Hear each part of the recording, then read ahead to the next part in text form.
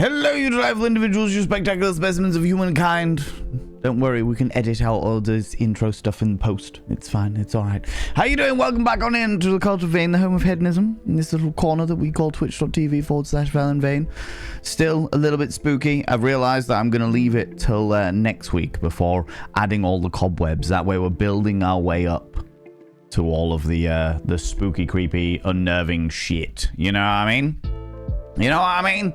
It's going to be fun. It's going to be interesting. And today, as it is our Wednesday stream, we are jumping on in to the Indie Horror Emporium. I like the word Emporium. Emporium is a great word. The Indie Horror Emporium. We have done a couple of games now. We have done some demos last week. We did No, I'm Not a Human the week before. Can't remember what we did the week before that. We did something.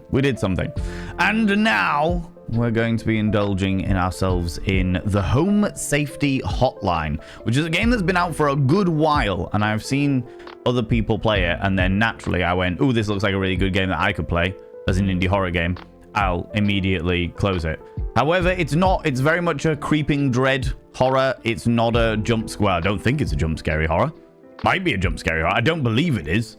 But we are basically a phone operator at the end of a call center, helping people, advising people on how best to deal with pests. And as I understand it, the more that the game goes on, the more unnerving the pests become. I don't know whether any of it actually happens to us or whether we're just advising other people. So it should be quite a chill one. Which is good because I'm in the kind of chill mood. I'm definitely feeling sniffly. I'm definitely feeling the fucking headache. And we're kind of just moseying on through. But let me say hello to everyone first. How's it going, Lunacon? How you doing, Gilus? Hello, Phoenix of their fence. All you beautiful individuals. Nibberin.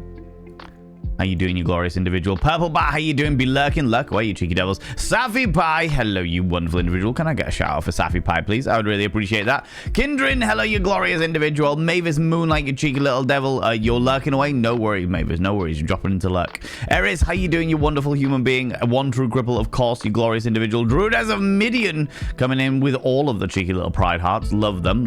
Nice decoration. Thank you very much, Zana. It's getting there. People go check out my dear friend, Safi Bai, glorious human being, who I ran into on Friday at my event. It was wonderful.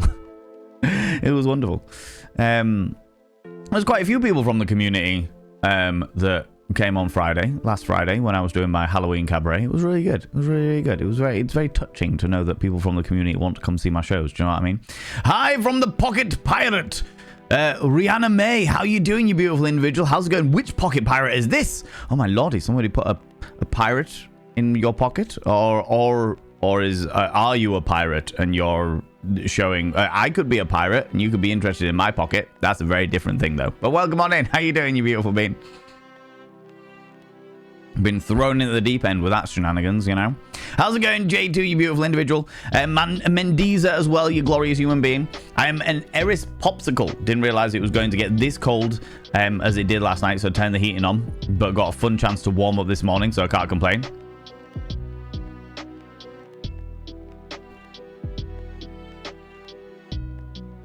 A fun chance to wake up this morning. To warm up this morning, excuse me. I am desperately, you're asking how I am on this brisk day. The day is brisk, but in the sunshine, it's quite warm. So I am literally washing all of my big, fluffy, woolly jumpers. Apart from this one, because obviously I'm wearing this one. Because I know full well it's going to get real fucking cold over the next few weeks. So I'm like, right, if I wash them all now, then I've got the longest period of time I can get before I have to wash them all again. Do you know what I mean? Because I just go through them all, each. So I'm like, right, hang them out in the sunshine. Get that fucking sun basking down on them so they don't, because the thing is, if they dry inside, especially when it's like thick wool and shit like that, if they dry inside, then it ends up being like, gets foisty. So it's more likely to get foisty because it's so absorbent with all of that shit. So I'm like, right, get it outside as quickly as possible. Hopefully, fingers crossed, touching all the wood. There is enough sunshine across the afternoon And there doesn't seem... I was about to say, there doesn't seem to be any rain clouds in the sky, but that is looking... There's one across the way that's looking a bit impending. Be fine. Optimism. It'll be fine. But yes, I'm doing all right. Busy. I've had a busy morning. I've been editing a load of music for a rehearsal I'm going to tomorrow night, where I'm going to be directing a volunteer community organization for a show that we're all doing on Halloween itself. So yeah, busy. Good, but busy. Busy. How's it going, J2? Hello, Zooey Booey. Zooey Booey also came through the Devil's Parlor, which was absolutely amazing. Thank you so much for the shout out for Safi. Nibberin, appreciate that. One True Grubble coming in with the 3 streams in a row. You've been streaking through here. Unfortunately, not too cold to not wear trousers. I mean, that's not unfortunate. It is too cold. Indulge in the trousers. Cover one's nethers. You know? I give you blob clap, but lurk away as music going. Yeah, go do your thing. J2. Appreciate you. Thanks so much for stopping by. I don't appreciate the blob clap, though. You know what I mean? Kale Loveless, the Pocket Pirate, and Angel from Rogue say hi. How's it going, you beautiful individual? I will see you all on a week on Sunday. Not the Sunday coming, but the Sunday afterwards, because that's the one that I'm hosting. How you doing, you beautiful being? I love the cheeky little Pocket Pirate. Love Kale. Love them. They're beautiful and glorious. Where was I? Oh, there I was. Hoping I have a photo sent over tomorrow. I've been working the past few days. No, just after 5. No worries. No pressure, no rush, no expectations, you glorious beans. No expectations. Appreciate you. And funnily enough, I am a cripplesicle. And you're not liking a cripplesicle. What a great word. I love that word. That's fantastic. A cripplesicle. Feels good in the mouth. Cheeky. You're a streaker. You are indeed, Druidess of Midian. 3 streams in a row you've been streaking through. I'm amazed you can deal with how bloody cold it is outside. I'm wearing layers. Onions have layers. So do orgies. Well, they certainly can. Actually quite warm out there at the moment. Yeah, in the sunshine it is. As soon as you're not in the sunshine, it's like, fucking hell, this is a bit chilly. Fall cold, you mean autumn? The autumn cold hit way faster than you expected. I'm glad that I had Husband to bring me my hoodies and stuff up before it was too cold. Also, do not like it. You don't like the cold. Not a fan of the old cold. God damn it, Sway. How's it going, Iron Mark? How you doing, you cheeky little devil? How's your Wednesday? Busy. Good. Very, very good. I'm snuffly. I'm definitely trying to... I'm keeping the lurgy at bay, as there is definitely a lurgy powering through my system. Oh, but it's not taken over just yet, which is good. So I am keeping myself busy. It's been a busy old morning, editing a load of music, prepping a whole load of bits and pieces and stuff and things. I've got stream now, and then I've got a load of editing to do, and then I've got a meeting, and then I've got more editing to do. And it's a never-ending cycle. I've got a rehearsal tomorrow evening, which means I'm going to have to prep for that at some stage as well. So that I can direct within the dynamics of the old rehearsal. Do you know what I mean? People, Sway UK, confound thee Sway, has redeemed show dono with speech, which means that the donation goal is shown, and it means I have to talk about it, and I fucking hate talking about it. Fucking hate it. But I have to. All of you beautiful individuals, you glorious, glorious human beings, have been helping me by getting me a new boiler and getting me a new radiator and helping me pay for things that I desperately need in my life. And we've been doing it in £200 increments. So every £200, I give a nice little reward, like an extra stream or what have you. I've just booked in the stream for...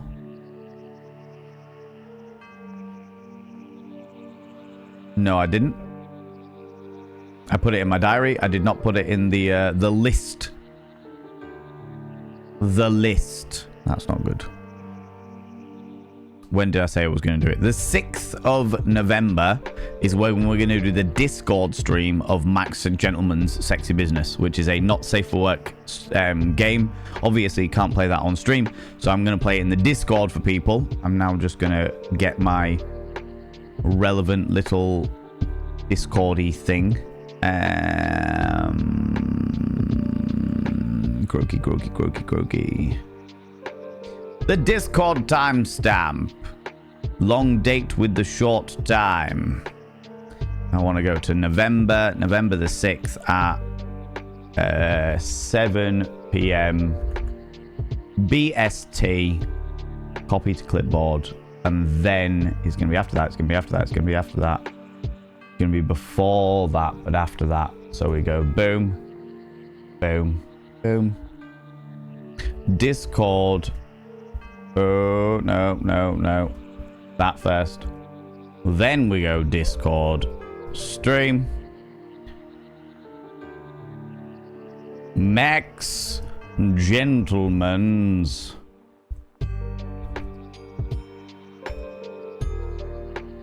Sexy Business.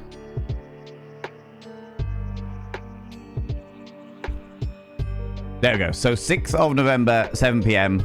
One of the rewards that you people have earned through hitting donation goals is going to be Max Gentleman's Sexy Business. We're going to do it in the Discord, which is going to be a lot of fun. But the current thing that I am raising money towards is paying off debt, because I have had this debt hanging over my head for fucking years and years and years and years. And it's now, I've never really considered it before, but now that I'm actually thinking about some description of future, I never really got to give a shit about it. I was just like, fuck it, well, I'll deal with it eventually. And now it has come to eventually. And I'm like, fuck, this has been hanging over my head for fucking ever and ever. So I want to try and deal with that. I want to try and get debt free by like the end of 2026 and what have you. And obviously it's not just going to be your donations and stuff. I'll be putting my own money towards it because I want to get it done as soon as possible. But that is the goal. The current goal. And obviously, like I said, in order to kind of incentivize it a little bit, every single time we hit 200 £200, I am going to do a thank you stream or a thank you giveaway or a thank you something or other. We'll do a thank you something. And I really appreciate all those people that have helped me out previously and choosing to continue to help me out. It means the fucking world. It really does. It's really awkward talking about these things. I hate talking about money at the best of times. Fucking hate talking about money at the best times, but we got to do it. We've got to be open and honest about it, right? Right? That's the plan. The plan of action, as it were. I mean, it feels good in the mouth. Look, I'm just saying it does, all right? Send soup. Are you feeling ill as well, Sway? Are you feeling full of lurgy? I'm sure I can get Chunk to cook you up some soup. Chunk makes good soup. Good soup. Prefer cold versus too much heat. Can always add layers for cats as needed. Giles, I completely agree. I prefer being cold over being too... I prefer being too cold over being too hot, because I can always get warmer, but I can never get colder. There's only so much layers you can take off. Like taking off all of the layers and then standing there, starfish, sweating my fucking testes off.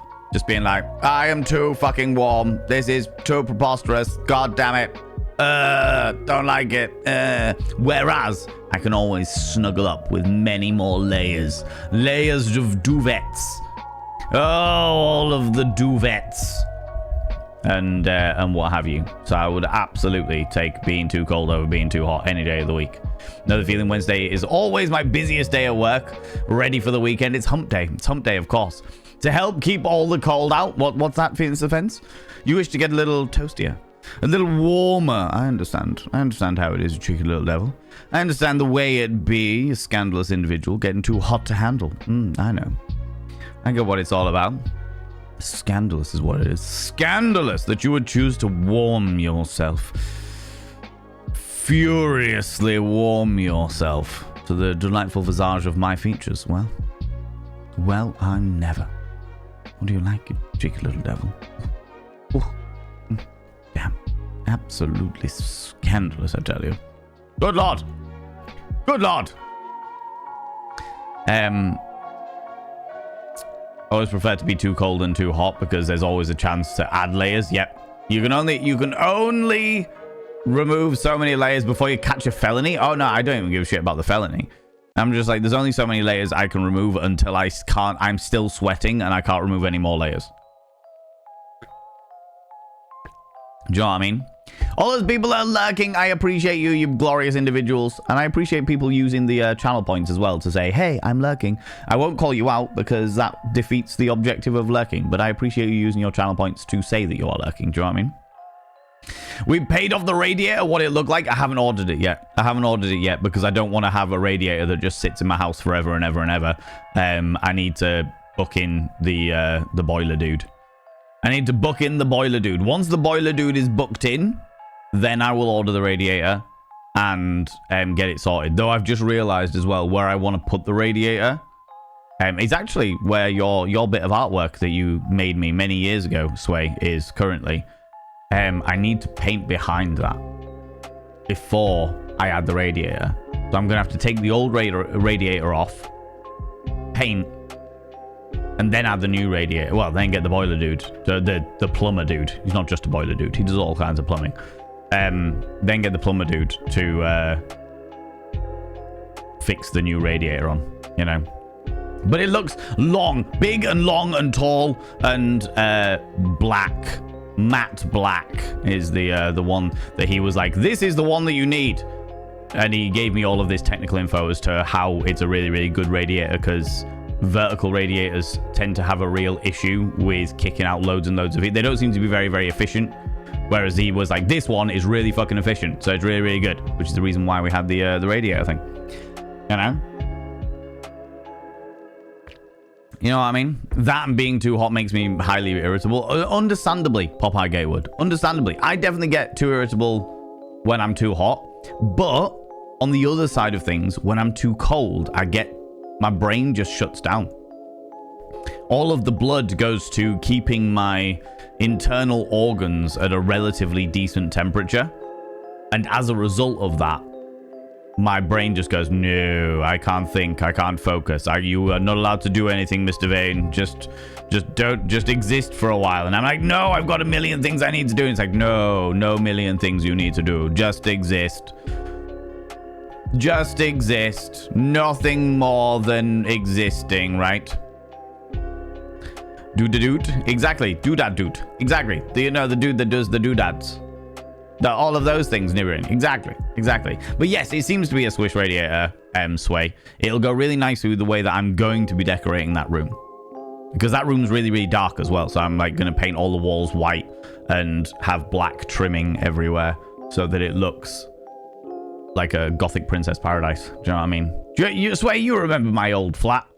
You remember my old flat with the Gothic Princess Paradise shenanigans? That's what I want my new, that room behind the curtain. Behind the curtain! Don't look behind the curtain. That's what I want that room to look like. Once it is all done. The snakeskin sofas, yeah, they're both in there. They're both currently in there. But once all those walls are white and everything like that, means it will be alright to put the projector up. And actually, I might even get the projector fixed to the roof and have it all like a permanent feature and stuff, which would be pretty cool. And then we can watch movie films in that room with no issues. Movie films in the room with no issues, right? The dude that does all that things. Exactly. That's the one. He is my go-to doodad dude that does all that things. Exactly. That's the one. Carpe that there DM. Not been over since it went white. It hasn't fully gone white yet. My bedroom's currently white. My bedroom's all white and black and what have you. Eventually, the entire house will go that way. Probably just before I fucking sell it. Because I'm getting that itch once again. I've had that itch 3 or 4 times since I've lived in the house. Where I'm like, I just want to sell everything and leave. and I'm feeling that at the moment. So eventually it'll happen. Eventually it'll happen. However, I can guarantee it won't happen until all of the bullshit is finished with the digital ID shenanigans, because I do not want a digital ID in any way, shape, or form. But apparently, in order to buy a new house, you're going to have a digital ID. And I'm like, I'll wait for that to pass, please. I'll wait for that to fuck off. I do not want a digital ID. I don't think anybody should have digital IDs. I think it's a very, very dangerous thing. But we're not talking politics today. You know, thank you for lurking. That makes sense. Cold induces a hibernation state, but at least I'm just lazy when I'm too hot. I'm a cunt. US meaning, not a British meaning. There's a difference between the meanings. Popeye Gatewood. Digital ID can go do one. Could not agree more. Could not agree more. It's pretty wild. It's very, very rare. It's very rare that in the United Kingdom you get people to sign a petition. Normally, you'll get, I don't know, I think it's like 3,000 signatures on a government petition will make, will have it raised in the House of Lords for a point of debate on any petition. For the Online Safety Act, weirdly, they've had like 12,000, 15,000 signatures and nobody's fucking said anything. For the digital ID one, for them to revise the digital ID and get rid of it entirely because it's horrifically awful and a massive national security risk, there have been just about 3 million signatures on it and the government are ignoring it. And it's like 3 million. The average, like the best you're going to get on most petitions is like 100,000 signatures. 3 million people have been like, hey, this isn't okay. Not all right with this. Even like thingies, the politicians are also being like, this ain't okay. Not all right. Not all right. Can I get a shout out for Wild Annie, please? So we're aiming for 2055 after the nuclear zombie war. Smart. I've heard that house prices are going to rise about that time. You know, after the nuclear zombie war, when everyone actually is either a zombie or a radioactive puddle. I've heard that house prices are really going to rise during that time. That's the one. Same as the Safety Act, Xbox says I have to prove that I am over 18, so I cancel my subscription. Pay with that I pay with a credit card, because if I can't be expected to accept my card, then they can't be sure I'm over it. Yeah, which is wild, because the way that they used to do it, the way that all adult sites used to verify age was through a credit card. That's the way that Steam are doing it. They're like, you have to be 18 to have a credit card, so enter your credit card details. I don't have a credit card, which is causing me some fucking issues at the moment. But, like, I want to get a credit card that I'm never going to fucking use just so I can verify the fact that I'm 18. Fucking 18. I'm 20 years older than that. Do you know what I mean? Apparently someone with deeper pockets doesn't care what people think. What are the chances? What are the chances? Friends, go check out my dear friend Wild Annie. Wild Annie is a wonderful human being, plays the largest variety of games I've seen on the entirety of Twitch. Always playing something new and interesting and different is Wild Annie. So if you enjoy a good random shuffle of whatever kind of interesting game they're going to be playing next, whilst also indulging in a wonderful community and a happy-go-lucky scamp of a streamer, go check out Wild Annie. Go check out Wild Annie. One of the things I was also doing this morning while editing and doing bits and pieces and sorting out music and stuff was catching up with all of the things that have been going on with TwitchCon in America. There's quite a few things that have been going on in TwitchCon in America.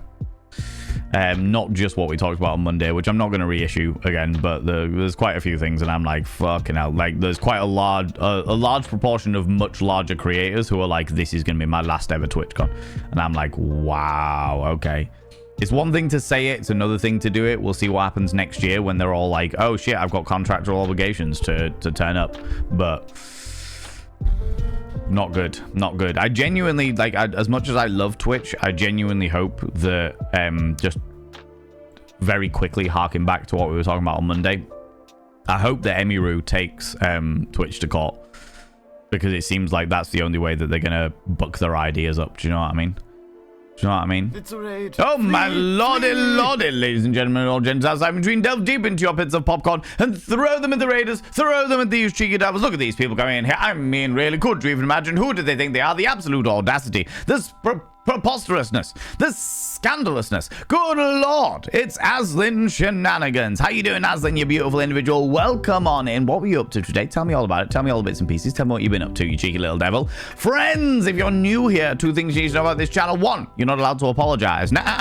For par, individuals, for par. Instead of saying sorry, try saying thank you. Instead of saying sorry, I'm late, say thanks for waiting. Instead of saying sorry, I'm such a burden, say thanks for being there for me. It'll make you a much more positive individual. 2, if you're under the age of 18, I have to ask you to leave.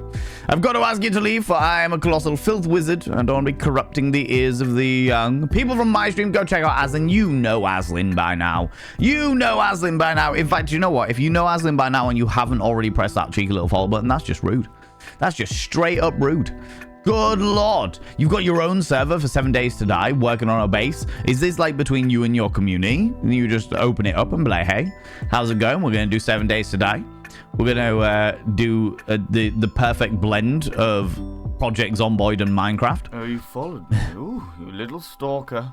Oh, you beautiful individual. Thank you so much. High-pitched Pat, you beautiful individual. I don't normally call people out in case they're lurking, but you've just said hi, so you know. You're under the age of 40. What's important? I mean, you can be under the... So long as you're, like we're not ageist unless you're under the age of 18. Do you know what I mean? So long as you're under... Yeah, if you're under the age of 18, you're not allowed here. 36, that's grand. I'm 38. You're fucking sweet. You're fucking sweet. And I got no issue. What's wrong with being 40? 40 is great age. I can imagine that my 40th birthday party is going to be messy. It's going to be bloody messy, and I can't wait. Cannot wait. How are you doing? We were just talking about TwitchCon and bits and pieces and shenanigans and what have yous. As always, Aslin, if you need to disappear off, if you need to go grab a snaffly treat, some kind of delightful beverage, please go do so. Please look after yourself. And that goes for your wonderful community as well. Because as much as I love your attention, and you know how I love your attention, your life must always come first. Your life must always come first, you beautiful beans. With the credit card thing, you get one of those refillable credit cards that puts in and never use it. I don't know. To be honest with you, I haven't even looked yet. Because when this all came about, when it stopped that I was like, I'm no longer able to buy not safe for work games for like the questionable game Emporium unless I have a credit card. I was like, oh, fuck. And then it like October kicked in. And now I'm ridiculously fucking busy. So I haven't had the chance to sit down and be like, where the fuck can I get a credit card from? What I'm probably going to end up doing, Dahata, is I'm just going to get one from the bank I'm already a member of. I'm already a member of this bank. They already have all my details. They already have all the bits and pieces. I'll just be like, hey, can I get a credit card? Whatever. It doesn't even matter if it's got like outrageous fucking percentages and shit like that on it. It genuinely doesn't fucking matter because I'm not going to be using the credit card itself. I'm literally just going to be using it to verify my age. I will put £3 on it to like access the card, and then I'll be like, now we have it. I've got a card. It verifies my age. Fucking sweet. Done. And that's an infinitely better way than sending a Face ID scan or a scanning my actual ID to some third-party company that will get hacked and or leaked, as they have done. Like so many of them have done. It's wild. The word cunt in the US of A is the highest form of rage and bitchy. Not anything like the casual way that I hear Brits use it and refer to anyone. To be fair, Bob Gatewood, as much as the Brits do use the word cunt quite a lot, the Australians use it as like as bad as like we say fuck. We said a word every 4 fuck. Do you know what I mean? It's just like, oh well, I fucking did this and then fuck this and fuck. I went over the fucking road and we were doing all these fucking things. Whereas the Australians use cunt in the same context.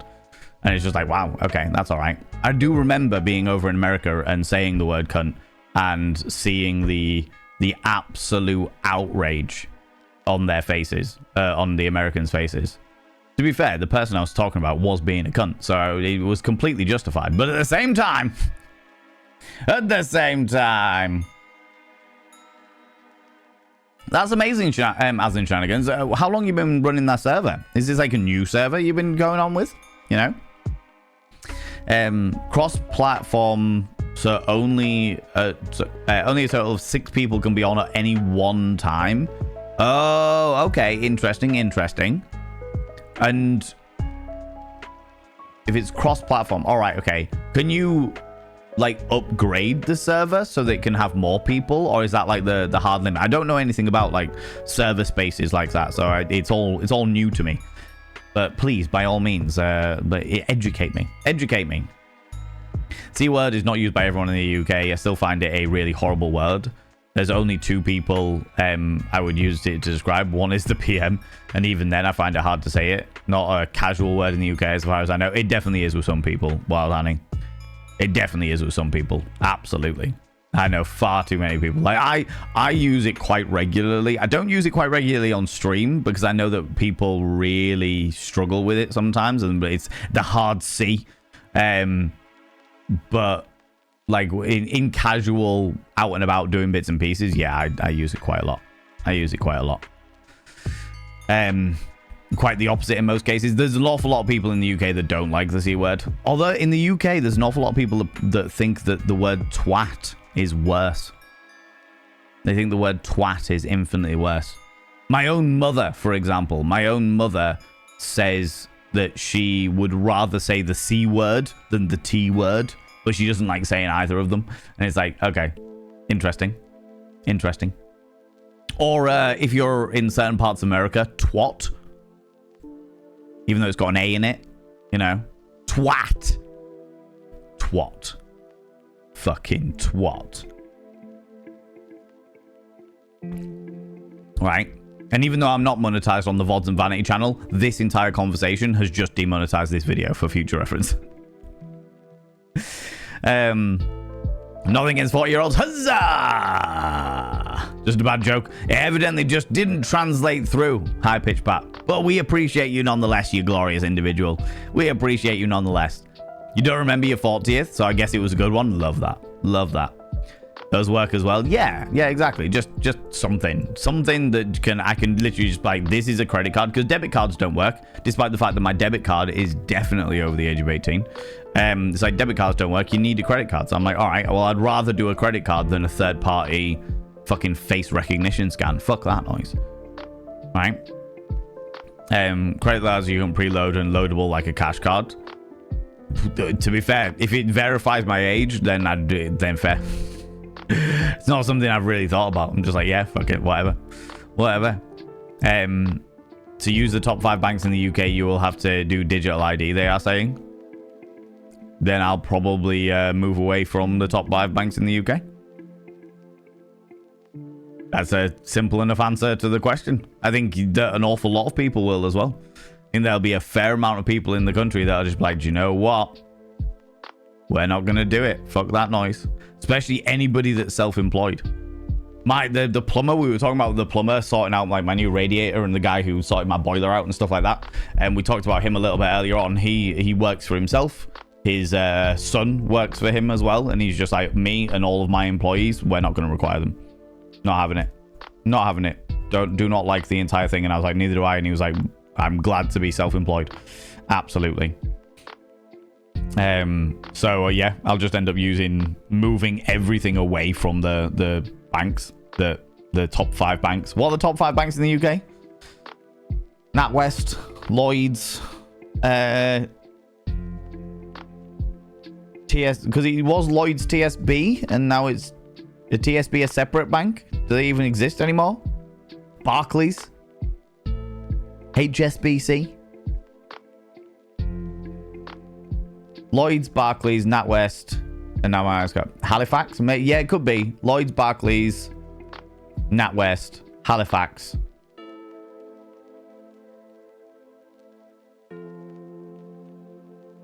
And HSBC. Guessing Lloyds, Barclays, HSBC, NatWest, Santander. Could be Santander. Oh fuck! I've got Google. Why am I worrying about this shit? What are the top 5 banks? No, let's do a better one. What banks will require digital ID UK?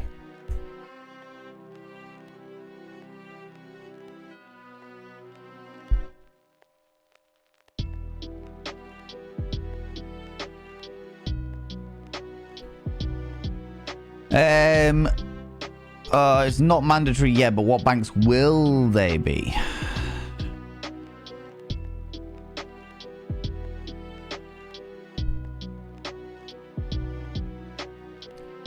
Lloyds Bank are leading the way with it, apparently. Digital ID in partnership with Yoti. Fuck off. The Synergy Bank. I've never even heard of the Synergy Bank.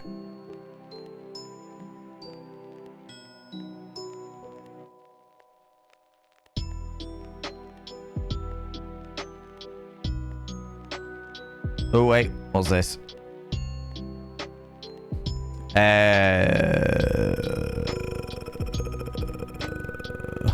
No, that doesn't give me any of that information. Doesn't really say. So the top 5 banks could be any of the banks. But Lloyds seem to be leading the way with, we should definitely do ID. We're going to partnership with some third-party company. If the UK government really like invested in this shit, they would do it all in-house, and that would cost millions and millions and millions, and also is not beneficial. So, you know. Yeah, no. It's an endearing term. It certainly is in Australia, the word. The C word. The hard C. The hard C. No group is a monolith. I can only speak for what I have heard. I've only been to Portsmouth and Scotland. Yeah, to be fair, in Portsmouth and Scotland, generally speaking, you will find the hard C word will be used a lot more in port towns than anywhere else. So where I live in Hull, Liverpool, Portsmouth, Newcastle, a lot of Scotland use it. They're perfectly fine. My car's in the fucking Thames, methinks. Oh god! All my UK friends say fuck a lot. Yeah, we do. There's a lot of the word fuck in our vocabulary for sure. For sure. Originally came from Portsmouth. You must have mixed with a really rough. Everyone I know from Portsmouth says this, the hard C, a lot of the time. Everybody I know from Portsmouth. So maybe I'm just hanging around with a really rough end of it as well.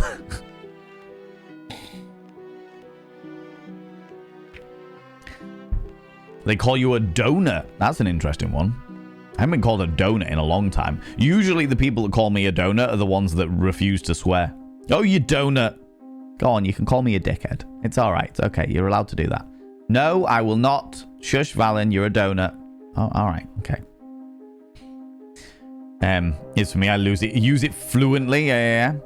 Right now, the only server that that is able to be cross-platform is 8 people on it. They haven't upgraded it more, or else I would have 16 people allowed. Okay. So currently, the game only permits 8 people on a cross-platform server. But you will, as soon as you can upgrade it, you will upgrade it. I get you. Excuse me, Jesus Christ. I'm of an old generation, so I don't really mix without people that use it casually. That's fair. That is fair for sure. The sailors, exactly. The sailors. I will see you next Tuesday as an alternative. Yes. Yeah. I just say the word. I'm like, it's a fucking word at the end of the day. It's a fucking word. That's my perception, and I'm not judging anybody that has a different perception of that.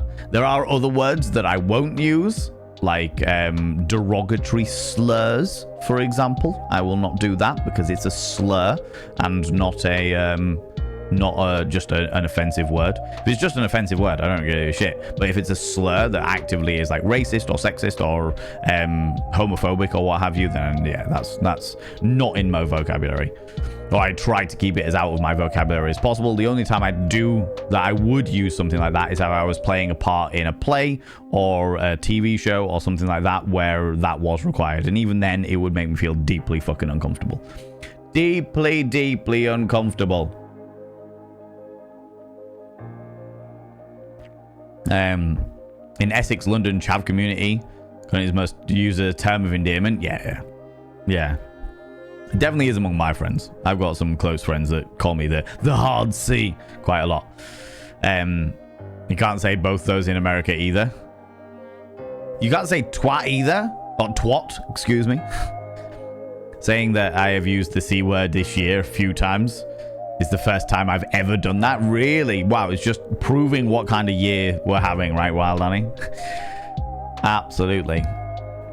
It's a word I've not really used much since I was a kid. Probably my default setting was the C word. Really? That's interesting. You not thought that twat is a good one. Twat feels good in the mouth.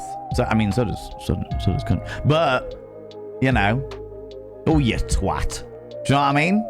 It's got a nice yeah. However, I will say the one thing I do like about the hard C is you can use it in other words.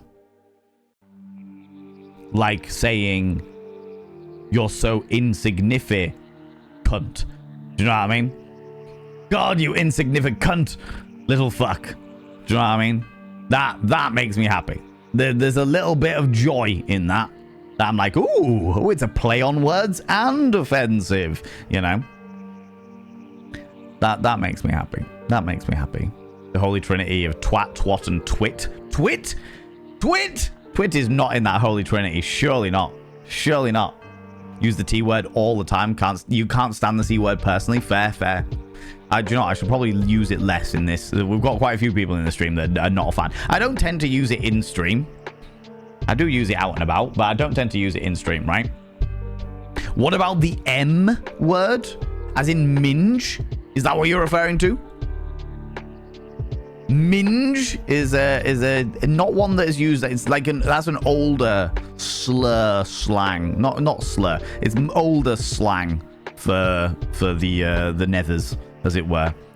Considered obscene in America and kind of is just an Australian for bitch, which I always warn people when I'm playing with my Aussies. We just use that word a lot. Yeah. And I know it's obscene in America because when I was at a party in Vegas and I went to speak to some people and they put their hand in my face and went and walked away. And I went, oh fucking hell, she's a bit of a cunt, isn't she? And at that point, it was like the fucking music. Like the music fucking scratched out and everyone just froze and just looked over and was like, oh my God. And honestly, one of the proudest moments of my life, that was good. I enjoyed that. Just that moment where everyone stops and just looks at you. Oh my God, you've said the word. And I was like, oh, all right, I'm gonna have fun with this. I'm gonna have fun with this one, right? Oh my God. Hey, this verification bullshit. Yeah, it's absolute bullshit. It's absolute bullshit. Because I think the reason why I don't like it the most in regards to the verification stuff, the digital IDs stuff and what have you, is because it doesn't work. It doesn't work for the reasons they want it. They say that they're bringing it in. Digital ID will stop illegal immigration. Illegal immigrants are working illegally. They're not going to give a shit about digital ID. None of them have fucking normal ID. None of them have bank cards or fucking passports or driver's license. None of them are going to give a shit about digital ID. They're just going to continue to work illegally. It's going to make no difference to them. The Online Safety Act protects children, only it's immediately very easy to get around it. You don't even need a VPN. You can just Google the word porn and go down 5 links. It doesn't work. So, yeah, this whole verification control system that we've got going on in the UK government at the moment is I'm not a fan. I'm not a fan primarily because it doesn't work for the reasons they say they want it to work.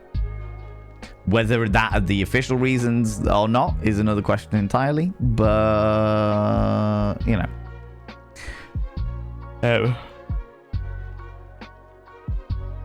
Oh, fucking hell, excuse me. America, you can't get a credit card from your bank, which does make paying it easy since your bank account is right there. Yeah. Just transfer the money in. It's fucking sweet. Done, you know.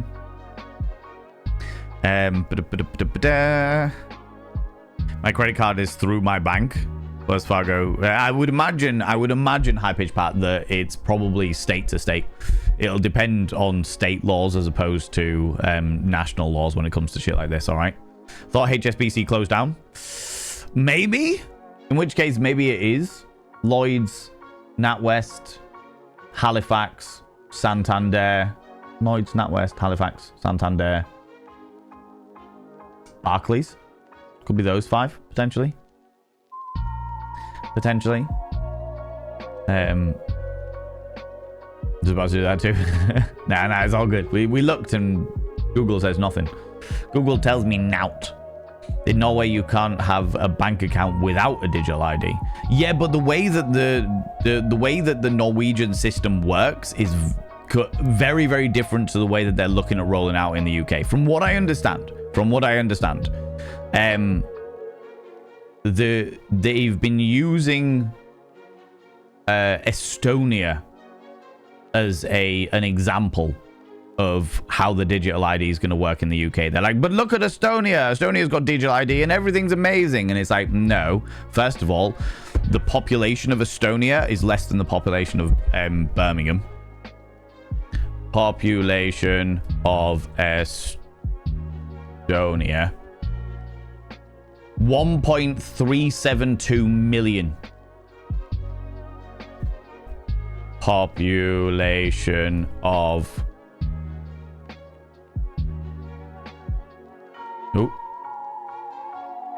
Birmingham.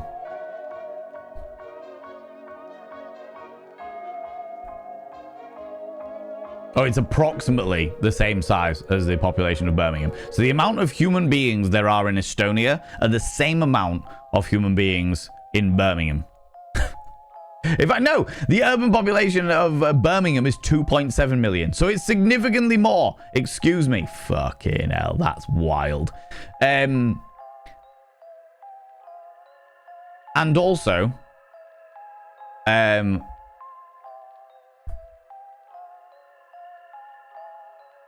let me actually just do a Google, see if I can actually get the official numbers.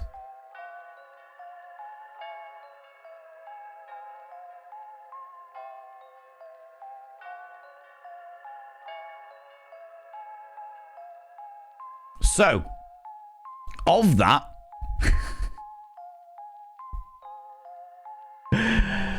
of the population of Estonia, the 1.37, so say 1.4 million, 700,000 Estonians. Of the 1.4 million, 700,000 Estonians have had their data leaked.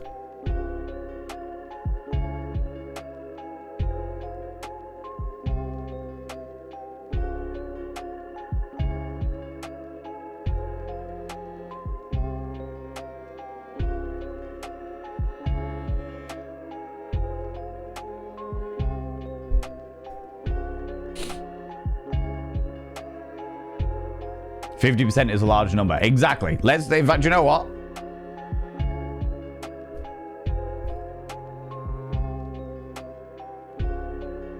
Population of Great Britain. 69.2 million. Nice. Let's say, for the purposes of shits and giggles, that it's 70 million. 70 million. As a point of perspective, that would be the equivalent of 35 million British citizens having their data leaked. Now, the way I realized that somebody mentioned earlier about the Norwegians having digital ID, but the way that the entire Norwegian infrastructure is massively different to the way that the UK infrastructure is. The way that you live your life, the way you pay your taxes, the way that the funding gets distributed within your government is hugely different to the way that it happens in the UK. And to the point where it is borderline incomparable. Borderline incomparable. I've been watching a lot of videos on this because I'm keeping a fucking key eye on it because I think it's absolutely fucking awful. This whole digital ID shit. I do not trust the UK government at all. Not to mention the fact that the more that they can monitor us, the more likely they are to be able to enforce whatever bullshit rules they want to enforce. Which is disgusting. But yeah. For example, friends, let me just put it into perspective. They made face sitting illegal in the UK a little while ago. Face sitting illegal in the UK. Specifically to do with like online bits and pieces and what have you, but they said that it offers health and safety risks. So you're not allowed to sit in bit. No, just illegal. Let me find the thingy. UK makes face sitting illegal. To the point where there was a protest outside the Houses of Parliament where there was just loads of people sitting on each other's faces. So it was specifically around stuff to do with pornography. But the wording wasn't as clear as that. Spanking, caning, aggressive whipping, penetration by any object associated with violence, physical or verbal abuse, regardless of if it's consensual, urolagnia, also known as water sports, so you can't piss on anyone, role-playing as non-adults, understandably, physical restraint, humiliation, female ejaculation, strangulation, face-sitting, and fisting. They all became illegal in the UK in 2014. And there was a massive collection of people that went outside the Houses of Parliament and sat on each other's faces. Which I was genuinely mortified that I wasn't able to go to. Genuinely fucking mortified. You know. Female ejaculation, yeah, because there is no concrete evidence as to what squirting actually is, and therefore, could it be water sports? Sometimes there's some piss in there somewhere. Well, that's the argument they put in there somewhere.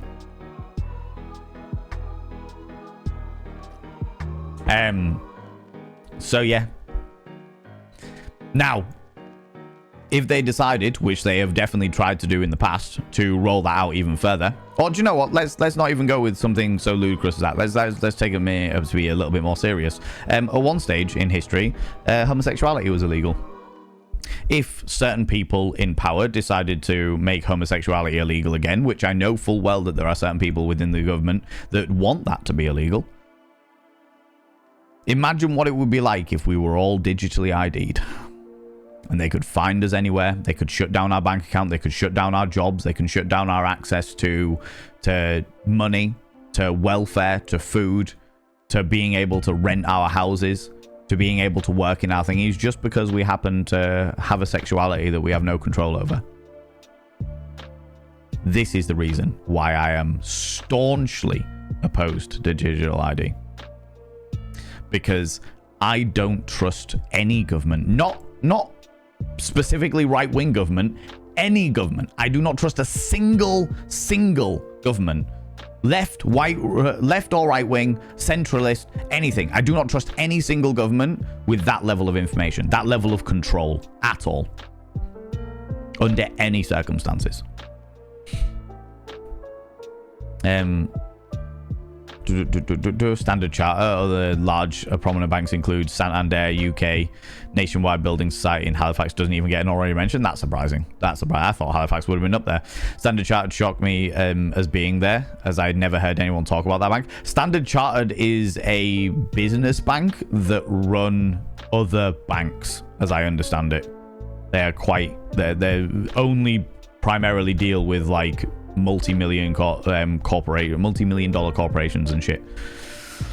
But the City of London, which is different to London, has its own laws and regulations in that it pretty much acts as its own country. It's wild, but I'm not going to get into that now. Citibank is American, however, its company is in Taiwan. Oh, really? That's interesting. Kel's coming in here with the 15 streams in a row, and you claimed a cheeky kiss 7 minutes ago. Come here, cheeky devil. What do you like claiming cheeky kisses, you cheeky individual? Good lord. And Cyber Bear's coming in with the 5 streams in a row, you cheeky little devil. What are you? Excuse me. What do you like, you cheeky devils? Good lord. Halifax comes under Lloyd. As they bought them out. Oh, right. Okay, that makes sense. That makes sense. Saying the UK uses the C word casually is akin to saying that America uses yeehaw all the time. Fair. Fair. God damn it, Bear. I've already talked about this once today. It makes me very fucking awkward. Makes me very fucking awkward. Friends, SI3D Printing has redeemed Show Donor with speech, which means the donation goal has been shown, and I have to fucking talk about it again. Again, twice in an hour. As you know, friends, we've been raising money, or we've been using money to make my life a little bit easier, like buying me a boiler and buying me a fucking radiator. And every single time we hit £200, we break down everything and we break it down into £200 goals. So every single time we hit £200 worth of donations, I like to provide some description of reward to you beautiful individuals, like extra streams or a merch giveaway or something like that. You know what I mean? Like I like to do that. And we've got another one coming up at the beginning of November. Can't do it in October because it's too fucking busy. But we've got a Discord one coming up because I can't play that game on stream. But anyway, every £200 we do the we do some kind of thing for me to say thank you, effectively. But what we're doing at the moment is we're raising money to slowly but surely get rid of all the fucking debt that I have had hanging over my head for years and years and years and years, because it's now got to a point where it is actively stopping my life, stopping me from doing things in my life that would make my life better and easier. Like, for example, I didn't have the money for it by any stretch of imagination. Don't get me wrong. I don't have the fucking money to do these things. But I was like, I'm going to investigate solar panels. I'm going to look into it. I'm going to look into the funding. I'm going to look into what might be available, because I'm a heavy energy use household with all of the lights and the cameras and the fucking fish tanks and the computer setup and what have you. We're a heavy energy use household. Solar panels would be probably very, very useful for a household like mine. So I'll look into it. And they were like, yeah, we can't even look at you because you've had debt. You currently have debt. And until you get rid of that debt and then wait 5 years to prove that you're completely out of debt, we can't even like look at your house to see whether it would work or not. And I'm like, are you fucking for real? So, that really kicked me up the arse to really deal with this situation. So that's the reason why it is the way it is. And as always, we're good. Like, my overall debt is like 3,500 quid. I will obviously be paying off some myself just to get it done as quickly as fucking possible. And if we get it done early, then we get it done early. But every £200, we will still do some kind of reward stream or like giveaway or something like that for me to say thank you to this community for being just fucking legends. Do you know what I mean? Because, yeah, it's been hanging over my head for a real long fucking time. And it's finally got to a point where I'm like, oh shit, I hate this. Really, really fucking hate this. And now it's on my mind all the fucking time. So, you know. Yeah, I know. But there's no obligation, no pressure, no expectation. Ever to donate to me at all. Nothing like that. No obligation, no expectation, no pressure. I do not expect anybody to dig me out of this fucking hole. Do you know what I mean? But I figured it's better to ask than not ask, you know? There's a reason I don't live in Portsmouth anymore as well. Yeah, that's fair. When K-pop idols from always forget that they say, oh, yeah, for sure, Aslin. For sure. I hate P and F words because it's not offensive. It sounds like a sound. Don't like the sound. P and F? I was about to say there's a P word. F word I can understand. For pussy. Yeah, I don't like pussy. I don't like when people are like, get out of my pussy. I'm like, ugh. Thank you very much, but I am not a teenager. No, I'm good. I'm all right. I'm not okay with that. Yeah, you do your thing. Be away from me. That's great. I'm sure you love it when you're looking at my... No. I did. I thoroughly enjoyed looking at it until you called it that, and now I'm like, ugh. How is it the youth today? The youth call it, it gives me the ick, is what it does. I'm like, Well, it was very delightful, gazing delightfully at your wonderful nethers. Absolutely, thoroughly indulged in it, and then you called it that, and now I'm like,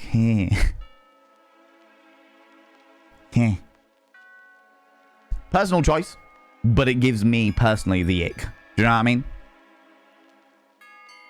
I thought you were thinking prick. Nah. One time when I was leaving work for a long weekend, see you all next Tuesday, and giggling to myself on the way out. I love that. I love that, Kels. Also, ladies and gentlemen, all genders outside and between, Mendiza 13 minutes ago redeemed a praise the mods. Could you do me a massive favor and throw out some mod loves in the channel?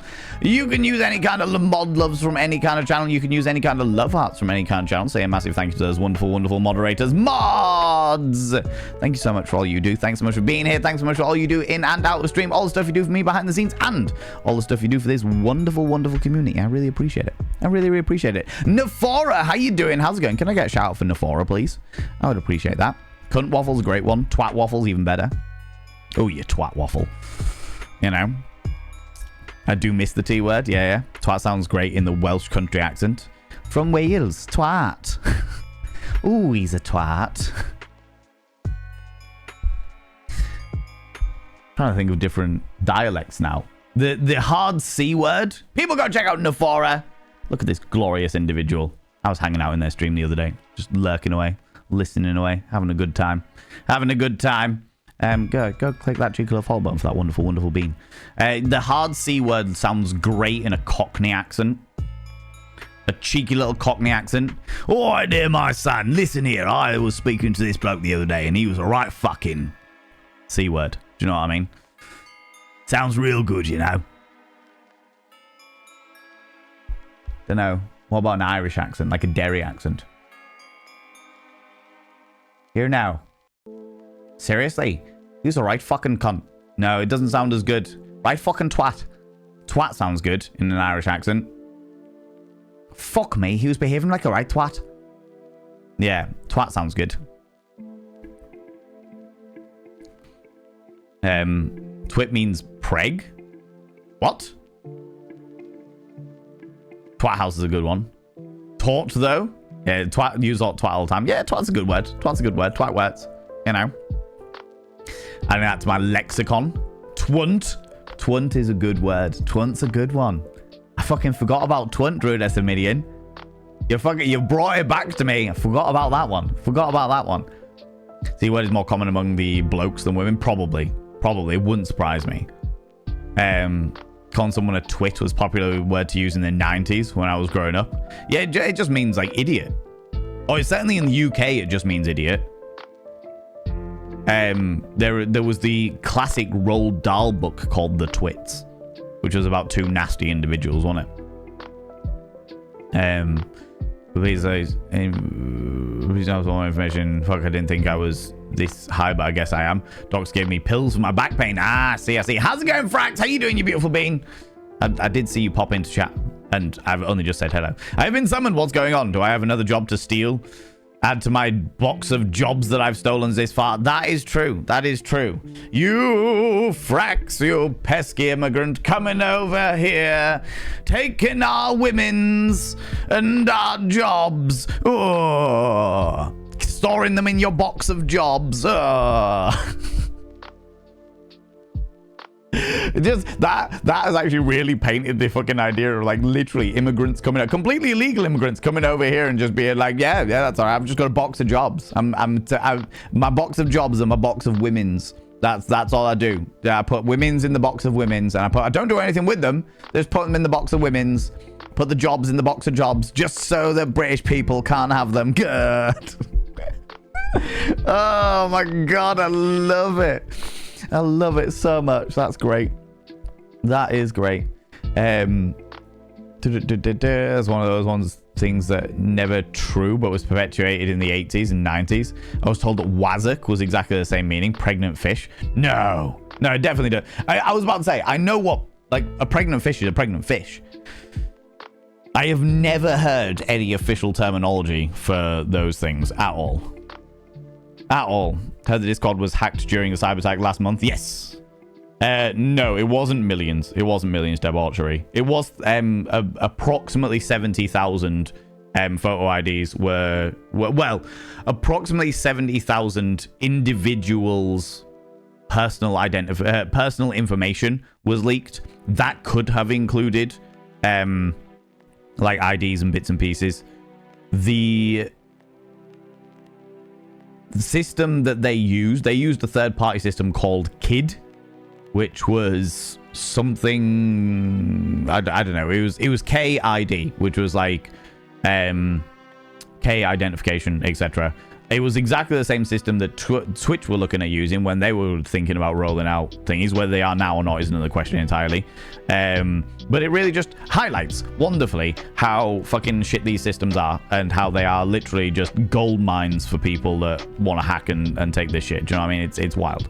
It's fucking wild. But yes, it's highlighted a lot in that regard for sure. They have more people than Rhode Island, I think. Yeah. It's fucking wild. It's absolutely, the whole thing is fucking wild. 50% is a very large number. So fucking large. So fucking large. And this is why when the UK government are turning around being like, it's just like we're going to roll out digital ID, just like Estonia. It's like,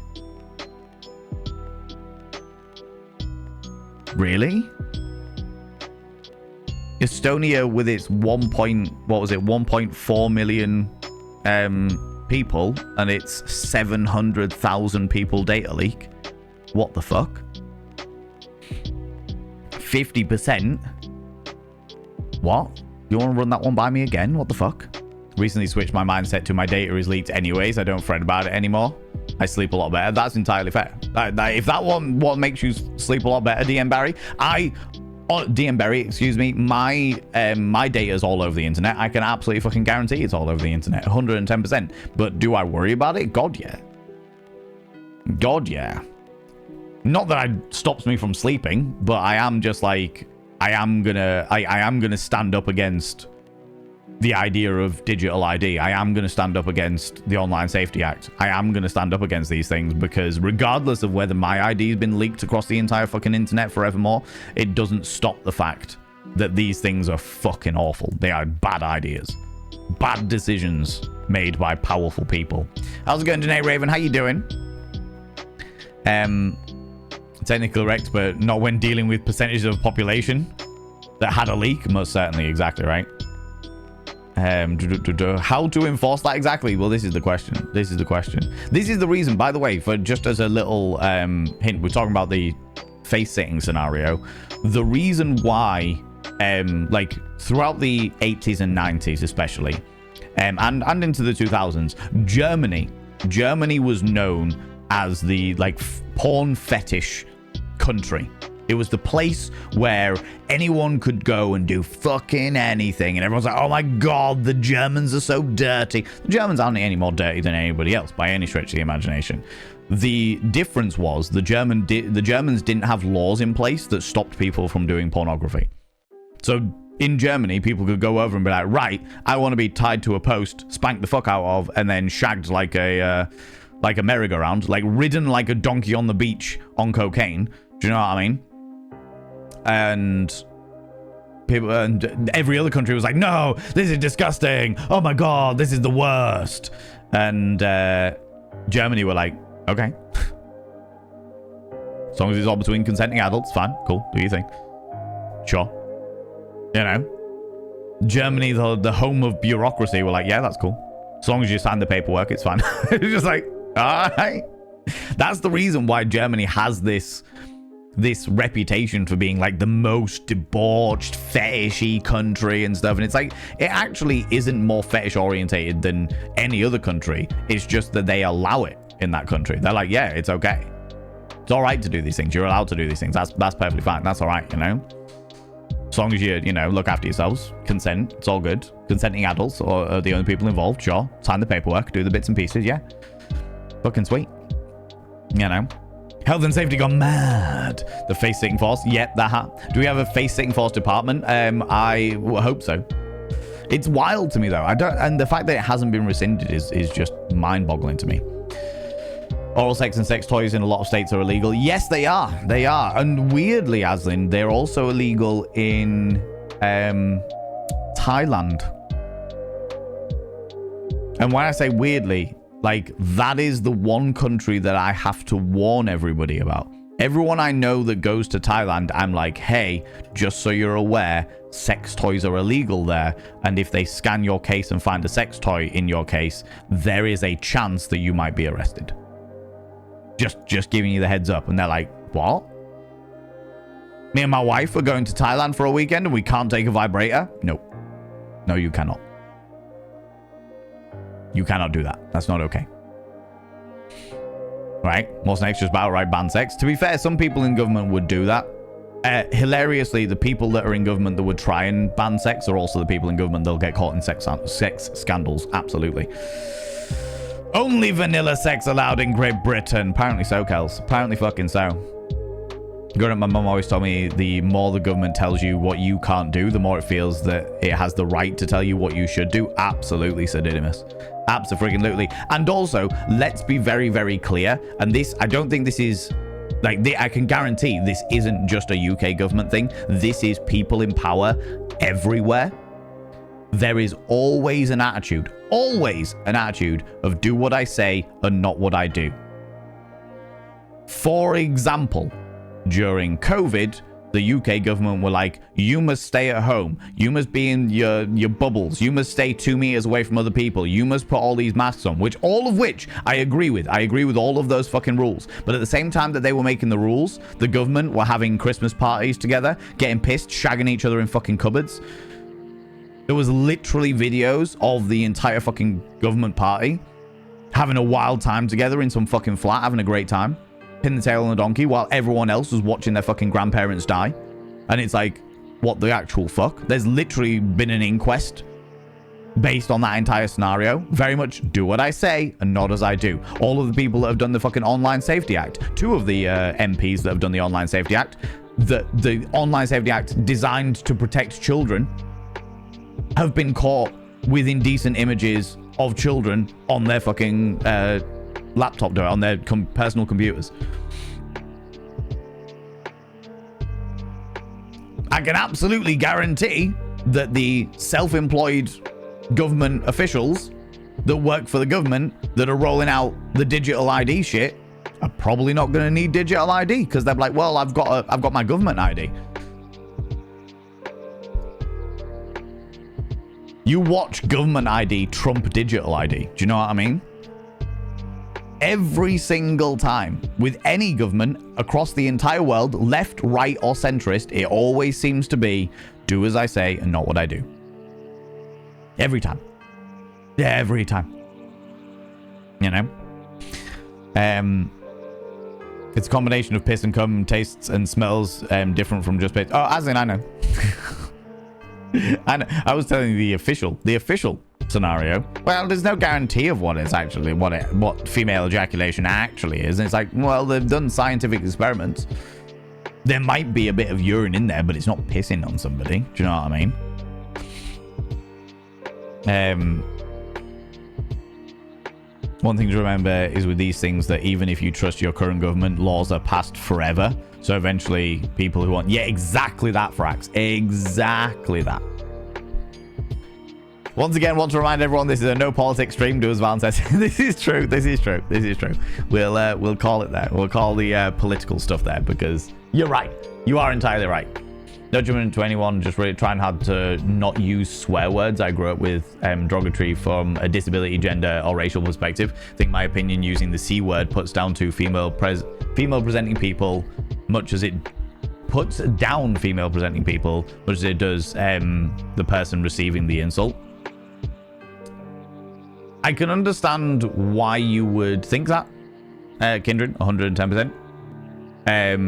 And I think at one stage, I definitely used to believe that.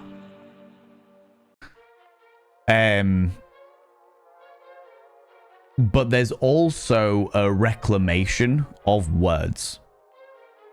In the same way that the black community have reclaimed the N-word to give themselves... I would never use it as a white person. I would just never do it. That's not something that I would do.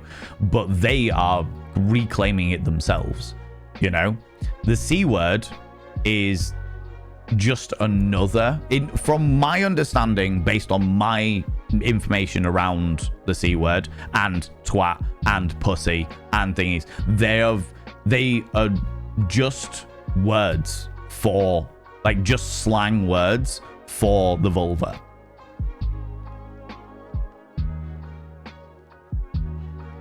Queer is a good word. Queer is a good example of that. We're not talking about queer, but queer is a great example of that. Queer was used as an insult and to be reclaimed. I know many queer people that use the F word, the slur against thingy. They use it themselves, and they're like, this is our word now. This is what I am. Fuck yous all. I'm reclaiming it. Based on my understanding of the C word, the hard C, it's not been used as a derogatory term. It's more just a slang term that people have then associated with a derogatory nature of things. Kind of like twat, kind of like pussy, kind of like, oh, you're a pussy. Stop being such a pussy. And it's like, there's an association of being like, oh, feminine is... thing. I watched... do you know what, Kindred? You've reminded me of a video that I watched this morning. I thought it was fucking excellent. So it was a video of a very femme-presenting individual who was talking about the fact that when they were studying... they did a human sexuality course as part of their thingy, and they were saying that masculinity is not taught. What is taught to men is fear of womanliness, fear of femininity, which I thought was really, really interesting. So it was that whole thing of, it's not you should be strong, it's if you're not strong, then you're like a woman. Only women cry. Only women have emotions. Only women get upset about these things. Only women are weak. So as the society is drilling into us that women are a certain way and you shouldn't be that way because you are a man and manliness is actively not being a woman. And yet at the same time, you're also instructed that women are the people that you should be having sex with. You should be having sex with as many women as possible. And therefore, there's this sort of social coding that gets driven into so many men, not all men obviously, but so many men, where it's like you should want to be with women, but you should hate everything about what makes them womanly, because to be a man is to reject everything womanly. And I thought that was a really, really interesting perspective. And I realized that's a complete fucking tangent from what you were saying, Kindred, but I still find it very, very interesting. And it just reminded me there. And I was like, ooh, interesting. Ooh, you know, very interesting video. And I was like, ooh, I'm going to have to look into this when I have some time. Is the government against female ejaculation because all those dusty old white men utterly crap at giving women pleasure? It's probably because those dusty old white men are A, crap at giving women pleasure, and B, believe that the female ejaculation is a myth, and therefore it's just somebody with a vulva pissing on another person. I would imagine. It's not like, let's be honest about this. It's not like any of these people have actually put like science behind any of their decisions. Do you know what I mean? Aslan Shenanigans coming in with a 3 streams in a row. You've been streaking through here, you cheeky little devil. Something about the face sitting being illegal. I mean, that's the start of a very slippery slope. No pun intended. This is true. This is very, very true. Forgotten what that button does. Of course you did, Bear. Oh my god, I'm so fucking far behind. I'm going to try and whip down a wee bit, friends. It's also different viscosity. Yeah, oh, it's massively different. It's a different fluid entirely. I can't remember exactly which gland it comes from, but there's a specific gland that squirting comes from? Cannot remember, but it is a different viscosity for sure. Gets 200, need 500 to get my cat into the new vet. And test run will be higher, closer to 1,000. Oh, Jesus Christ. Jeezy crazy. Right, I'm going to whip down, friends. A shout out for you. Thank you very much. Nefori, you are very, very welcome. Very, very welcome. That's how fucking far behind I am. And you know what? I'm going to whip down, friends. And I'm going to do Frax's Victorian advice. Friends, if I've missed something vital in chat, please, by all means, copy and paste it. But we've done the line for politics, so no more politic talks. But we can talk about other things. That's fine. That's okay. No, wrong one. There we go. Today, friends, our Victorian advice comes from Don'ts for Husbands, a book published in 1913, a year before the suffragette movement passed in the United Kingdom. So a year before women had the right to vote here in the UK. Written by Blanche Ebbott. We're on chapter 2, personal relations.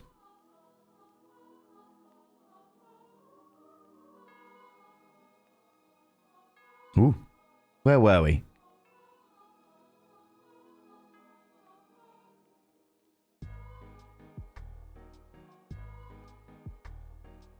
Did I just turn the page? Oh no, okay.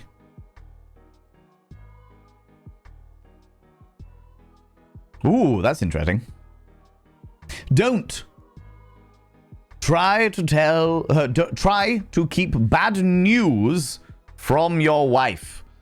She will guess that something is wrong and will worry far more than if you tell her straight.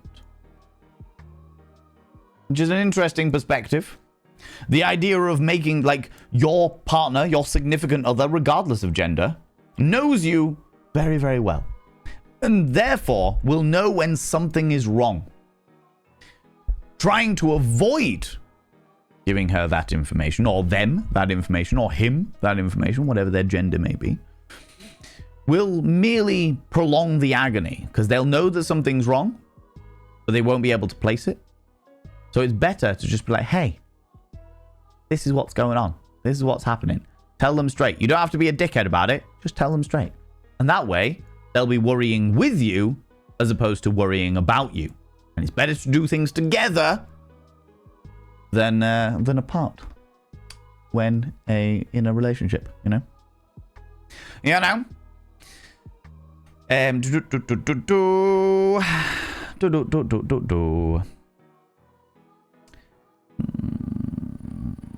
There we go. Line. I've gotten to the line. There we go. Don't like the F word either, even when it's used as slang for cigarettes. I hate the sound of the word. That's fair. That is entirely fair. I definitely use the word in regards to slang for cigarettes. For sure.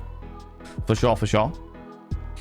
The same stupidity that drives feminist literature where women act manly and reject anything to do with femininity. If you're not the definition of male strength, that you're not worth anything. That's where the patriarchy really fucks everybody over. The patriarchy fucks everybody, regardless of gender. And that's the thing that really, like, it's like, oh my God, men aren't allowed to be men anymore. And it's like, well, men were always allowed to be themselves. They just weren't allowed to be like women. When you actually break it down, and it's like, wow, that's a really interesting perspective. That is a really interesting perspective. You know? The patriarchy fucks everybody. And it fucks men as, like, not as much as, but it certainly fucks us. Because we are the perpetual bad guys. Do you know what I mean? Keyword is trying. Most certainly. Most certainly. Your tangent was going along my lines of thinking. I agree with encourage the reclamation of words, honestly, but 99.9% of those words are not mine to reclaim. Understandably. Understandably, for sure. For sure. I thought you were going to do the nay-nay after whipping. I mean, nay-nay. That's a whole fucking song, Frax. God damn it. It took me a moment. Took me a moment. How's it going, Lunicon? How you doing? That is very true. Exactly. What if you tell her you're gay? Again, better to do it straight off than have this perpetual thing of something's wrong, something's wrong, something's wrong, something's wrong. Oh, by the way, I'm actually homosexual. You know? That way you could work out a way of being the best of best friends, as opposed to something else, you know? Growing up a female role does give you a sixth sense of intuition with certain things, for sure. For sure. And there is also growing up as a cisgender man in the masculine role and born that way certainly does make us oblivious to shit. Absolutely fucking oblivious to shit. I will be the first person to turn around and be like, do you know what privilege? Do you know what white cisgender male privilege does more than anything else? Makes us completely fucking oblivious to an awful lot of things. Because we don't have to think about them. So that we don't think about them. Then when we found out about them, we're like, fucking hell, how did we never think about this? You know? I'm sure the patriarchy has led to a man suffering mental health. Oh, absolutely. Abso-freaking-lutely. On to a gribble. The patriarchy has fucked us all. Absolutely fucked us all. How's it going, Rabbitsborough? How you doing, you beautiful bean? New dare unlocked for the next special stream. Swear word in the world accents. Oh my god. Could you imagine? Spanish bad words are awesome. I have heard some great swear words in other countries, in other languages, and I do love swearing. Swearing is great. Swearing is wonderful. It's such a great way of expressing and emoting certain dynamics. Oh, fuck me. Not enough fucking sleep. Actually, no, I'm getting plenty of fucking sleep. I'm just getting troubled sleep. Troubled sleep. To say the least. Tell her in a gay way, get home Wales. Oh, it's terrible. I will never recover. What's happened? They stopped doing our favorite snaffly treats. No, because people can misinterpret that. People can misinterpret that. Absolutely. Well, you and Miss Uki continue your Little Nightmares 3 playthrough. Enjoyed that. We've done it. We've done it, Rabbitsborough. It's done. Done and dusted. Finitoed. Finished and doned. We did our... So we did a week last Sunday, and then the Sunday just passed. The VOD will be going live tomorrow at 1 p.m. The VOD of it will be going live tomorrow at 1 p.m. Thank you very much, Nibberain, for throwing out the VODs and vanity thing. So yeah, so we've done the entire story now. So we've completed it. Completed it completely and utterly, you know? Some German swear words. German swear words are great. I had an entire lesson in secondary school purely on German swear words. It was fantastic. I'll occasionally swear in Spanish just so some people around me won't understand what I'm saying. Yeah. I love the fact that when I was in Germany, fucking years and years and years and years ago now, they were playing rock music in like supermarkets, and they played completely uncensored rock music in supermarkets, with the proviso that adults would understand the swear words, because I know that the German education system is very rigorous when it comes to learning languages and stuff, but children wouldn't understand them because they'd never heard them before, because they hadn't been educated in English that much. And I was like, that's fucking amazing. Apart from, of course, Rammstein. They wouldn't play German rock bands. They'd play like English and American rock bands, which I was like, this is fucking hilarious. I love it. I love it. Love this. We're looking for the VOD. Yeah, so tomorrow, 1 p.m. BST, the VOD should be live. The VOD should be live. I think... He says, check in. Yes, tomorrow, 1 p.m. BST, VOD should be live. All fine and dandy.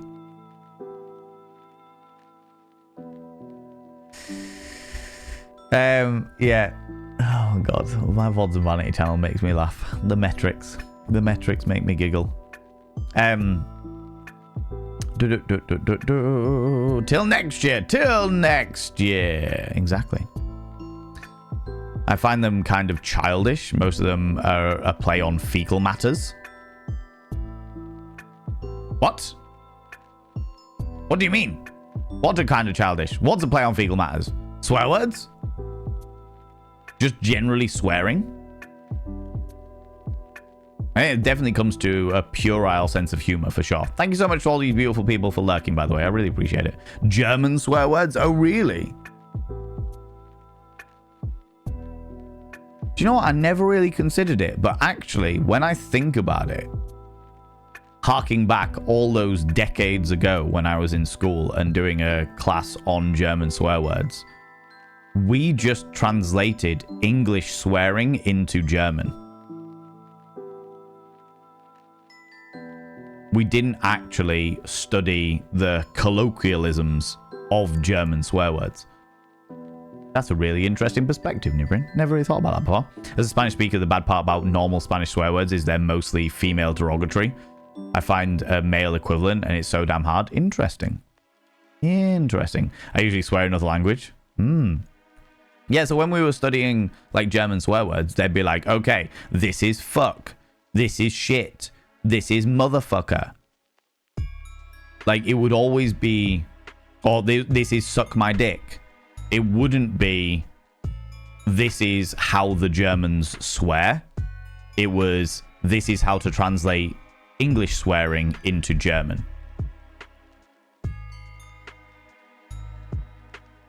Oh, there's unisex swear words as well in Spanish.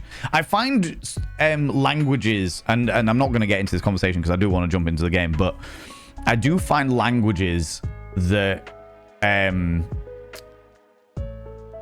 are very gender-coded quite interesting. Because I know Spanish and German are quite gender-coded languages in regards to the cupboard is female, the boat is female, the aeroplane is male. I'm pulling these out my ass, do you know what I mean? But it's like there are certain things that are like, this is a female thing, and it's like, actually, it's just a table, you know? Gender-coded swear words is very telling. I can imagine. Never really considered it, but actually that would be really, really interesting.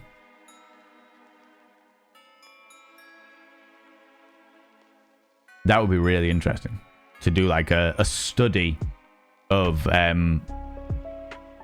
linguistic swearing and the origins within it. Ooh. Good play on that swear word, which I'm not going to say because I don't know what it means. We don't use it here as it's sad. I really need more variety. Yeah.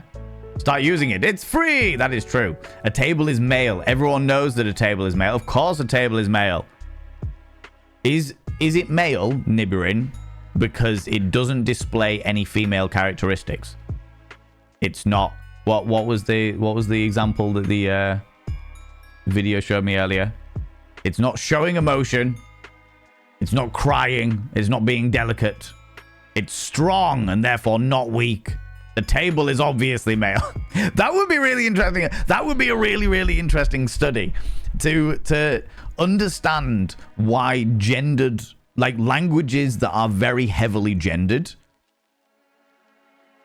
to find out whether it's because they align with masculine traits or whether it's because they reject feminine traits. Spanish doesn't have a good neutral system. It's all gender coded. I believe that German does have a good neutral system, or certainly has a way to be more neutral. It's just not very not often used, if I remember correctly. Bearing in mind that I haven't spoken German in any kind of like serious context in 20 years, 25 years. Something like that. To say the best insult I've ever heard does not actually have any swear words in it, but I fear it may be a bit potent. I don't know. Do it. I give you permission, and you can. I give you permission, as long as it is not like racist, sexist, homophobic, anything like that, which I don't think it will be coming from you, Mendiza, but I just want to preface that. Do you know what I mean? More for covering my own ass than anything else.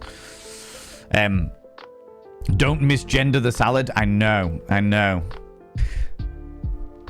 Heaven forfend, right?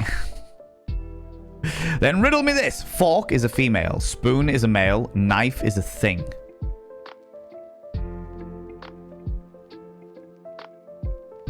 That's interesting.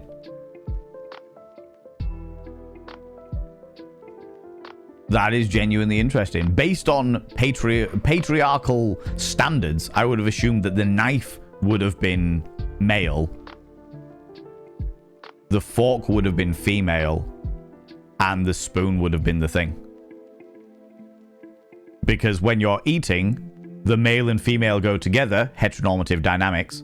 You slice with all of the masculine knife. You consume with the feminine fork. And then when you finish with your plate, you put your knife into your fork. Heteronormative dynamics again. And then the spoon is just there to fill your face. Do you know what I mean? It's a shovel. You know, not the salad, right?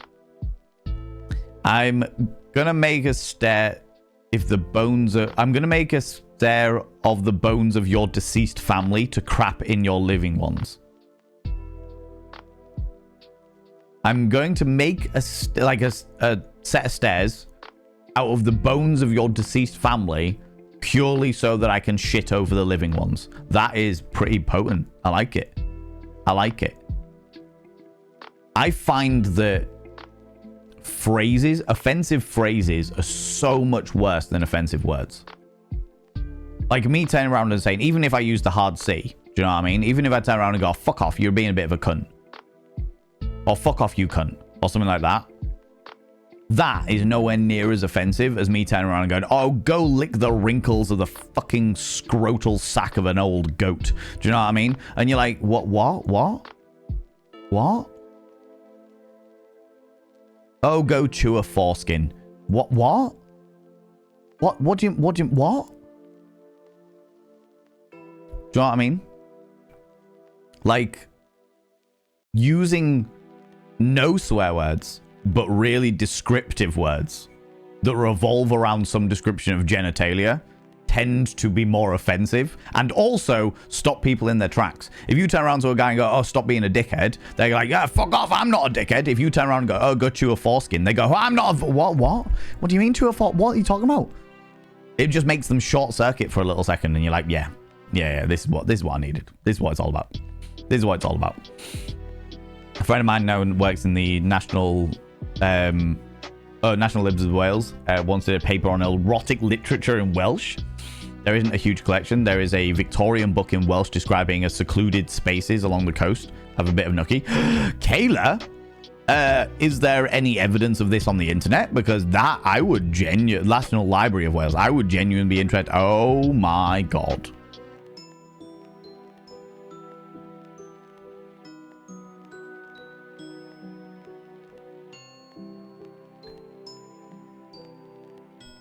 Yeah, that's offensive. That's probably about as a picture says 1,000 words, and that one was a very offensive set of 1,000 words. Good lord. Good lord. Thank you very much, Debauchery, for the nightmare. Was that a scenario if you wondered what it did? Was that literally just I wonder what this does? Yeah, I'd be interested to read that, Kayla. That genuinely sounds very, very interesting to me, for sure. For sure. Never heard of that one. Is it a stair, a stool, or something that means a high place? Yeah. Ladder. Had to check the word in English. Yeah. The worst insult I've had made me think I was. You are a cancer. That's horrible. That is a horrible thing to say. That wouldn't work for me because I'm a July baby. That is true. It wouldn't work on me because of my star sign. That's interesting. For sure. Something I hadn't read before I knew it was which meaning it'd be. Yeah. Mr. Blobby cosplay when? Never. That's terrifying. Why would anyone want that? Why would anyone want that in their entire lives? Why? Why? Oh, it was something like a pillar to stand on and crap than those below. Totally worth it, thanks. Yeah, yeah. Totally worth it. Yeah, that's oh, good lord.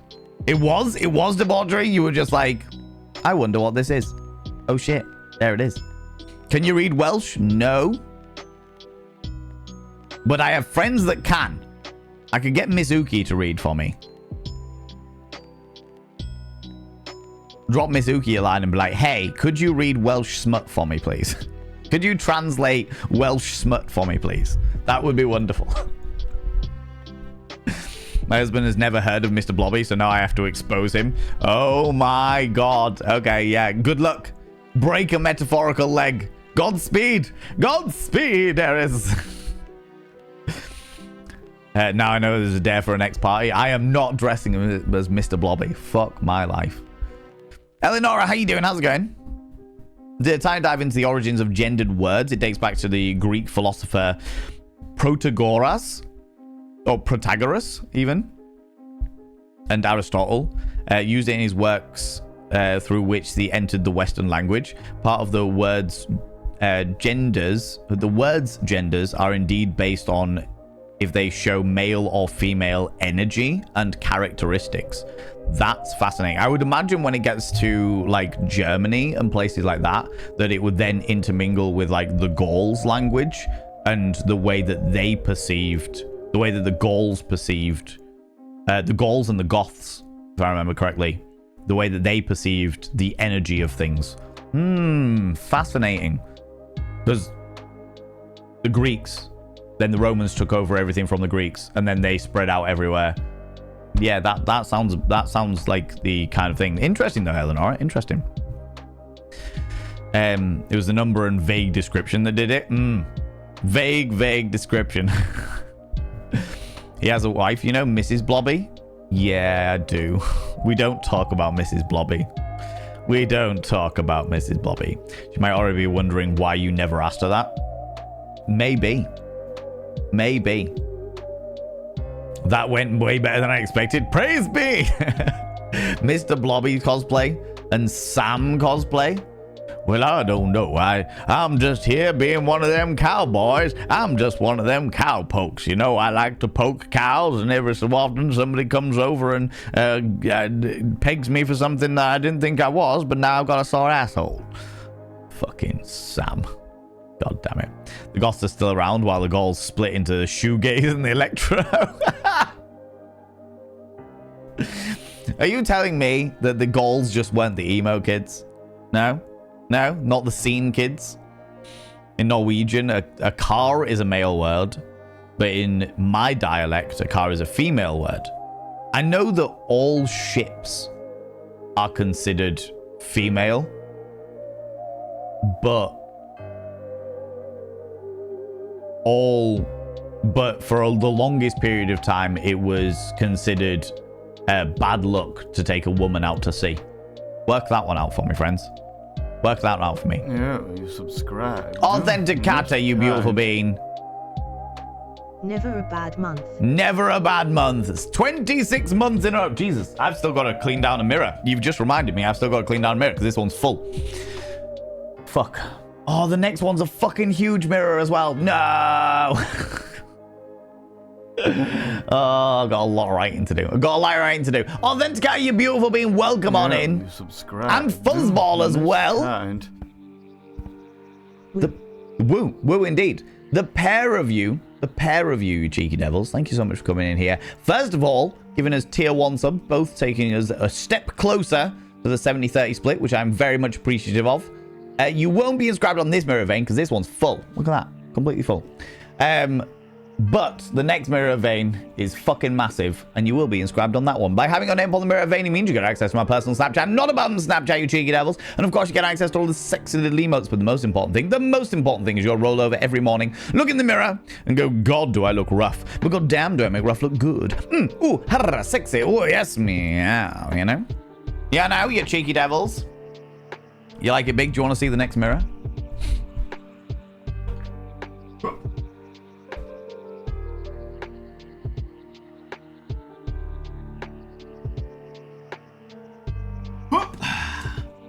This is the one. That's the one. I can tell that that's the next mirror because the size of the writing is fucking massive. And there isn't a bit of black ink on it anywhere. Which means that it's never seen a tier 2 subscription. So this was from before the last time. The last time we did tier 2s. You know? Oh shit, now I've got a big empty space there. Never mind. I'll deal with it later. How you doing, Fuzzball? How you doing, you glorious individual? You like it big? Maybe the ships get jealous. Maybe they do. Maybe the ships get jealous of the women that they put on the ships. However, some of the most terrifying of pirates were women, which we love to see. We love to see. My guess is it's called fetish, male control the narrative, no women allowed. They had to make do with the ship. Yeah, they definitely, I mean, there is a whole thing about the way that sailors used to take like straw dolls onto the ship. It was like the earliest depiction of a sex doll was that sailors on long voyages would take straw dolls and they would all take turns fucking it. Would it ever get cleaned? Probably not. Probably not. You know. Bum shot. My butt. Not a bum Snapchat. Finest day in tradition, the pro directions were often least partially naked women for luck. Yes, yeah. All of the decorations, all of the prow decorations. I misread that. The prow decorations, all of the big sigils on the front, the big things on the front were usually half naked women. But although saying that, they were majoritively meant to be like sirens and mermaids and shit, weren't they? If I remember correctly. It's gonna be fun to make him lift the mirror as he puts it down. Hey, Lizana, don't even. The fear I have over it. My muscles can't take it for sure. We must make the mirror black. If there is ever a point where we make an entire mirror black, I'll be blown away. That's black ink covered the mirrors as opposed to gold ink covered the mirrors, all right? Ladies and gentlemen and all genders outside and between, delve deep into your pits of popcorn and throw them at the raiders, throw them at these cheeky devils. Look at these people coming in here. I mean, really, could you even imagine who do they think they are? The absolute audacity, the scandal, the preposterousness. Good Lord, it's the windbag. The Windbag. I love your name. How you doing? Welcome on in, you glorious individual. I appreciate you popping in here and bringing all your glorious human beings with us. What you been up to today? Tell me all about it. Tell me all the bits and pieces. Tell me what you've been doing, you cheeky little devil. I also... Oh, you followed me. Ooh, you little stalker. All of these beautiful people coming in and follow. Thank you so much for these follows, you beautiful beings. I appreciate that. The Windbag. People go check out the Windbag. You playing some Fallout New Vegas? Yeah? Doing some Fallout New Vegas? How are you finding it? Is it your first playthrough or is it a replay through? Let me know. Tell me more things. Tell me all the bits and pieces. Friends, if you're new here, 2 things you need to know about this channel. 1, you're not allowed to apologize. Instead of saying sorry, try saying thank you. Instead of saying sorry, I'm late, say thanks for waiting. Instead of saying sorry, I'm such a burden, say thanks for being there for me. It'll make you a much more positive individual. 2, if you're under the age of 18, I have to ask you to leave.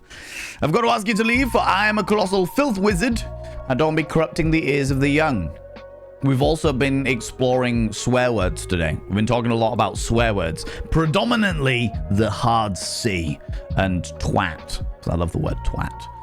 But welcome on in, you glorious individuals. How was the stream? How was it? What did you like? How was New Vegas?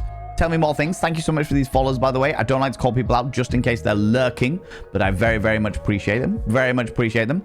It's going to be fun to make him lift the mirror after he puts it down. Yeah, don't even.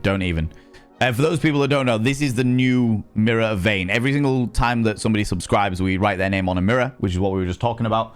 When it is tier 1, we write it in gold ink. When it's tier 2, we write it in black ink. And when it is tier 3, they get their own personal little mirror. And the next mirror we're going to be using is this gigantic one, which means I need to transfer all of these names into our little grimoire. Then clean it all down and start again, which is going to be interesting, picking the mirror up, writing the names, putting them down again, doing all of that shenanigans. But yeah, that was the reason. When you all came in, I was like, we're going to make the entire mirror black. We were talking about tier 2 subscriptions with black ink, you know? Yeah, now. After a short break, Van is going to be going back to exercising his arms. I know, right? It's ridiculous. Voiced an intrusive thought. Oh, my lordy. In reality, it was assault prevention. Yeah, that doesn't surprise me, Authenticator, by any stretch of imagination. But at the same time, the whole dynamic of, like, it being bad luck. There's an awful lot of things where it's, like, bad luck, and it's like, what is the real reason behind this? It's bad luck to walk under a ladder. No, it's not. It's health and safety issue, walking under a ladder, because you might get something dropped on your head. Do you know what I mean? How you doing, your old dad? How you doing, you cheeky devil? Welcome on in. That Eddie Izzard, Susie Izzard quote, the sirens. Ooh, Odysseus, ooh. Try and break into that island. Yeah. Fucking love Eddie Izzard. Or Susie is hard as they are now. But they do go by Eddie, so I'm not dead naming them. It's all good. It's all good. But welcome on in, you glorious beings. By the way, the Windbag and all your wonderful community, as much as I love you all being here, as much as I very much appreciate you popping over and saying hi, I do understand if you need to disappear off, go grab a snaffly treat, go grab some kind of delightful beverage. Please go do so. Please look after yourself. I would really, really appreciate you doing that, because as much as I love your attention, and I do love your attention like loads, I fully understand that you've all got lives. You've all got lives going on, and those lives have to come first. Those lives have to come before my my delightful visage. Do you know what I mean? Do you know what I mean? I need an easel. I would love an easel. An easel. I used to have an easel, but I think it broke one of the cabaret events that I run. I think it broke because I can't remember what happened. We used to have like a sign on it at some point, but I don't think that easel would even carry the weight of this, to be fair. I wanted to share that I had a fantastic dream last night. I was in an unknown Shakespeare play directed by Patrick Stewart, where I played a very old man and became an unofficial stage manager and director. That sounds great. That sounds wonderful. I had a fucking horrible dream last night. But that's all right. Horrible dreams happen and we crack on. Do you know what I mean? I don't dream very often, but when I do, they are always real fucking weird. Real weird, you know what I mean? I would like to staggering our subs with the big mirror so that you can get your arm reps in. Thanks, Kindred. Thanks, friend. Appreciate that. Appreciate that, buddy. God damn it. All you beautiful new people, and you know, all the people that have just joined us, we are going to be jumping into the joys of the game momentarily.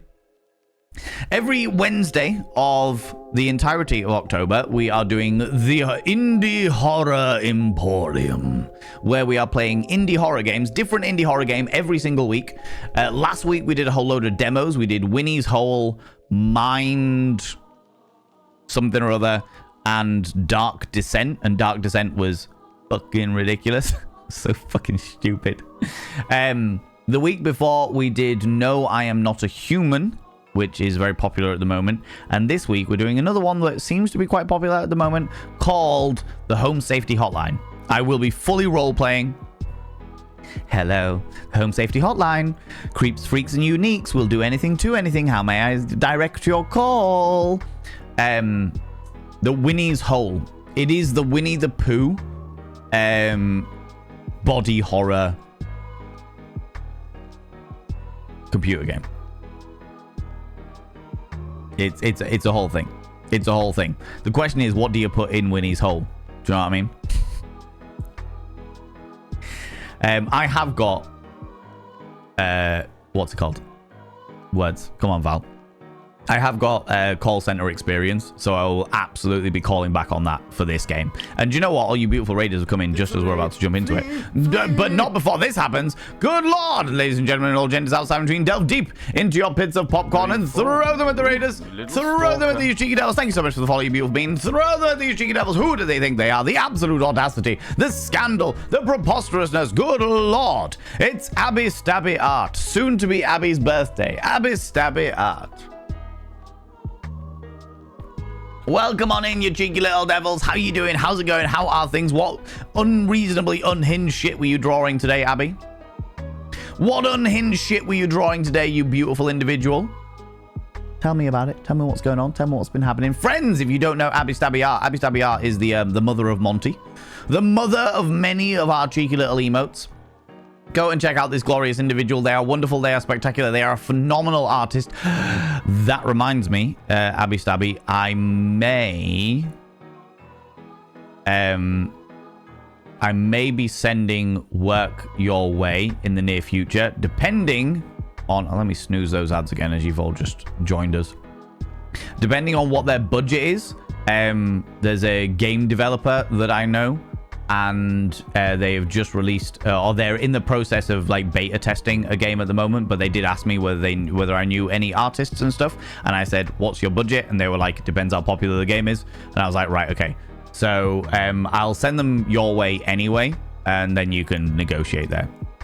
You can negotiate there. But it's a cheeky, not safe for work game. So I don't know what your limits are on that.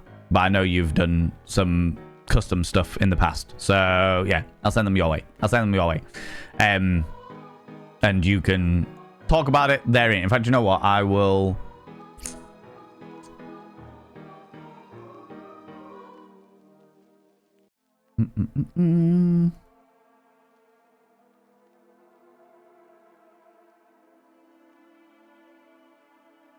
Oh, do I not have them as a friend? All right, I'll send them a friend. Okay, so that's fine. I will knock up a conversation with me, you, and the dev, and then you can decide based on that. You can have that conversation and all that jazz. All right? Abby Stabby Art is a glorious individual. They are, as I described, they are the mother of many of the artworks that come here on the Cult of Vein. They are also the wonderful individual who turned up to my cabaret, my Halloween cabaret on Friday night, dressed as Garfield.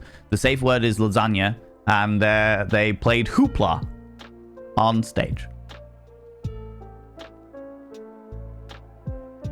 It was a whole thing. They're wonderful. Friends, if you're new here, 2 things you need to know about this channel. 1, you're not allowed to apologize. Instead of saying sorry, try saying thank you. Instead of saying sorry, I'm late, say thanks for waiting. Instead of saying sorry, I'm such a burden, say thanks for being there for me. It'll make you a much more positive individual. 2, if you're under the age of 18, I have to ask you to leave. I've got to ask you to leave, for I am a colossal filth wizard, and I don't want to be corrupting the ears of the young. No, you cheeky devils. No. The costume was epic. It was good. It was epic. You did get a birthday candle. What was the candle shaped like again? What was it shaped like, Abby? What was it? Tell me about it. You've joined in just in time, Raiders, as we are about to jump into the game. I'm going to get the game all up and loaded. Although we have got adverts coming in a little bit. But that's all right. That's okay. I was regaling the viewers with your birthday surprise. No unhinged shit today, but we are doing a commission from a wonderful friend who wrestles in Japan. Ooh, that sounds very exciting. What was the commission of? Can I ask? Sound good to me. Thanks for the heads up. Yeah, you're very, very welcome. You're very welcome. It just occurred to me. They were like, oh, I've got a friend who might be interested. Well, they are a developer of thingies, and they're good people. They're good people. I stan them, as they say. And I was like, oh, actually, I do know illustrators and artists and stuff that would be probably interested in this kind of thing. But I wanted to try and confirm budgets and stuff first. Do you know what I mean? A man's wedding tackle, or a person with a penis's wedding tackle. You know, we're not gender biased here, you tricky little devils. Yes, very much so. The costume was epic, most certainly. 4 separate illustrations of her in her wrestling gear. She sold out of all of her other merch I did for her, so it's nice to know I have a little following in Japan. Oh, that's really cool. I love that. That's really fucking cool. Yeah, you joined us, friends. And Abby Stabby, as always, if you need to disappear off, go grab a snaffly treat, go grab some kind of delightful beverage. Please go and do so. Please look after yourself. And that goes for your wonderful community as well. As always, friends, if you need to disappear off, go do what you need to do. As much as I love your attention, and you know how I love your attention. A wax sausage. It's true. As much as I love your attention, you do have to look after yourselves first. For sure. Music. Pause. There we go. Okay. I'm going to open up the game and get all the game bits and pieces sorted. Kayla, come here, cheeky devil. What do you like claiming cheeky kisses, you cheeky individual? Yes, friends, today we are going... We do every Wednesday throughout October, we are doing the Indie Horror Emporium. Jesus Christ. We're doing the Indie Horror Emporium, where we play... in a different indie horror game every single Wednesday of the entirety of October. And for this Wednesday, we're playing a game called the Home Safety Hotline, which is a Dark Fracture. That was the one, not Dark Descent. Which is a call center indie horror game. Which is interesting, to say the least. I've never played it before. Don't know anything about it. Don't know what's going on. I've seen somebody else play it and was like, this seems like a really cool game. I'm going to immediately stop playing it. From what I understand, we are... Do you know what? Let's pop into the game first, and then I can show you. From what I understand, we are a call center individual. Hello, welcome to the Home Safety Hotline. How may I direct your call? You know, we're a call center individual. And we will be... Excuse me.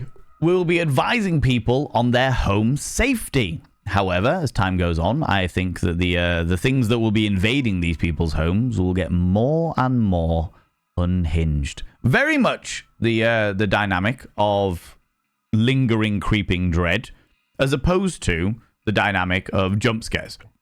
However, there may be jump scares in this. I'm not entirely sure. We'll find out. We'll find out. You know, truly the most memorable night out I've had, I think. Oh, really? I'll take it. I'll take it. Whichever one of you booked the Milkman. I book all of the acts, Abby. Needs a medal because it was the best laugh I've ever had. I book every single act that appears on the on our stages because I am pretentious and I want to see these acts. It has nothing to do with anybody else. I actively will not allow other people to book the acts for me.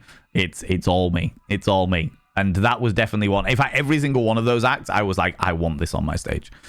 I want this on my stage. Fully prepared for call centers flashbacks. Yeah, that's a really good point, actually.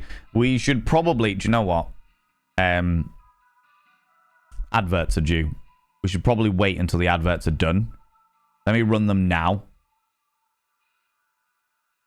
And then we'll get into the game afterwards. What we can do is we can do settings first while the adverts are running. While the adverts are running. Yeah, so probably say that trigger warnings include if you've ever worked in a call center. There's credits, television, commercial, options. Let's do the options while we're doing resolution. Oh my god. Oh my god.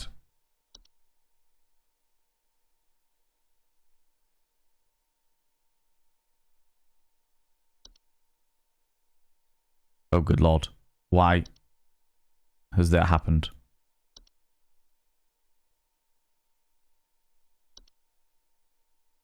Full screen. That's the best we're gonna... Okay, apparently even at that thing is...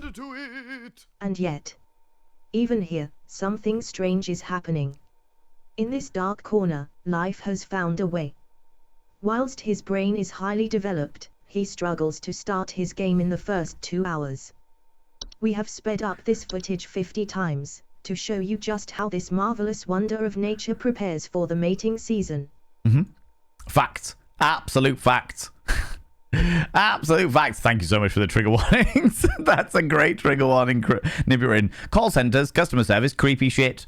Oh my god. Thank you so much for that 100 little panderings. That's hilarious. That's actually hilarious. That's amazing. Looked up Dairy Queen, iconic. It's Dairy King. Dairy King was the one that we, the act we booked, Kayla. And it was iconic. Unhinged and iconic. For sure, for sure. Truly, I now live in a post-Milkman world. My life is forever changed. I'm glad to hear it. Aha! Yeah. Use dyslexia font. That's pretty fun. So you can use the dyslexia font. We're not going to use the dyslexia font, but we like the accessibility of it. We're going to use the CRT filter for full immersion. And we are full screen. That's cool. Okay. I love the way this is like an old computer thing. Do you know what I could do?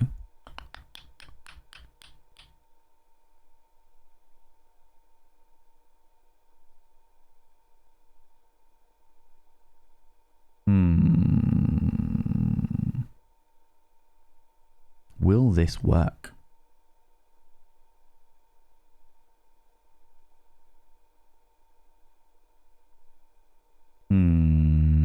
Bear with, friends. While the adverts are running, I'm just doing a little changes of bits and pieces.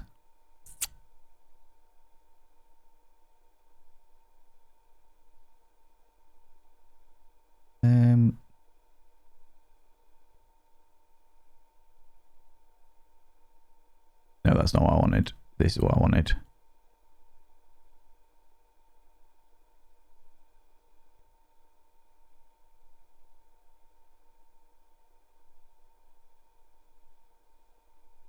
Because we could... I'm seeing if we've got a better way of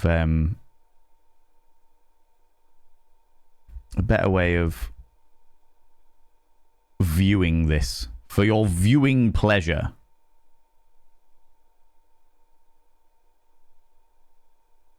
I feel like maybe, possibly, maybe, instead of this, we go with this. Is that better for you, friends? Do you prefer this? That way we get the full dynamic there. The adverts are over. Hey, welcome back, friends. Is this better? Does this work? That way you get to see a little bit more of me and what have yous. You know? When 95 was the best to date, fight me. I can't do that because I agree with you. You know what I mean? But this is it. This is why that was the entirety of the options. It just gives us the control stuff. It does give us the dyslexia font if we want to. Log out, I'm assuming, ends the thing. This is it. 24th of April, 1996. Username guest36. We're already in the game and I don't even know what's going on. All right. This is a whole thing. This is the whole scenario that we're getting in here. Never complain about seeing more Valen. I'll take it. I'll take it. So we've got television commercial. We've got no audio volume, so this is going to be... Every year, thousands of families suffer injuries or even death from common household hazards. Hazards such as house fires, flooding, black mold, metamorphosis. Don't become a statistic. Call the Home Safety Hotline and keep your family safe. The Home Safety Hotline. 555 Home Safety. All right. Okay, so that is what we're about. That is what we do now, I suppose. The credits will be the credits, though that does look like a... Oh my god, a text document. That's amazing. Love that. That's hilarious. Then we've got the Discord... Reset weekly progress. We haven't got any progress yet, so we'll open the mailbox, I suppose. I don't know if better is the right word, but he certainly is more of you. Thank you. That's good. I mean, I feel like you get more of the perspective of it, right? Right? That works. It works. It's all good. And do you know what? I could probably make it a little bit bigger as well. No.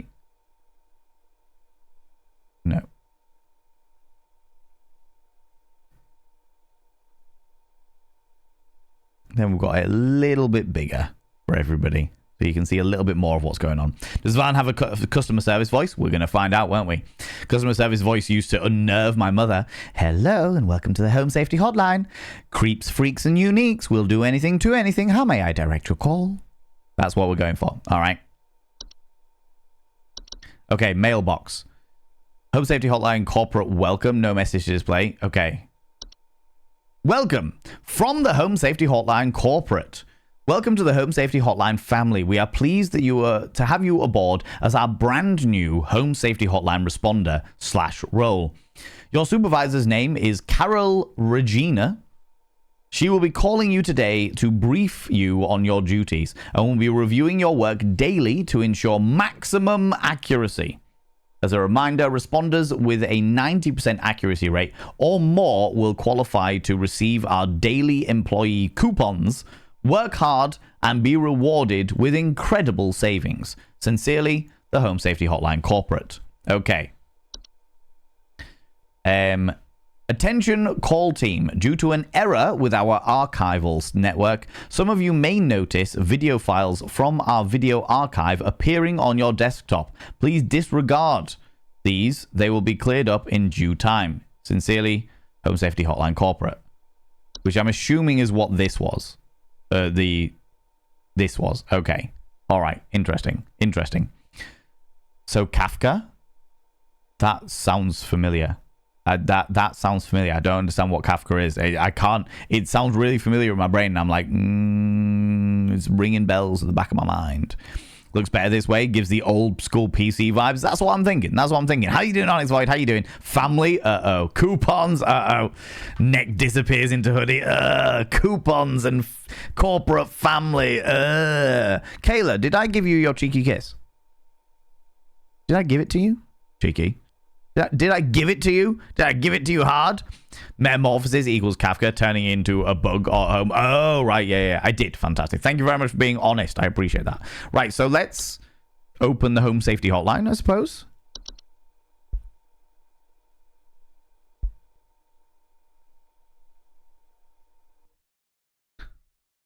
Monday. Been lurking most of the morning due to meetings, and I'm glad to be back for the beginning again. Appreciate that. The Home Safety Hotline. Welcome back, though. We appreciate you being it. Welcome, employees. To begin shift, please clock in below. Right. I'm already unnerved. I know. It's like, what? Okay, we're clocking in. We're clocking in. What's going on? What's happening? No current callers. Oh, we've got loads of entries that are inaccessible. Bed bugs. Okay, there we go. They're going to give you images of all of the things that we're going to see. So, trigger warnings on everything. Everything. I will say what it is before... Oh, shit. Hello. Answer. Welcome to Home Safety Hotline, new employee. My name is Carol, and I'll be acting as your supervisor during your time here at HSH. Hi. Before you begin your first day here, let me tell you a bit about how things work here. Okay. You are an HSH responder. As such, it is your job to learn about various household hazards so you can answer the questions of our callers intelligently. When a client calls, answer the call and listen carefully to their concerns. When you've diagnosed their issue, submit the corresponding household hazard, and we'll forward them safety instructions to address their problem. Welcome to the HSH family. I'm sure we'll talk again soon. I'm sure we will. Thank you for your call. Close. Ugh. Okay, bed bugs are small insects known for feeding on the blood of humans and other mammals, tendency to inhabit sleeping areas, homes, danger. They're not known to transmit any diseases and relatively harmless to humans. However, their presence can often attract other pests that use them as a food source. Bed bugs have developed a resistance to the majority of household pesticides and therefore quite difficult to remove if advised. Okay, hold on. Hello. All right. Hello, welcome to the Home Safety Hotline. My wife insisted I call this number. It sounds like she thinks we might have some kind of infestation. My wife keeps telling me about specks of dirt or something in the kitchen. Just looks like coughing to me. I don't know. You tell me, I guess. You tell me, I guess. Allow me to please put you on hold for a moment while I consult with our database. Please hold. Yeah, please hold, you shit. Black mold, it could be. Bits of coffee. Black mold, description, common household fungus growing moist, warm locations, appears frequently. Yep. Homeowners with black mold infestation report a musty smell. What we got? In our current accesses, we've got bees, bed bugs, carpenter ants, cockroaches, gopher, house flies, house spiders, mice, mole, raccoon, termites, ticks. John here. My wife insisted I call this number. Oh, shush. Okay. It sounds like she thinks we might have some kind of Infestation. My wife keeps telling me specks of dirt or something in the kitchen. Termites. What do you do? Decaying plant material, particularly wood. Homozone with the time of infestation reporting peeling paint, small holes in drywall, squeaky floorboards. No. Ticks. Head to the head. A host will often report symptoms of illness. No, we don't need that. It could be mice in the kitchen, potentially. Specks of dirt. Mice are worthless rodents. Small, worthless rodents around the household. Homeowners with mice infestation report gnaw marks, small round droppings, and sounds of squeaking. Some kind of infestation. Specks of dirt or something in the kitchen. Small round drawing just like looks like coffee to me, so it could well be mice. Could well be mice. Worthless, I know, right? I know. He's a bit Lovecraftian coded. Think you'll like his work. Who's this? Oh, what? It's genuinely weird. Kafka is an author. He wrote about one of... Oh, of course, Kafka. That's where I know him from. I know Kafka, the author. Yeah. I've got some of his books upstairs. That's the reason why I fucking know it. That's the reason why I know. Yeah, Lovecraftian coded, for sure.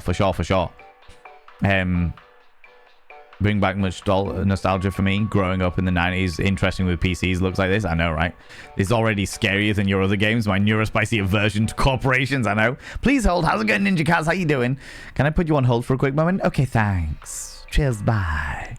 I feel like mice is going to be our best bet. We're going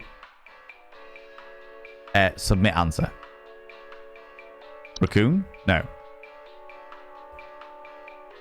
No. We're gonna go with mice. Submit answer. Entry. Look at how many entries there are, though. Submit. You said coffee, which means like info successfully sent to client. Good job. Whether it's the right one or not is another question entirely. Rats have poop that looks like coffee beans. Yeah, I assumed that might be the reason why it's mice, because they're similar. Do you know what I mean? I don't think there was a rat option. No, there's no rat option at the moment. Okay. While we're waiting for the others, bees. Let's have a look.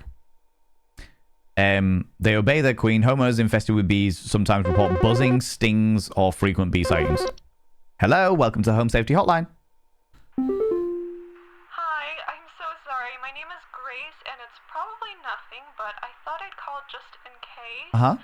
Lately, I can't sleep at night because of this annoying little sound coming from my attic. It sounds kind of like...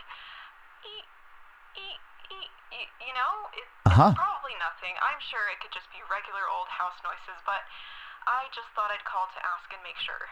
Sounds like a little ee. Don't worry. Thank you very much for your call. Don't forget that the Home Safety Hotline, creeps, freaks, and uniques will do anything to anything. Let me put you on hold for a moment while I check our database. Okay, thank you. Please hold. Shut your face. I think it's probably a little ee. Could be mice again. Normal marks wrong, sorry, the sound of squeaking, so it could be mice again. Moles! Known to eat insects? No. Raccoon?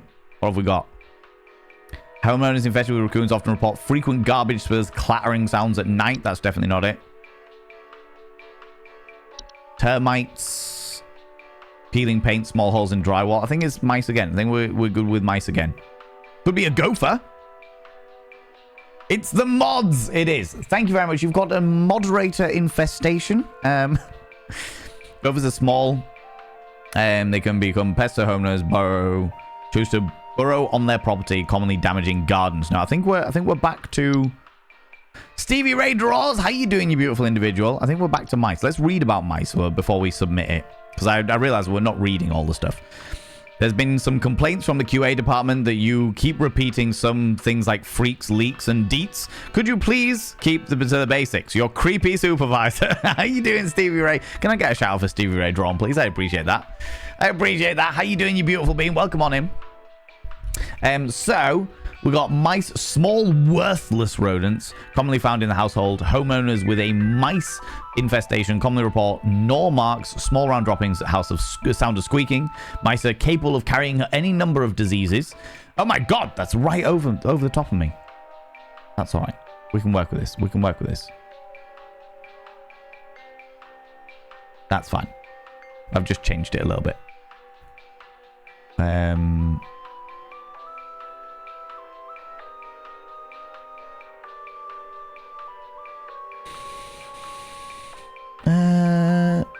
Sure.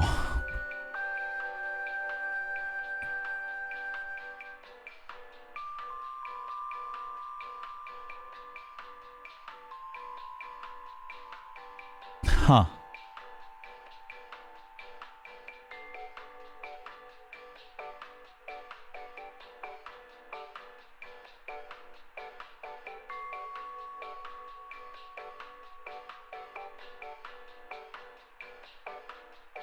That should work, I think.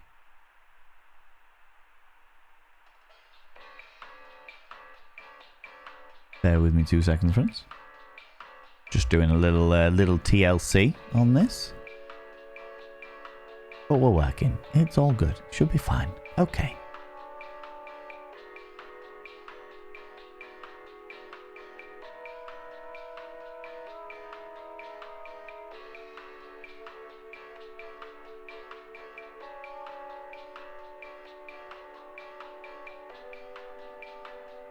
Why is that not working?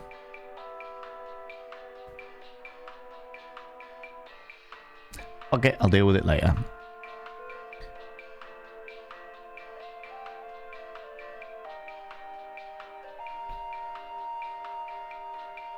We'll do it that way instead. That's kind. Okay, we're back. Thank you very much for waiting, friends. Appreciate that. Go and check out the glorious Stevie Ray. Glorious Bean. Appreciate them. Click that cheeky little follow button. They're wonderful and glorious. Thank you very much, Nimber. Appreciate that. Lunar Butterfly coming in with the 3 streams in a row. Loving this playthrough. Thank you very much. Appreciate that. There's coffee that's actually extracted from civet cat poop. There is. It's very expensive coffee as well, if I remember correctly. She was the wife of the last guy. Maybe she was, to be honest with you. That's not a bad call at all. Right, what are we looking at? Mice are capable of carrying any number of diseases, so they serve as an indirect danger to most humans. They should be dealt with immediately. That's the thing for the flavor. Yeah, it really weirds me out. I'm not surprised. It's the way that apparently the digestive tract of the cats brings out the flavor of the coffee bean. Thank you so much for all these beautiful lurkers, by the way. I really appreciate you. Most expensive beans in the coffee world. That's wild. Overly rich will do with their money, for sure. We do some unhinged things for coffee, but none of them involve poop. Yeah. Absolutely. Common removal methods for mice include the use of pesticides, blah, blah, blah. All fine and dandy. Usual stuff. Submit answer. Hello, are you there? Thank you very much for waiting. I very much appreciate it. We have determined that the best thing for you is to actually contact the HSH Pest Removal Service, for we believe the issue of your squeaking is mice. Don't worry, they will use some description of pesticides, including house cats, and creating a various type of bait traps. Don't worry, we'll send some over. Thank you, thank you, thank you, goodbye, thank you, thank you. Yes, don't worry, Grace, we got this. Bye, bye, thank you, goodbye. Goodbye now. Bye, thank you, good. Yes, thank you. Fucking hell. Bloody people calling up all the time. Hello, welcome to the Home Safety Hotline. Freaks, geeks, and uniques, we can deal with them all. Hank here. Hi. Last week I called your guys about some crap in my yard. Uh-huh. I was told wasn't anything to worry about. Well, guess what? There's more piles of crap in my yard. Is that so? I'm talking huge piles of brown out there. Oh, I see. You better not tell me it's nothing again, because I know I've seen something moving out there. Tell me what it is so I can take care of it once and for all.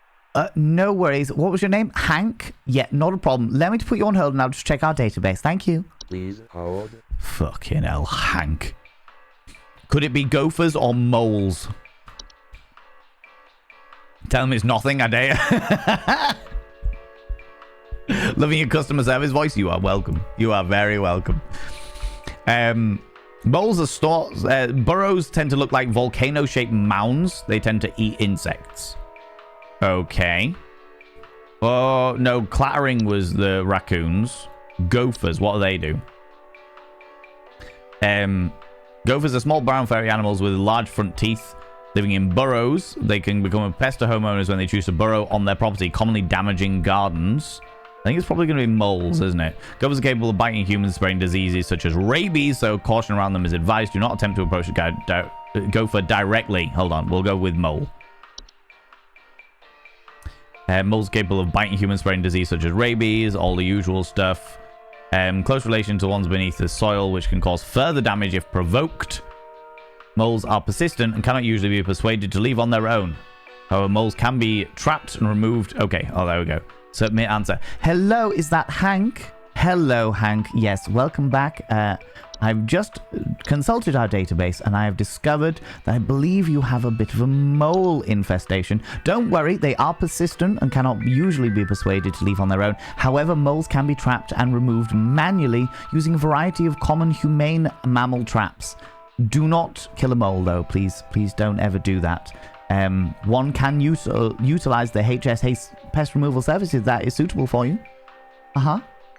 Okay, I'll submit that through. Thank you very much. Thank you, Hank. Tatty bananas. Goodbye. Goodbye. Don't forget.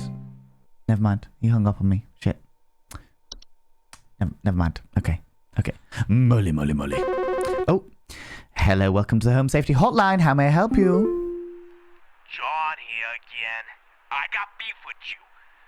Your people gave me bad info. Is that so? What you sent us didn't have anything to do with our problem.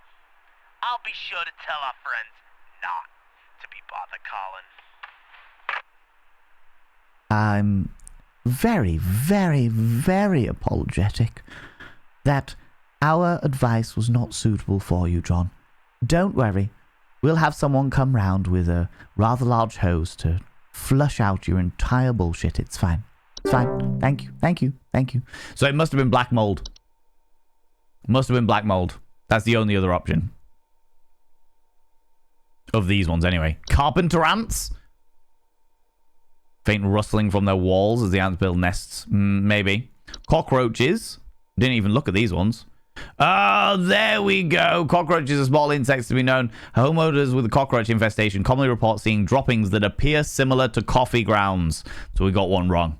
Hello, welcome to the Home Safety Hotline. How may I help you? Oh. Twig Sigmund here. Hello, Just Twig. calling to inform you that your refrigerator's been running wild over here for the past 45 to 90 minutes. Been running wild. Better head on over and catch it, big fella. Thank you, Twig. I will be sure to send someone after our fridge as soon as possible. What the fuck? Carpe diem ants. Exactly. That's the one. The classic give you a bad review online. Blah, blah, blah, blah, frothing in the mouth. Okay. We should do a poll. How many people is this triggering? Hello, welcome to the Home Safety Hotline. How may I help you? Hey, do you guys have a lawn mowing service or something? My good-for-nothing kid refuses to mow, and it's getting real crazy out there. Looking like a rainforest over here. My kid is complaining about being too sick to do anything about it. Meh.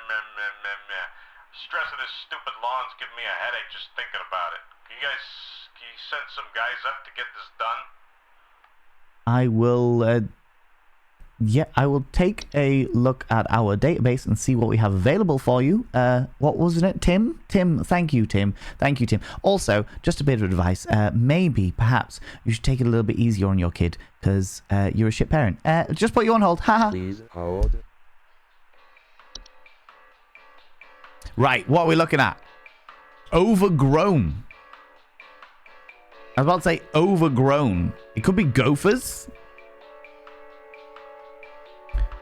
Commonly damaging gardens. It could be gophers. Bedbugs, bees. Homeowners infested with bees often report buzzing. There's no signs of buzzing. We've got bedbugs. Yeah, they're nothing to do with begs. Beds. Black mold, not going to be that. Carpenter ants. Faint rustling and the sounds of the walls. No. Cockroaches, coffee bean shit. None of that. Gopher. Could be the gopher. Commonly damaging gardens. Housefly. Buzzing thoughts of decay. A homeowner afflicted with houseflies commonly report buzzing sounds and thoughts of decay. House spiders. Small eight-legged creatures. Known for building sticky thread webs, small flies, other insects when used. Homeowners report web sightings. Okay. Moles are mounds of things. We've always seen that. Raccoons are clattering. Termites. Holes in the drywall. Ticks. No, it's going to be gophers, isn't it? Hello there. Is that Tim? Hello, Tim. Yes, I believe that you, if you've got an overgrown garden that's a bit all over the place, there's a good chance. Can we just click entry inaccessible?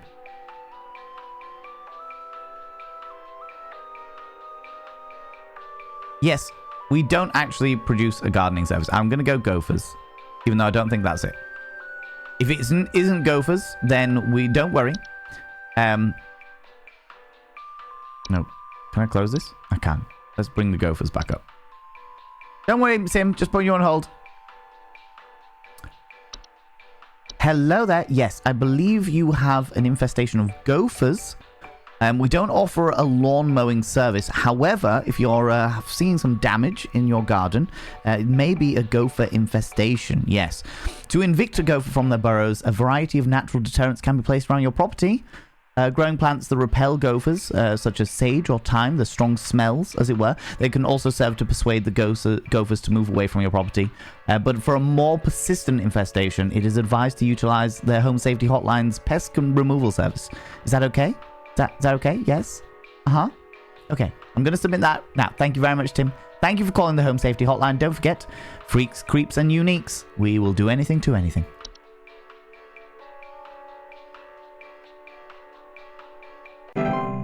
If that wasn't gophers, then we know that sometimes there are things that we just don't answer. The Mongolian death worm. It was that. That's the one. Very large mousetraps to take care of children infestation. That's the one. Actually, just the board game Mousetrap lures them in and they get covered with a cage. Or as we used to call it, a washing basket. His kid's sick and he has a headache. Exactly. God damn it. How dare he? Calls up peeps. Burn the house down. Infestation gone. That is true. Biscuitow. Bist a cow, even. Cheeky devils. How you doing? You told him to go for it? I did. I did indeed. God damn it. God damn it, fuzzballs. I think it was ticks, long grass, illness, headaches. Maybe. I didn't pay too much attention. This is going to be my major issue with this game, is the fact that I'm not paying enough attention. You received your end of day schedule session for today. Please clock out. Accuracy 50%. I got 50% of them wrong. We're not doing well. I didn't get any coupons today, friends. I'm not reading enough. That's the problem. I'm not reading enough. Day 2. Logging in. Hello. Oh, mailbox. Check the mail first. Quit before it's too late. From Mike at HSL Mail. You don't know me, but I used to have your job. You are in danger. Quit today before it's too late. You don't know enough. It's not too late to quit freely. Trust me. It's a bit ominous, isn't it? A bit ominous. Okay. Let's log on, shall we? Do a cheeky little log on. Thank you. Tuesday. Here we go. Coupon slacker, that's me. Ticks.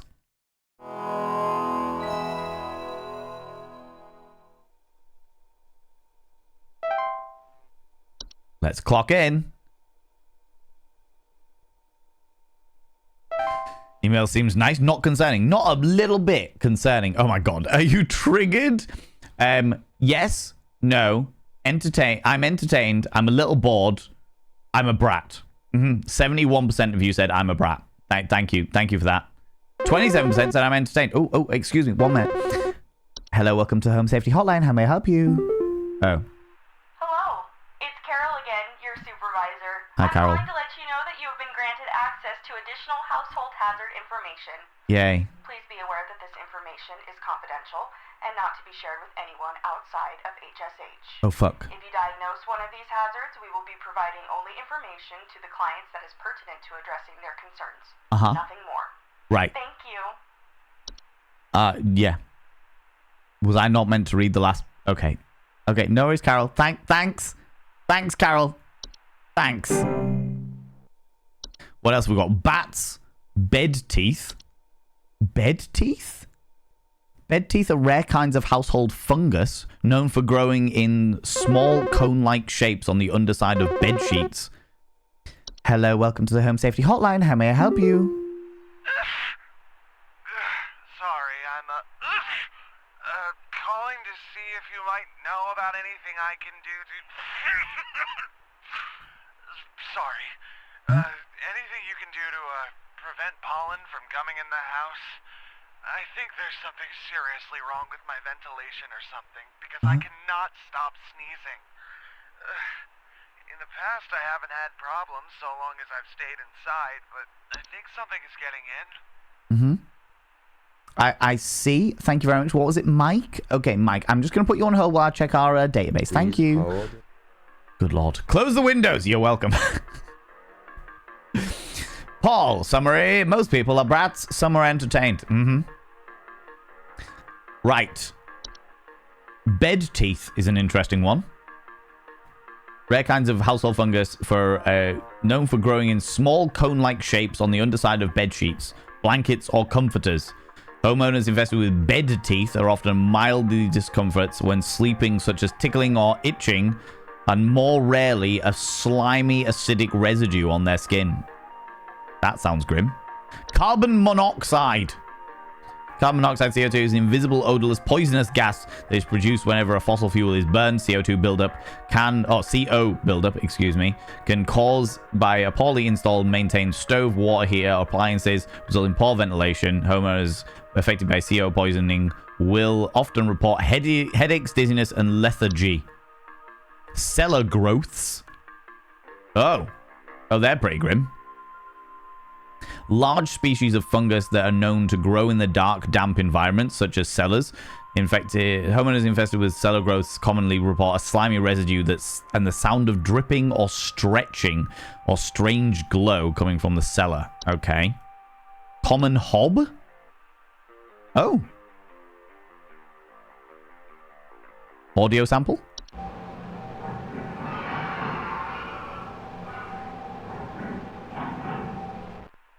Interesting. The common hob are the most common species of hob found in the household. They are small humanoid creatures with grey burlap-like skin and small vertical tufts of hair on their head. They have no false face. They are known for their tendencies to consume dust, dirt, and common sticky substances found on the floor and dishes, cleaning them in the process. They generally only come out at night. Okay, the desk hob. Desk hobs are a subspecies of hob that are known to inhabit desks, vanities, and other similar structures. They are regularly like to tidy their homes and will frequently sort or order materials such as desks to their liking. They are physically similar to other hobs, but are generally much smaller and raspy, loose hair. Do not bear a false face. A false face is interesting. False beat.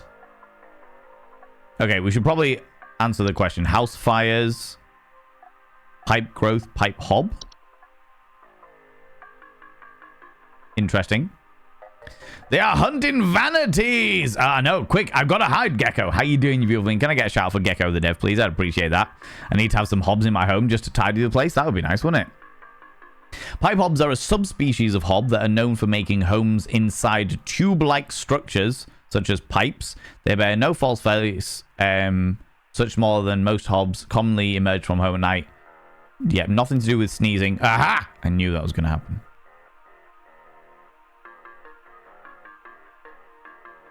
Aha!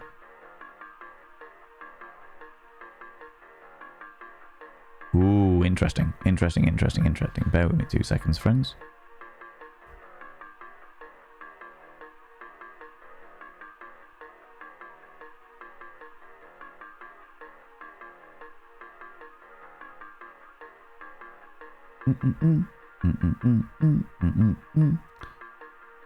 This is me putting them on hold forever and ever and ever.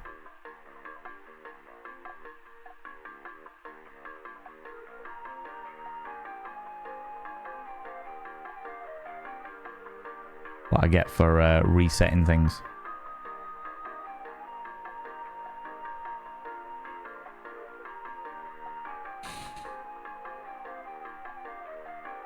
You know what, I'll just do it that way. That's fine. That's all right. Doesn't matter. Okay. How's it going, Gecko the Dev? People go check out Gecko the Dev. Gecko is a wonderful, wonderful game developer. Well worth all your love and attention. Has recently very kindly sent me a game that I've been testing out. I'm going to be showing all of you at some stage in the future, which will be very, very exciting. Got 2 of those shout-outs. Yeah, 2 of them. Overlapped and everything. There's too many things going on in this scene that I'm unaware of. Pipe growth. Pipe growths are a type of fungus that are known for making insides of homes like damp tube-like structures, such as pipes. Pipe growths are often larger than pipes they inhabit. They will carefully things. Pipe growths are known to make loud bubbling digestion noises. They eat a full meal. The stair slug. Oh wow, that is pretty huge. They're large dog-sized slugs that are commonly known to occupy stairwells and basements. Homeowners infested with stair slugs commonly reported a slimy residue on the steps or other inclines. Nothing that I've seen so far. Fracture hob. Fracture hobs are a subspecies of hob known to cause cracks and fractures in the walls of homes they inhabit. Yeah, not that. House fires. Smell of burning. Definitely not that. Frozen pipes. That's not going to be it. Dog-sized slug. Yeah, apparently. No worries, Nibbering. No worries, you beautiful bean.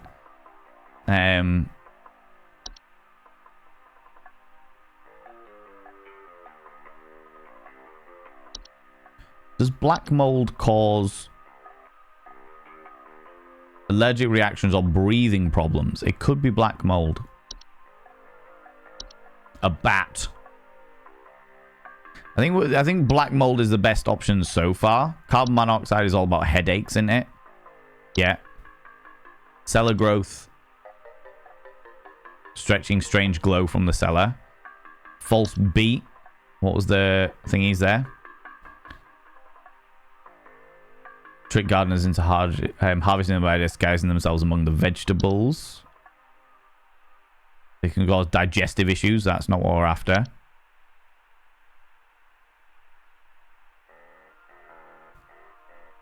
Raccoon. What was the ticks? Illness such as fevers, headaches, and chills. Termites. Peeling, painting, squeaking floorboards. No, I think this thing is going to have to be black mold. Gonna have to be black mold. Do not like slugs, especially dog-sized ones. I know. Imagine the amount of salt to handle a dog-sized slug. You probably wouldn't need that much. Ew. How much salt would a dog-sized slug salt if a dog slug could seize it? Oh my god, can't even say it. Hello there, Mike. Hello there. How you doing? Yeah. Yeah. What I'm looking at here is actually nothing to do with pollen. No, there is a good chance that you may have some black mold inside your ventilation system. Okay? Don't worry, it can be removed with regular cleaning products and maintenance. However, given the fact that it's already infecting your lungs, there's a good chance, or your nose holes, should I say, there's a good chance that you should be utilizing the Home Safety Hotline fungal cleanup service. Uh-huh. Yeah, we'll send somebody over. Don't you worry. Thank you. Bye-bye. Bye-bye. Bye-bye now. See you later, Mike. Bye. Appreciate you. Bye. Good lord. Okay. We've got quite a few of the already. I thought it was going to be a bit of a slower burn than this. I thought it was going to genuinely take a little while to get into some of the more unusual ones. But we're already at the point of, like, weird things. With giant slugs and false beats. And pipe growths and stuff. Hello, the Home Safety Hotline. How may I direct your call? Hey, yeah, you backbrain sent me some info when I was asking for some lawn care. Yeah. Now my whole family's sick to our stomachs and itchy as all get out. Thanks for nothing, jerk. I mean, I could advise you again. You gave me information about your lawn and your son. You didn't tell me that. Anyway, goodbye. Fuck that one up then. Okay, what else we got? What was the ticks, termites, the stair slug? We looked at them. Raccoon. Hello, Home Safety Hotline. How may I direct your call? Do you know if there's such a thing as house thieves that clean? Like, maybe Yes. to disguise the robbery? At night, I keep hearing all this noise coming from my living room, but when I go look at it, I find the place spotless, but haven't yet found anything missing. I've talked with the cops, but they keep telling me to call this number. So here I am. Is there something you can do? There most certainly is, Hunnigan. Don't you worry. I'll just put you on hold while I find out exactly the type of hob that it is. Don't worry. Please hold. Okay, that was a house hob. House spiders, house flob. Wasn't a fracture hob. Common hob. Because they haven't been specific about where they clean, right? Tendency to consume dust and dirt, commonly sticky substances found on dusty floors. They generally only come out at night. Yeah. Hobs are not dangerous to humans on their own if provoked. However, they are capable of mischievous acts of metamorphosis. Hobs cannot be compelled to leave on their own once nested in a home. Instead, one should take measure to prevent provoking metamorphosis by leaving out a bowl of cream or milk at night. Yeah. Hello, is that Hunnigan? Hello, Hunnigan. Yes. Yeah, I believe it's what we actually more commonly refer to as a common hob. Yes, yes. It's to do with cleaning the house. They reside themselves in there, but they're very, very clean creatures.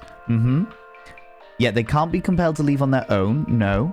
But you can avoid provoking them and have yourself a free house cleaner if you just leave out a bowl of cream or milk at night. Yeah? Okay, thank you very much for calling the Home Safety Hotline. Freaks, creeps, and uniques will do anything to anything.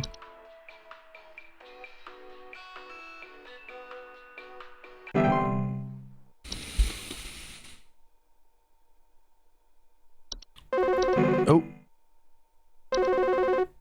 Hello, the Home Safety Hotline. Welcome on in. How can I direct your call? Yo, Buzz Goober here. Been having a heck of a time over here. I Is that got right? these snappers itching and whooping and crying all over the place. Just all over the place. I got these whippersnappers yelping and whining, and I can't get a wink of sleep. She's trying to lay down over here. What's she gonna do about all this? I've called about 5,500 times, and y'all haven't done a thing about it.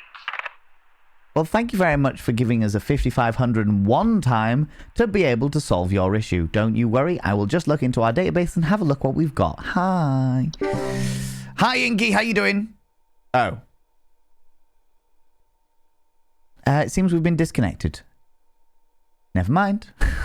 How you doing, Inky? Coming in with the 3 streams in a row. You've been streaking through here. Good Lord. Hello, the Home Safety Hotline. How may I direct your call? I don't know what's going on inside my house. Uh-huh. I hear something crawling in the walls. I see. I think I found teeth marks on my bedposts. I can't sleep at night knowing there's something in my house. Help me, please. Yeah, no worry. What was your name? Michelle? Michelle, give me 2 seconds. I'll just have a look at our database and see what we've got available for you. Okay? Don't worry. Don't tear your hair out. It's okay. It's all right. Okay. Please hold. Okay, scratching in the walls. It's not bed teeth. What was the bat? Homeowners of bat, it sounds of scratching or flapping at night. Small dry pellet droppings. No. Has coffee. I need to go make myself another cup of tea in a minute and go for a piss. Carpenter ants. Faint rustling sounds coming from the walls. Ants build their nests. Okay, that's not scratching. Coffee bean shit. No, not that one. Fracture hob. Exception, generally longer wild hair locks also bear a face. No. Mice again? Infestation of gnaw marks. They said gnaw marks on the bedposts, right? Small droppings, the sound of squeaking. Found teeth marks on my bedposts and crawling on the walls. It could be mice. Could be mice. Could a raccoon? No, clattering spills and garbage spills and clattering at night. Termites. Lurk away, one Lunicorn, you beautiful bean. I've got you mixed up there. Peeling paint, small drywalls, squeaking floorboards. Pipe hob, pipe growth. What was the sound of pipe growth? Loud bubbling digestions after they eaten a full meal. I think it's probably going to be mice again. No, they consume dirt and grime and stuff. Frozen pipes give a sound. Smells banging whistle coming from the pipe leaches. No. Gophers were all about damage, garden damage. How spiders? Just webbing in their home.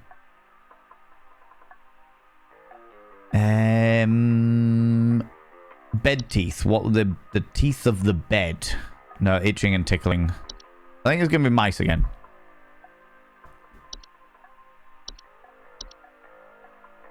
Where's mice?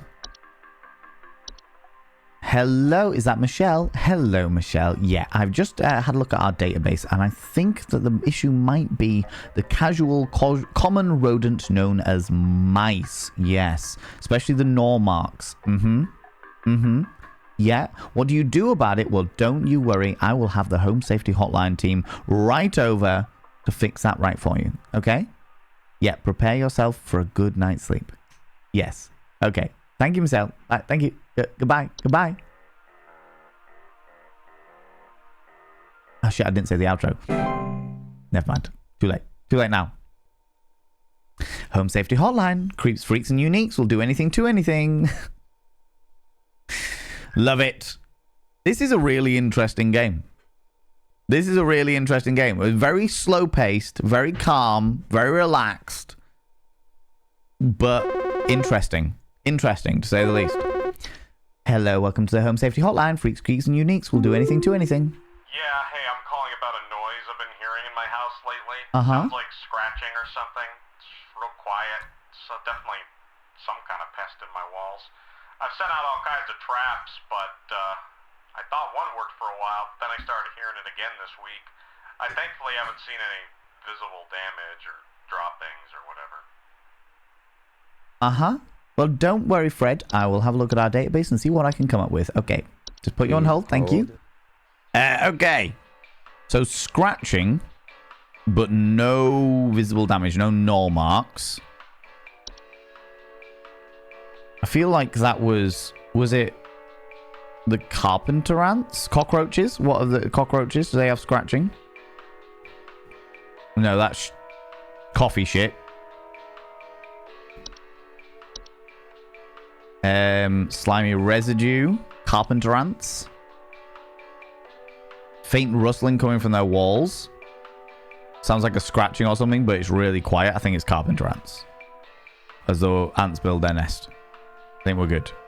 We're going to go with that anyway. Hello, is that Fred? Hello, Fred. Yes, it's Valen here from the Home Safety Hotline. Yes, I think that your issue may well be carpenter ants, especially if you're not seeing any major damage at the moment. That rustling in the walls is actually just as they're building their nests. Don't worry, we'll have the Home Safety Hotline pest removal team sent over straight away to deal with the situation. Okay? Thank you. Thank you. Goodbye. Thank you. Oh, the Home Safety Hotline. Freaks, creeps, and uniques will do anything to anything. Okay. What an interesting game this is.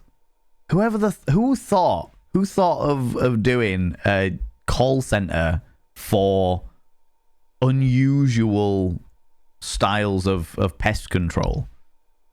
You know? What else we got? No, we looked at the fracture hop. Oh, hello. Hello, the Home Safety Hotline. Freaks, creeps, and uniques will do anything to anything. Do you guys handle security? Uh-huh. I need home security installed. Someone's breaking into my house and going through all my stuff at night. I know it's Bob from accounting. He's always been envious of me. I know what you're doing, Bob. Going through my papers, taunting me with your organization skills. I need your best home security equipment. Pronto! Uh-huh. I'll just see if that's a service that we do. Okay, thank you, Dan. Just put you on hold for a second. Hold. Again, do we think? House common hop?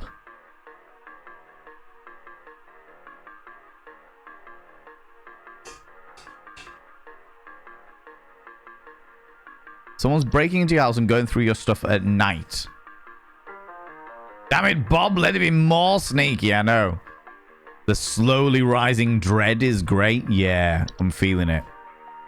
I'm definitely feeling it. Going through your stuff, it's going to be one of the hobs, right? I mean, it could be a raccoon. Small night animals are great for, known for their tendencies to rummage through garbage cans or nest in attics. Oh, that could have been the rustling in the ceiling. They don't gnaw on stuff, so... Clattering sounds at night. They haven't said anything about clattering sounds at night. Taunting me with your organizational skills. I think that's going to be the hob. As in, we have... is it a desk hob, though? Breaking out his house, going through my stuff at night. I know it's Bob from accounting. He's always been envious of me. Going through my papers and taunting. Okay, desk hobs are a subspecies of hob that like to inhabit dark desks, vanities, or other structures. Regularly tidy their homes and will frequently sort on order materials and desks to their liking. Physically similar to hobs. They're no dangerous. Oh, that's the question. Is it? Hold on. Sneeze. Is it? Look at him. I know. It's very, very cutie. Is it a desk hob or a common hob? If he says going through his papers. Going through my papers. Cleaning floors and dishes. I think it's going to be a desk hob. I think it's going to be different. They cannot be removed once they nest. Prevent further danger. Okay. We'll try the desk hob. Hello there. Is that Dan? Yeah. Hi, Dan. How you doing? I think the issue that you may have is not a home security issue. No. No, I don't think so. I don't think Bob from accounting is breaking in. No. What is more likely to be the scenario is it might be a desk hob. Yes. It's a very specific type of hob that lives in your desk. Yeah, it's nested, so it cannot be removed. However, to prevent any kind of further danger. Yeah, there could be some danger, but it's a very small chance. Yeah, don't worry. Best thing to do is to leave breadcrumbs on your desk each night before going to bed. Yeah, so just when you pack everything up, a few little breadcrumbs just to feed them, and they will keep everything spick and span just for you. Okay? Okay, Dan. Thank you. Thank you for calling the Home Safety Hotline. Freaks, creeps, and uniques will do anything to anything. Bye-bye. Yeah, thank you. Good Lord. Interesting, though, because they're getting more and more obscure. 100%! We got them all, friends! We got ourselves the coupon. The coupon! We managed to get ourselves the delightful coupon. We love this. Fantastic. We'll clock out for the day. But, that was good. I enjoyed that. Complete your second day on the job. Achieved.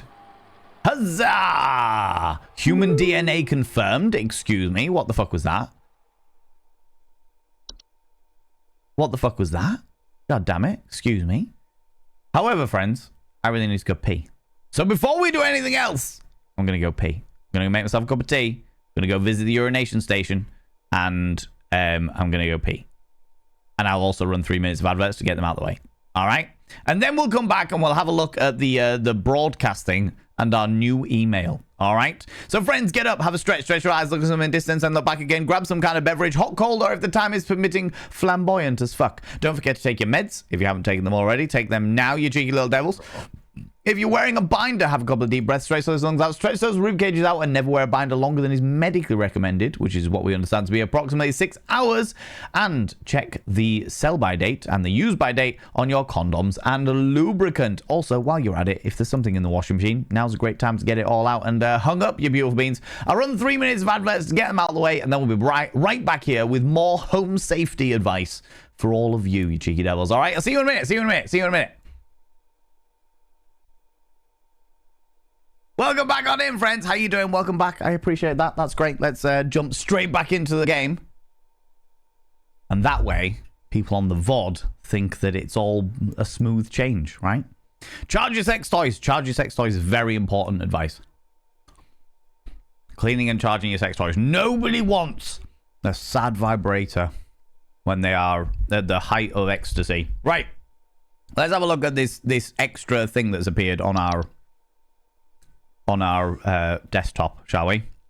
How you doing, Zabadian? How's it going?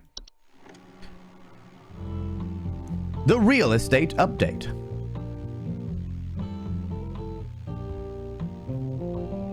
$465 Lakeview, 1 bed, 1 bathroom, 100 square foot. Good lord. 1,000 square foot, even better. 84 grand. 84 grand! Why would you need 3 bathrooms when it's only 2 beds? What the fuck? What is this?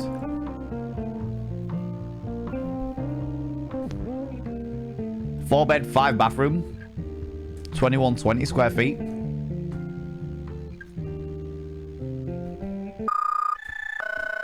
Community alert. A civil authority has issued a missing persons alert for the following counties: Bush County, Maple County, Parkway County, Berry County. Okay.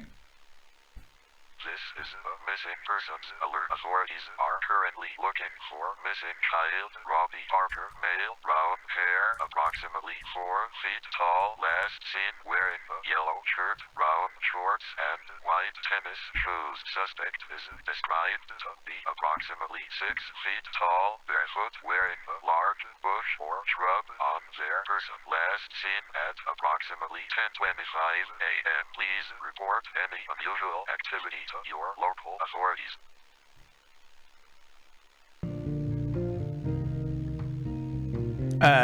Okay. Uh-huh. Oh, okay.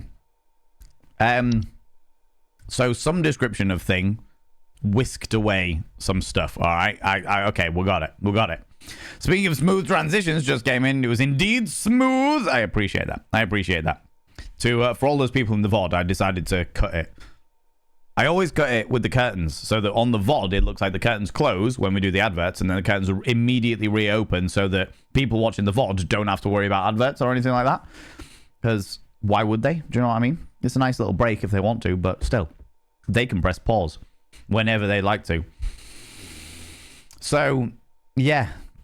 All about those smooth transitions. How you doing, Miss Girls? How's it going, even?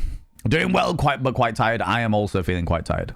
I've definitely got some description of lurgy purging through my system. I don't think it's at the point where it's like infectious or anything yet, but it's there. It's there. The truest horror experience, real estate pricing, I know. 4 bedroom, 5 bathroom for $120,000, which house pricing was still that level, currently housing hunting.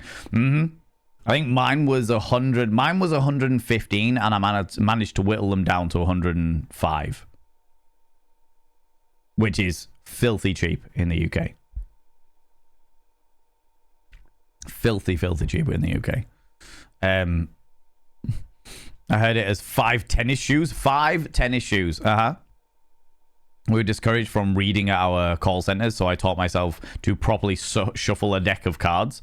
I don't understand. Like, if it makes sense if you are not getting calls all the time. Like, the call center that I was worked at, we always got calls all the fucking time. It was non-stop. But if you're there and you're just like, fuck it, I'll just read to myself for a couple of pages while I'm waiting for a call, that's fucking whatever. Do you know what I mean? Compress pause here as well. Oh, you can nowadays, yeah, with the Twitch's playback feature. You know, that makes sense. Got a big surgery coming up and the nerves are real. I can imagine, Miss Goals. But you got this. Your body's got this. The surgeons have got this.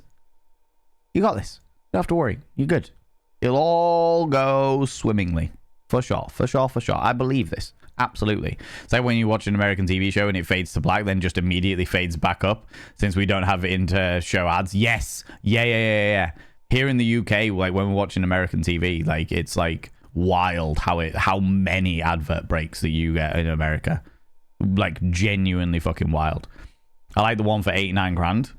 Houses that are that cheap over there. The houses are that cheap where I live in the UK, Nibberin. Actually, they're not that cheap anymore. They were fucking 8-9 years ago when I bought the house. But they're not that much like anymore. My house is probably worth a guesstimation of like 150k now. just based on how high house prices are in the neighborhood. Do you know what I mean? Saw a 5-bed the other day around 120k, was wondering why it was so low, as 3 beds in the area are minimum double that. Looking at the pictures, I could tell that it had recently been a cannabis factory. Ah, okay. Okay. That makes all the sense in the world.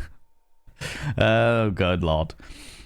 As if cards is more professional. I know, right? What's that all about? Sharpocalypse, how you doing? Can you please give me thingy? There we go. Okay, right. Another one from Mike, who is the guy that was warning us to quit as quickly as possible. Subject line, it's too late. Too late for you now. They gave you access to more info, didn't they? I warned you, if you end up like me, join me in this tin hole. They haven't found me yet. It's safe there. Are they inside the wall? Or is he referring to the fact that he's been sucked into the computer? You walked in on on Cannabis Factory? We're talking about a house that Shade and Sunshine was looking at, being like, oh, it's a 5-bed house. Why is it so cheap? Oh, it used to be a Cannabis Factory. Looked at the housing price in the area out of curiosity. Wanted to buy my 2-bedroom apartment. It'd be 280 grand. Jesus Christ. My city is expensive, yeah. Where I live in the UK is the cheapest housing prices in the UK. We literally have the cheapest houses. In some parts of the UK, my entire mortgage would be somebody else's deposit. Do you know what I mean? So I went on the road, didn't know until I burned the roof off. Oof, Jesus. Jesus. Okay, we're fucked now, apparently. This is the 26th of April, 1996. From HSA's corporate. Attention call team. Our network team is migrating our back-end service over to a new hosting provider this week. You may experience some occasional network errors over the next few days. Please be sure that you are studying your information entries carefully while you still have access in case the network goes down while you're on the phone with a client. You will still be expected to provide accurate answers to our callers regardless of our network status. So is that telling me that perhaps not today, but in the coming days, I'm going to have to remember what each of the entries are so that I can remember? Fucking hell, that's going to be hard. There's so many entries. Remembering them all is going to be really hard, friends. I'm genuinely, I might have to take off backseat gaming. I might have to remove the no backseating rule purely so you can help me with stuff like that. All right? All right? We might have to do that. We might have to do this because there's no way I'm going to remember all this. There will be a test. There will be a test. There's no way that my memory can remember all this shit. At all. Not going to happen. Not going to fucking happen at all. Okay. Okay. Homeland Safety deals. An exclusive employee discount. Oh, of course, I got my coupon because I got 100% right. Congratulations, employee. Your high accuracy rates has awarded you today's daily coupon. Today's daily coupon is for a used horseshoe. Our stock of used horseshoes are reliable as reliable as they are rusty. 90% of our supply are verifiably forged from real iron. Supplies run out quick, so stock up while you can. To receive your discount, simply type the following code during your online checkout. A great deal for sure. Keep up the great work. It knocks $3 off the price. Way for real luck. Love some luck. All right, let's jump back into work. Wednesday. That says.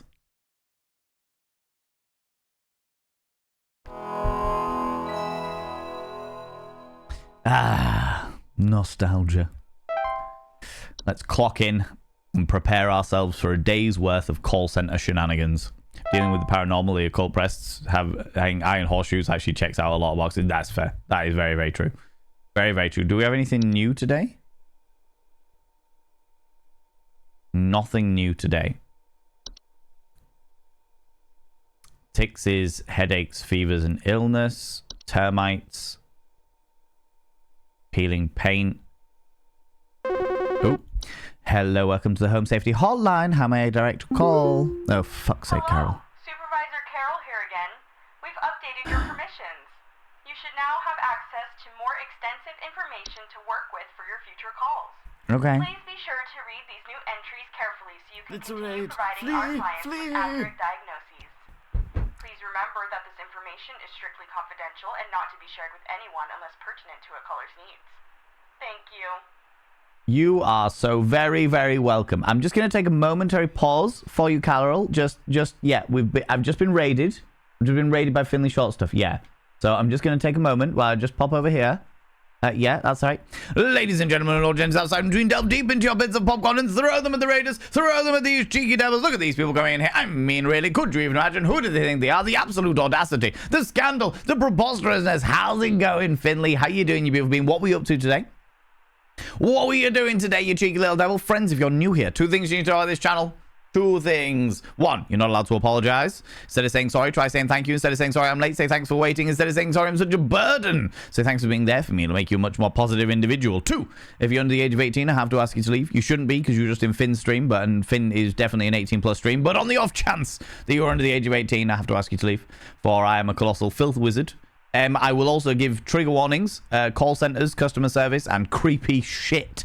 This game is very interesting. I'm going to have to close that curtain because it is glaring in my eyeballs. Doing rooftop gardening with a lightsaber. Of course. I've heard that cooking the plants as you plant them is definitely the way forward, right? Not going to throw my food, not in this economy. You snaffle it. Snaffle it away, Gecko. Friends of my stream, go and check out the glorious Finley. You should know Finley by now. They are wonderful. They are very crafty. They play a large variety of different games, and they've been playing a couple of Star Wars games recently. Is this the second one? Am I right in thinking this? Is this the second one?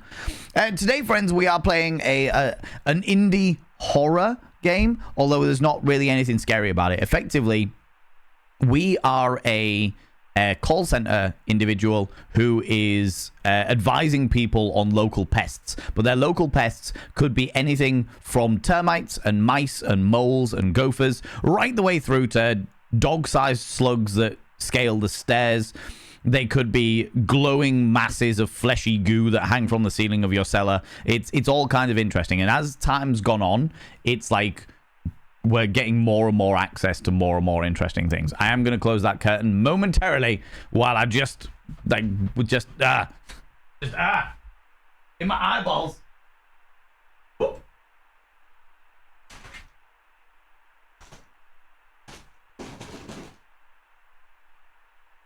There we go. Now it shouldn't be glowing quite so much in my eyeballs or reflecting off my head like the fires of Gondor.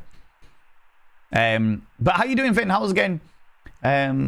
Just an idea. You could screenshot all the entries. I could, Big Witch with a B, but that takes away from the fun of the game. Why do that when I have chat to rely on, right?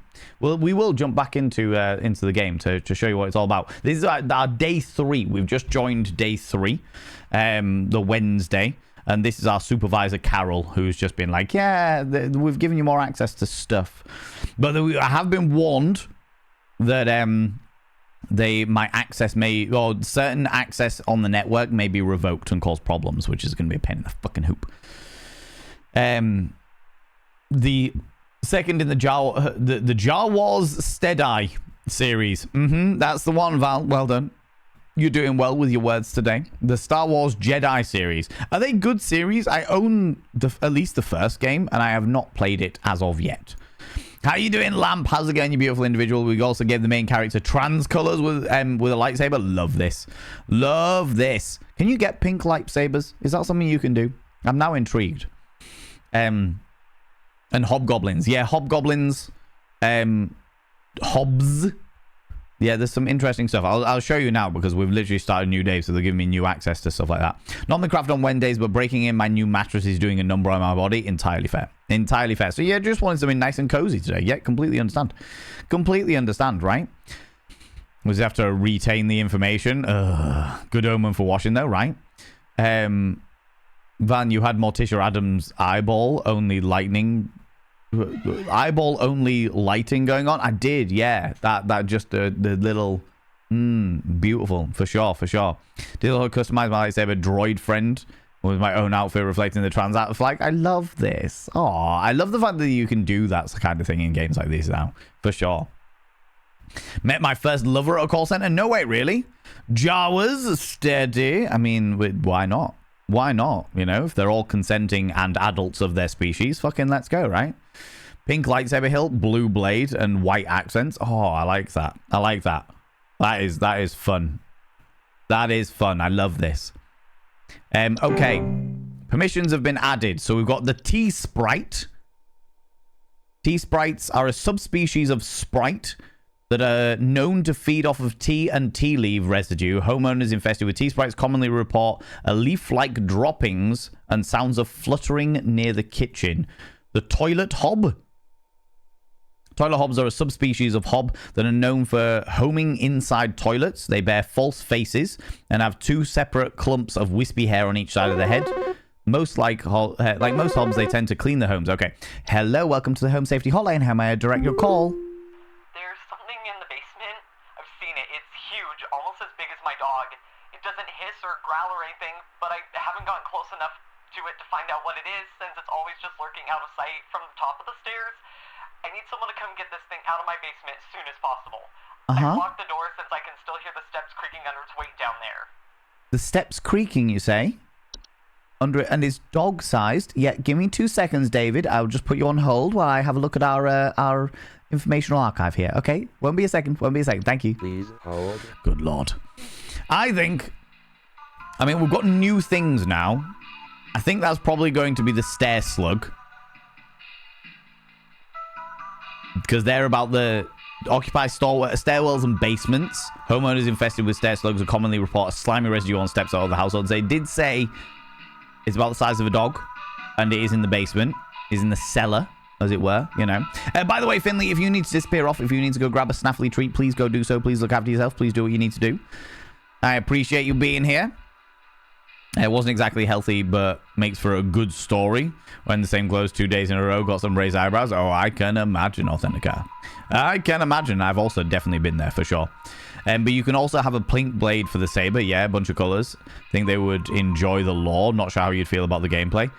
It's one of those games that, because it's like so new and because it's Star Wars, it's like, do I play it, or is it one of those games that, like, I think I'd enjoy it because I like the Star Wars universe. Don't like necessarily all of the movies, but I like the universe. I like the universe for sure. You know? But let's have a look at some of the other bits and pieces. Sore throat. What? Yeah, 100%. Okay, wood secretions. Oh my lord, look at the goo. Look at the goo. Wood secretions are pink, viscous liquid substances that can sometimes form from wood that has been mistreated. It's known to drip from wooden materials such as furniture or walls, causing sticky pooling build-up. Okay. The wine sprite, little pisshead. Wine sprites are a subspecies of sprite that are known to consuming wine. They are small, large-eyed winged creatures with translucent skin that often appears red while they are feeding.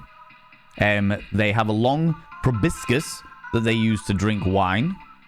Or they used to drink. Homeowners infested with wine sprites commonly report broken glasses and their wine having a rotten taste and smell. Okay, interesting. Different from the usual. Oh no, sprites are different. That was hobs that clean. I think the second one is better so far, but the first one was to test the waters. Okay.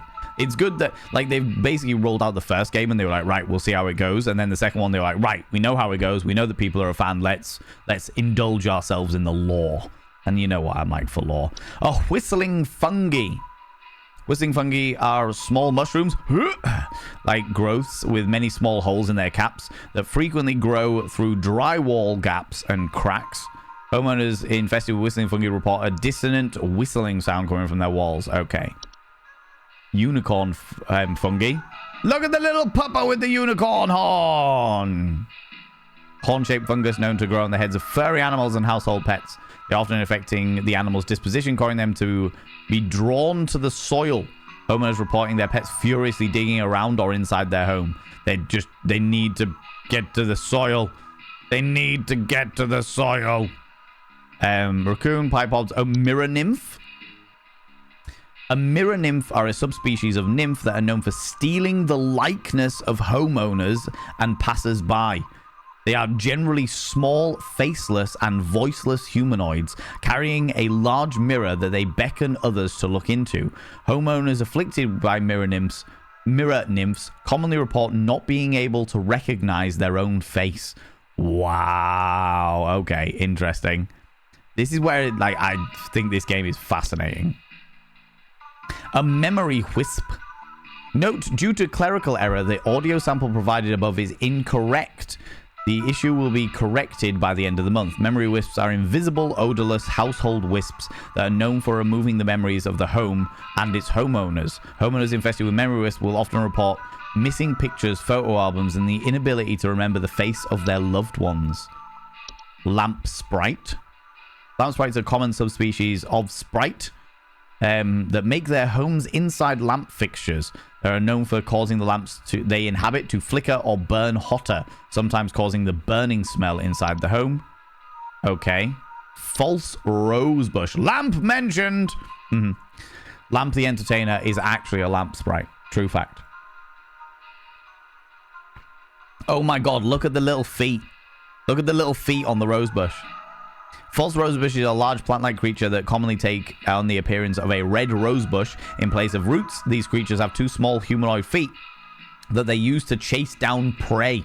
Homeowners with false rosebushes sometimes report missing pets or children. The advert thing that we saw, which was like the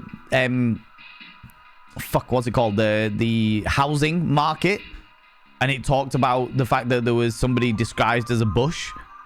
Then there was a missing child. False rosebushes pose incredible danger to homeowners with children or pets, as their diet consists of small mammals. They are known to be fast and efficient hunters. Homeowners without children or pets face a reduced risk. They cannot swallow whole anything larger than themselves. To remove the false rosebush from the garden they have inhabited, it is advised to keep children or pets from venturing outside within its hunting range for an extended period of time. If a false rosebush goes more than 1 month without eating, it will move on to new territory on its own. Wow. They eat humans? Yeah, Shake. They eat humans. Amber alert.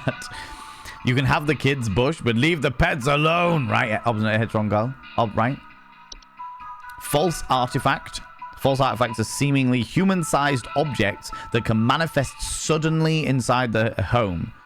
They are known for making gentle buzzing sounds that can usually only be heard by very young human children or small pets. Homeowners with false artifacts are often reported out-of-place objects or missing children or pets. Ooh, interesting.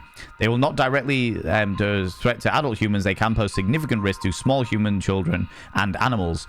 Should a child or pet be left alone with a false artifact, they're at risk of being encased within it. Oh, wow. Oh, there's a little hand. There's 2 little hands. Oh my god, there's something encased within it. Once encased, no noise made by the prey can be heard, while digestion can take upwards of several years to complete. Starvation can be a more pressing concern. Once a false artifact has been identified, removal is as simple as physically moving the object out of one's home. Home Safety Hotline pest removal team will come to remove the object. Oh my god, that's amazing. I love this. I love this. Sometimes the bush eats you. A boggart? Oh, this was the metamorphosis thing, the example they gave earlier. Is it worth trying to play the entry which has the wrong audio file? Ooh, shocker. That's a great idea. What's the boggart sound like? Remind me. I'm going to come back to that.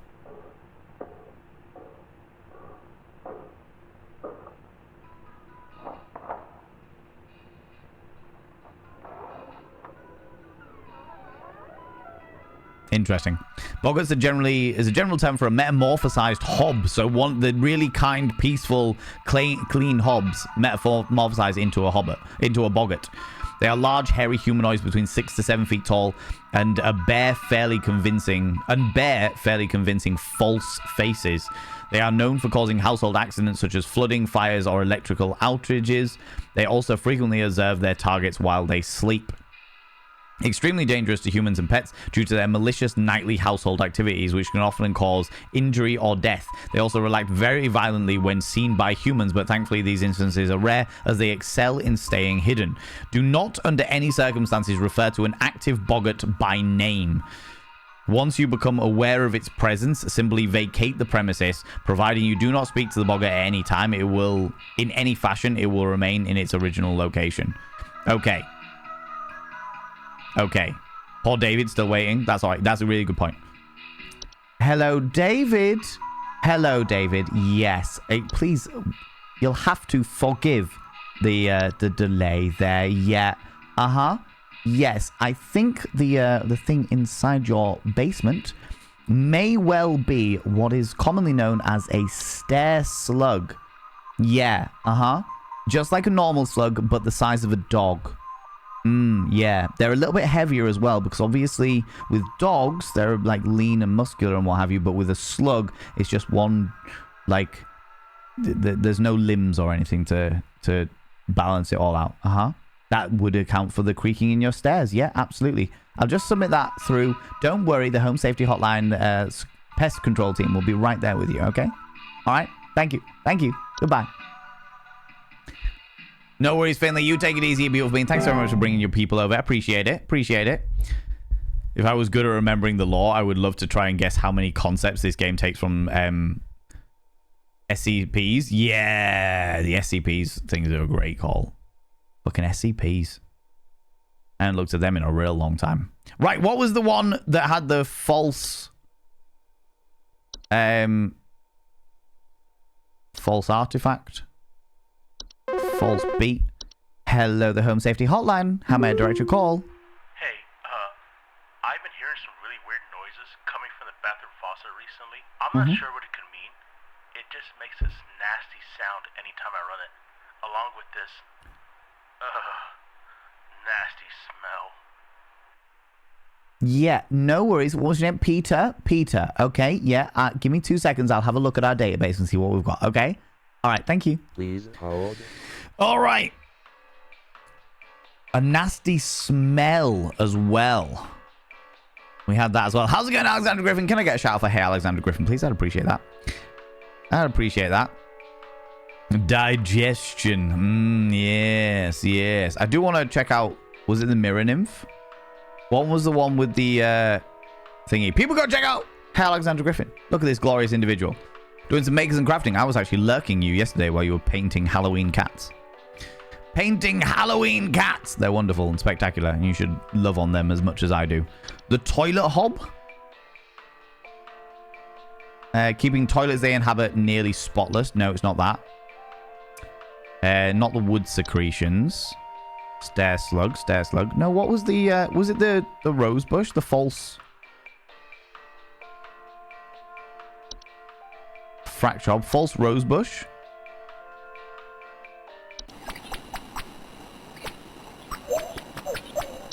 Have they fixed it already? Oh, shocker. I think I fucked it. I think they've already done it. They've already fixed it.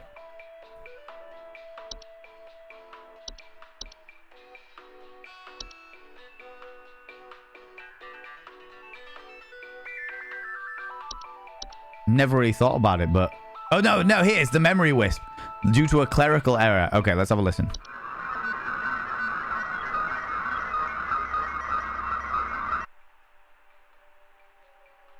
I wonder if that's because they can't remember what it sounds like. The memory wisp actually has affected the memory of the people that dealt with all of this shit. Interesting though. The Halloween cats, I love them so much. They are very, very cute. They are very, very cute for sure. Along with this, you have a beavers and butthead infestation. I mean, to be fair. Right, what was it? Let's go up to, it wasn't the hobs. There was something to do with pipes. Not the bed teeth. Not bed bugs. Not carpenter ants. Cellar growths? No, that's the dripping and stretching sounds. Frozen pipes? Causing stoppages of factory because with frozen pipes may Strange faucet smells, banging and whistling coming from the pipes or leakages. Weird noises coming from the bathroom faucet. Not sure what it could mean. And there's this nasty smell and sound anytime I run it. Frozen pipes report strange faucet smells, banging and whistling sounds coming from the pipes or leakages. It could be frozen pipes. It could be frozen pipes. Pipe growth. Pipe growth is a typical fungus, known for making homes inside damp tube-like structures such as pipes. They're often slightly larger than the pipe they inhabit. Pipes are known to loud bubbling digestion noise after they eat a full meal. No. Pipe hob. They're the cleaning ones. I think it's frozen pipes. Just a classic case of frozen pipes.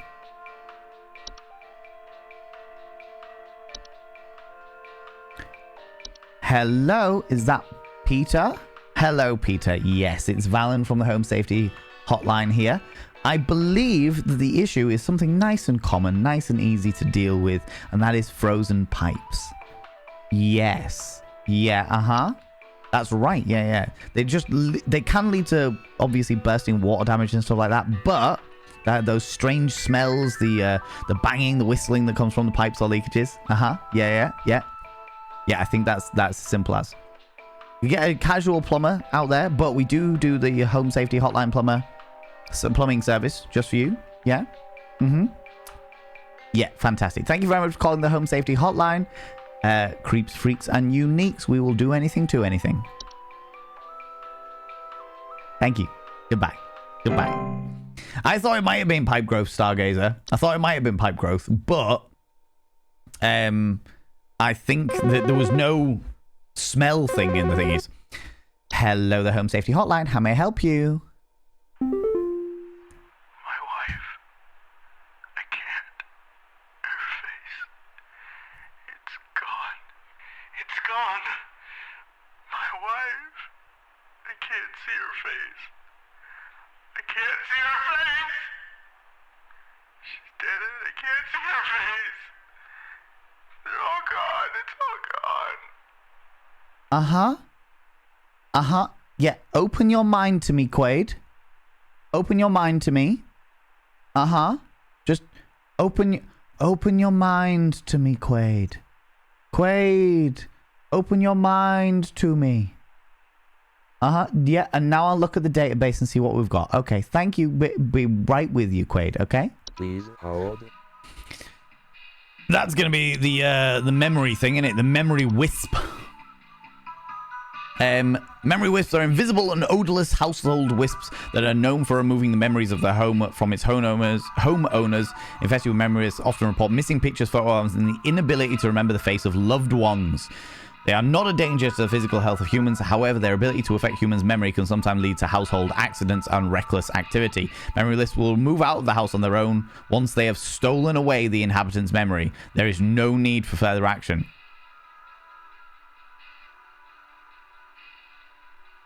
Have you tried putting your glasses back on? She's dead! If he was trying putting his glasses back on, I'd be really worried. How's it going, Jam Jar? Welcome on in. Your improv comedy makes me genuinely laugh out loud, whether it's making content for trolls or interacting with games. I appreciate that, Shake. I appreciate that very, very much. Hello. Hi, Quaid. I've got some good news and I have some bad news. Yeah. So, the good news is I know exactly what it is. Absolutely fantastic. It is a memory wisp. Yes, yeah, they feed on memories. However, that is where the bad news comes in. So the memory wisp tends to feed and then move on, which does mean that you will not be getting any of your memory back. Yes, your dead wife, yeah. All I can suggest is see if any relatives have got any photos of your wedding. If you find many photos of your wedding, then you'll at least know what she looks like. But those moments, yeah. All of those intimate memories, yeah, they're all gone. They're all gone, I'm afraid. Well, thank you very much for calling the Home Safety Hotline. Creeps, freaks, and uniques, we'll do anything to anything. Have a good day, Quaid. Have a good day. Open your mind to me. Oh, tough crowd. Doing well, thanks. Glad to hear it. Glad to hear it. Kevin Belson with glasses. Oh my god. I think that some of the photos are the dev team. So it wouldn't surprise me. I think all the voices are also the dev team as well. A good loud belly laugh is a good one for the soul. I wanted to appreciate your comedic timing and probabilities. I appreciate that. I appreciate that. Hello, the Home Safety Hotline. How may I direct your call? Hey, name's Fred Pinball. Hi, Fred. I'm calling to lodge a complaint against your place of business up there. Uh-huh. I have never seen such a big old mess left behind by your pest control team. Just tons of twigs, sticks, and pebbles. Sod, and I ain't putting up with it no more. That would be the nesting team. I got sawdust coming out of my drawers here. I ought to grab you by the goober and smack you around till next Sunday. I usually pay for that. What's you gonna do? What's you gonna do to make this right? I appreciate everything you're saying. I do usually pay for those things. Yeah, thank you. Hello? Hello? Wow, hung up on me. The worst. I love it when my support hotline goes, open your mind to me. Open your mind to me, Quaid. Did anyone get the reference? Was that just me? Am I the only person that knew the reference? Hello, the Home Safety Hotline. How may I direct your call? Hi? I have no idea what's happening. My sheets are growing nasty sharp things on them, and my legs itch like crazy. Do I need to be showering more often or something? I usually shower like once a week for my skin health, so maybe that's it? Once a week for your skin health? Do you use any kind of moisturizer or body lotions? In fact, do you know what, Harvey? I have a strong feeling I know what this is. Let me put you on hold just to confirm it so I'm not giving you the wrong information, okay? All right, Harvey, won't be a second, okay? Please hold. I think that's bed teeth. Where's the bed teeth? Oh, fuck. Oh, fuck. We got the network error. The network error. Total recall. Yes, Gilus. Yes. I wonder if that last Quaid was a reference to Total Recall. It definitely was. When the mutation is like, open your mind to me, Quaid. Open your mind to me. It was definitely an old school 1980s Total Recall reference. For sure. For sure. It's definitely bed teeth. We've got a network error, though. And we can't even access the audio sample. Hello. Hi, Harvey? Yes. I've just checked our database and confirmed, without a shadow of a doubt, that what you're dealing with there is what they call bed teeth. Yeah. It's like a fungal growth of teeth-like appendages from your bed. What to do with it? I tell you what, so that you get the best care that is available, I will make sure that we send out the Home Safety Hotline team. Okay? Don't you worry. I'll get somebody right out to deal with the entire situation. They'll be able to advise you properly. In the meantime, have a nice hot shower and try and cleanse yourself of everything. Yeah. Even if it's been only a couple of days. Yeah. Okay? All right? No worries, Harvey. You go have a nice cup of tea and a shower. All right? We'll send somebody straight out. Okay. Thank you for calling the Home Safety Hotline. Creeps, freaks, and uniques will do anything to anything. There we go. This is good, though. This is good. How's it going, Vanera? How you doing? Can I get a shout out for Vanera, please? This is good. I like this. I like the way that they've rolled this in, being like, yeah, actually, there's a network error. You fucked. Is it that? Can you remember? All of them are network errors. Oh, this is bad. Hello, the Home Safety Hotline. How may I direct your call? Hello? Hello. I was told to call this number to ask about my problem. The wall in my bedroom doesn't look right near the bottom. The bottom of the wall has some cracks, or maybe it's peeling. I'm not sure. I have a cat named Whiskers, and sometimes he likes to sharpen his claws at the couch. But he would never do that to the wall. He knows just how naughty that would be. Yeah, it would also be quite surprising if a common household feline was able to make full-blown cracks in brickwork. However, I will just check our little database here and get right back to you, okay, Wanda? All right, won't be a second. Please hold. How's it going, Vanera? People go check out Vanera. Vanera is a wonderful, wonderful human being. The frog queen of Twitch. Has a glorious, large, amphibious creature. That they like to show off, for sure. Click that Jiggler Vol button. They're wonderful. They play games like this. They play delightfully creepy games. They're wonderful. And an absolute chaos gremlin of a human being, which we've got to love. Right? Right. I think that is a... Fuck. What's it called? Is it a crack hob? Carpenter ant, cellar growth. Not a common hob. Bed bugs. No. False beats. Fracture hob. That's what it's called. Aha! We've got it. Okay. Some species of hob that are known to cause cracks and fractures in the walls of homes they inhabit. They are physically smaller to other hobs in stature and size, with the exception of generally longer and wider hair locks. They also bear a false face, which is what this thing is going on here. Fracture hobs are not dangerous on their own, but fractures and cracks can cause can lead to foundational issues in the homes. Like any other hob, they are also capable of metamorphosizing into a boggart. No worries, Nibberin. Thank you so much for popping by. I appreciate you. You take it easy, you glorious bean. Appreciate you for all you do, you cheeky devil. Fracture hobs are not fracture hobs cannot be removed once they nest. To prevent further damage, measures to prevent metamorphosis should be taken as soon as possible. It is advised to leave out a slice of any kind of cheese each night before going to bed. Hello, is that Wanda? Hello, Wanda. Yeah, I think I have got it. I think I've got what you're after there. What you're dealing with is what they call a fracture hob. Yeah, kind of like the fantasy creature. Of mythos and fairy tales. Folklore, if you will. I know it's hard to believe, but actually a lot of the people saying it doesn't exist is all just propaganda because people freak out about this stuff. Unfortunately, they can't be removed once they nest, but what I advise is that you leave out some kind of cheese at night. You're lactose intolerant. Then I would strongly advise you go get some cheese, even if you are lactose intolerant. And just a slice per night. Just leave a slice out somewhere near the crack. Yeah, that will prevent worse things from happening. You might find the occasional crack, but I wouldn't worry too much, okay? Or you could move out. One of the two. Yeah. Okay. Thank you for calling the Home Safety Hotline. Freaks, geeks, and uniques. We'll do anything to anything. Oh, I said it wrong. Fuck. Solve all my problems with cheese.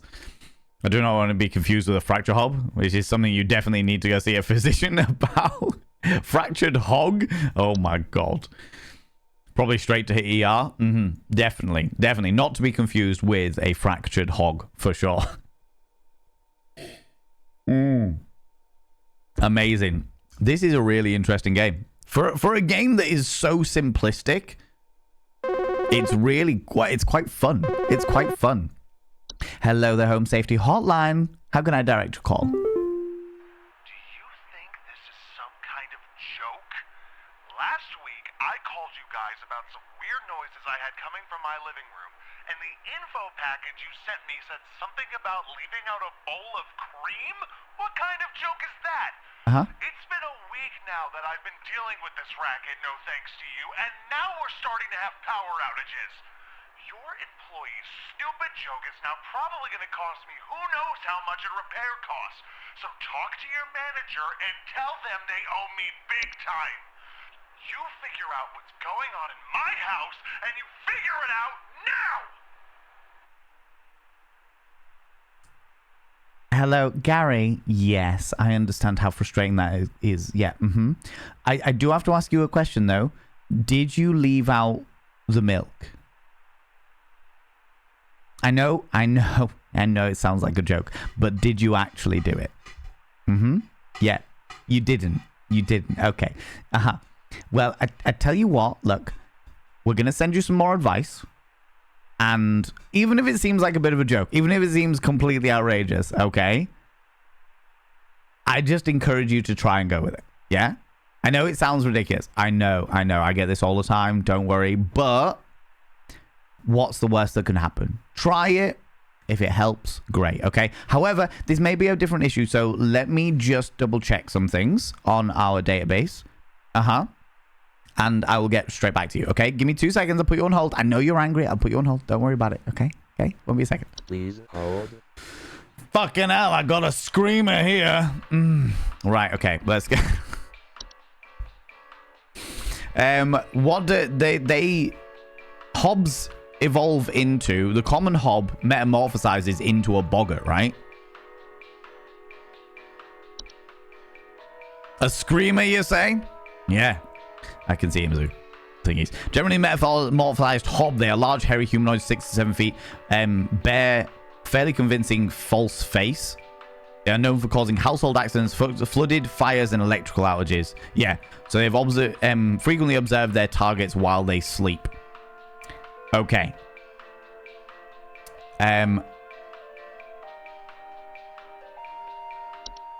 Hi, Gary. Yeah. Yeah. I appreciate that you were waiting for at least 30 seconds there. I know. It's frustrating. Trust me, I just had to double check a couple of things. Okay.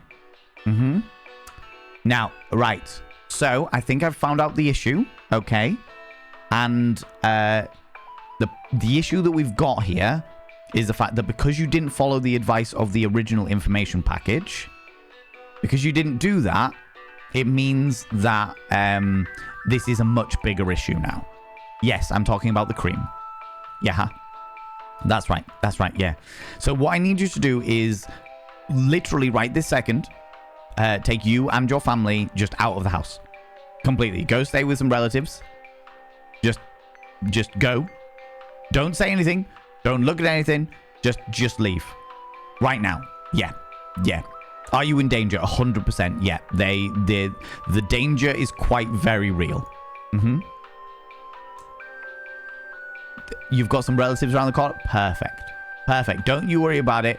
We will send somebody to evaluate the situation person to person. Okay? Yeah? That's right. Okay, not a problem. We'll send somebody over. Don't you worry. Thank you for calling, Gary. I know this is frustrating, but thank you for calling. Thank you for calling the Home Safety Hotline. Creeps, freaks, and uniques. We'll do anything to anything.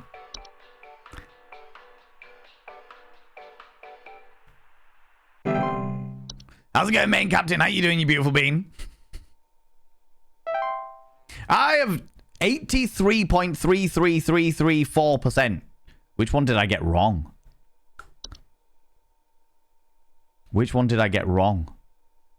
Possibly it could have been the slug. Could have been the frozen pipe, maybe. I thought I saw something in the rest of it. How's it going, Max Watch? How you doing? Oh, we've got Science Mysteries. New one coming in here. Watch this. A lighthouse in a cube of space. Science Mysteries. The mystery of mice. Mice. One of humanity's oldest friends and oldest enemies. From the Black Plague to the shelves of our pet stores, mice have lived alongside humans for centuries. And just like humans, mice may even be evolving alongside us as well. This is a mus musculus, otherwise known as the common house mouse. And this is Mus musculus loquentis, otherwise known as the smart mouse. The smart mouse. A newly discovered species known for its uniquely colored iris, and more importantly, its increased intelligence. Mice have brains smaller than peanuts, And yet, modern science has observed they are capable of thinking quite intelligently. Yeah, you subscribed. And in the case of the smart Most mouse, kind. The video is way quieter than the rest of the game. Yeah. The game seems very thingy, but this is according to my audio though, it's as loud as my voice is, which is why I'm mind boggled by that. Max Wattage, thank you very much for giving a sub to Vanera there, you beautiful thing. That's very, very kind of you. Vanera, I will inscribe your name on the mirror vein. This big fuck off mirror here, because I need to write all of these names into the book and then clean the mirror down and then write the 3 or 4 or 5 names that we've got going on so far. But I will inscribe your name on the mirror vein first thing tomorrow. By having your name on the mirror vein, it means you get access to my personal Snapchat. Not a bum Snapchat, you cheeky devil. And of course, you get access to all the sexy little emotes. But the most important thing is you got to roll over every morning, look in the mirror, and go, God, do I look rough? But God damn, do I make rough look good? Ooh, harra, sexy. Oh, yes, meow. You know? That is very kind of you, you beautiful being. Thank you so much for that. I appreciate that.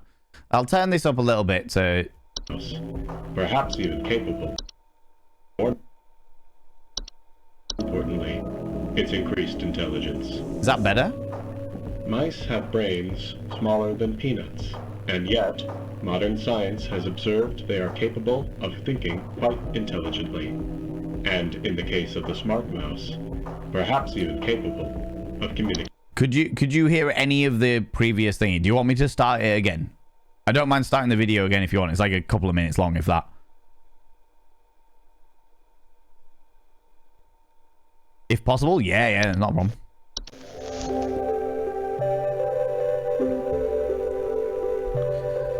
A lighthouse in a cube of space. Science mysteries. The mystery of mice. Welcome back. How's it going, Finley? Welcome back with Burp. Hello, Burp. Mice. One of humanity's oldest friends and oldest enemies. From the Black Plague to the shelves of our pet stores, mice have lived alongside humans for centuries. And just like humans, mice may even be evolving alongside us as well. This is a mus musculus, otherwise known as the common house mouse. And this is Mus musculus loquentis, otherwise known as the smart mouse, a newly discovered species known for its uniquely colored iris, and more importantly, its increased intelligence. Mice have brains smaller than peanuts, and yet modern science has observed they are capable of thinking quite intelligently, and in the case of the smart mouse, perhaps even capable of communication. With the help of modern computer technology, today's scientists have been able to interpret the previously indecipherable squeaks of a smart mouse, and have discovered what seems to be hidden messages within. Let's take a listen.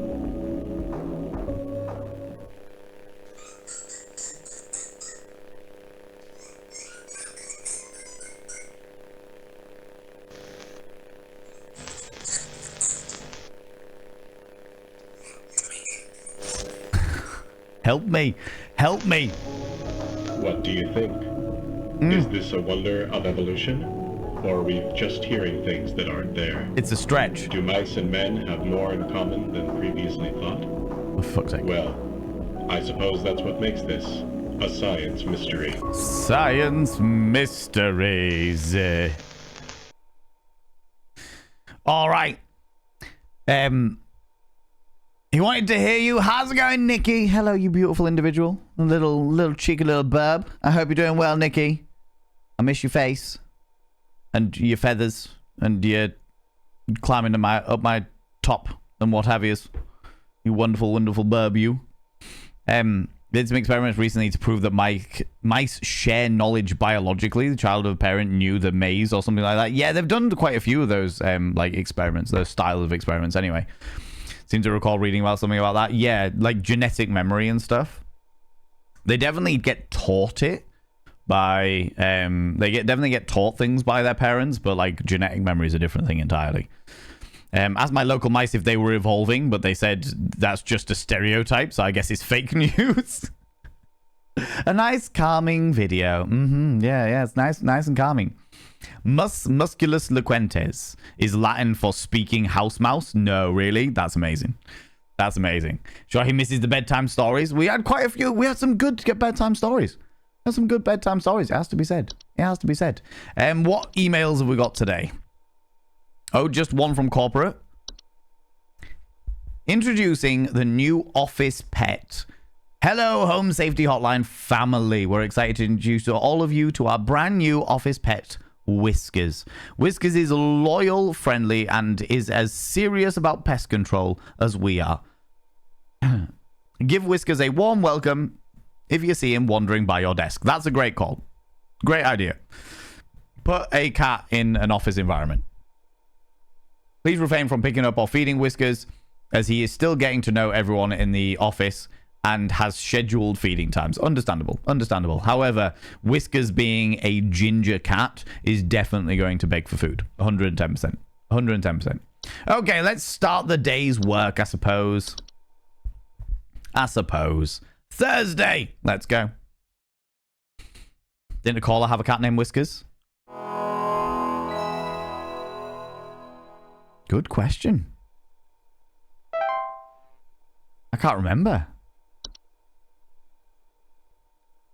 The singular brain shell will surely show. I feel that today. Okay, no current ones, but I think our first caller is probably going to be Carol and telling us that we've got access to new shit.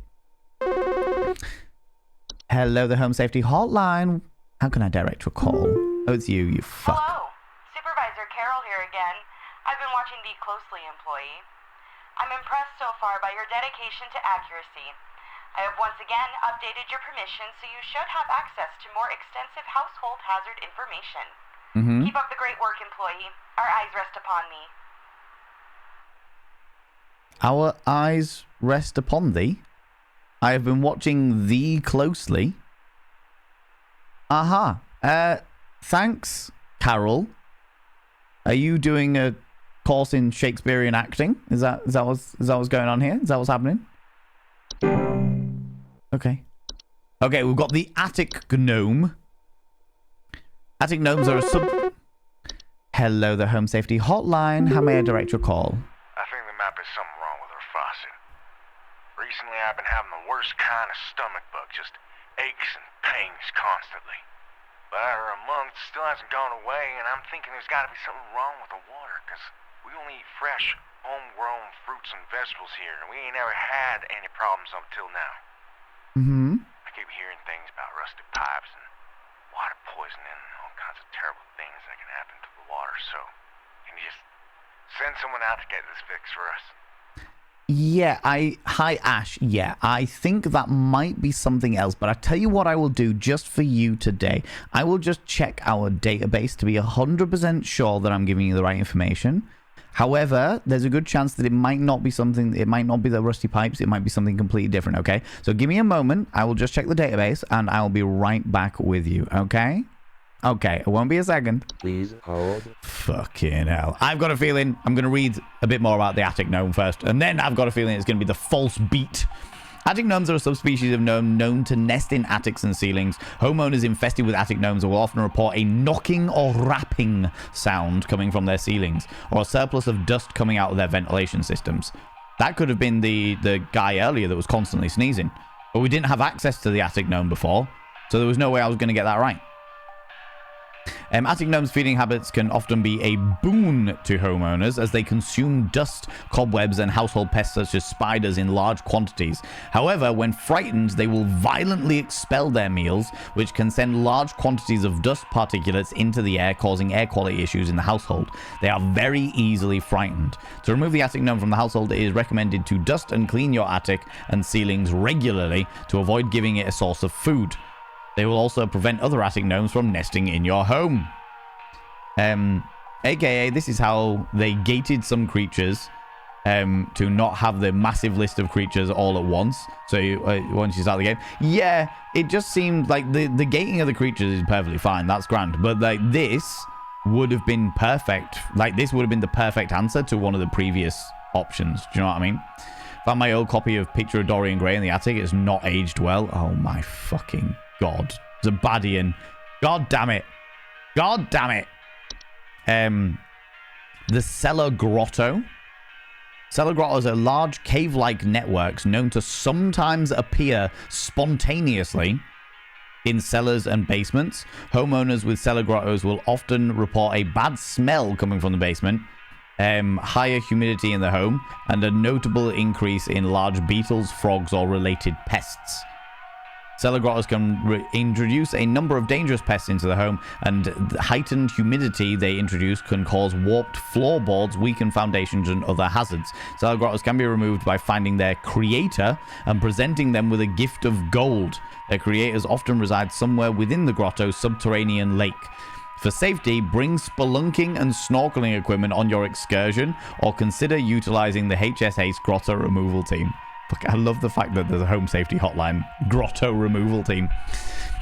I was in the attic yesterday when I found my granddad's old wig making machine. It's a family heirloom. Oh my god. God damn it. Unrelated, I'm in the creation. Gold peas! All of the gold. All of the gold. It's all good. It's all good. Give me a second, because I'm going to turn the heating on a little bit. Because it's fucking freezing. It has suddenly got very, very cold.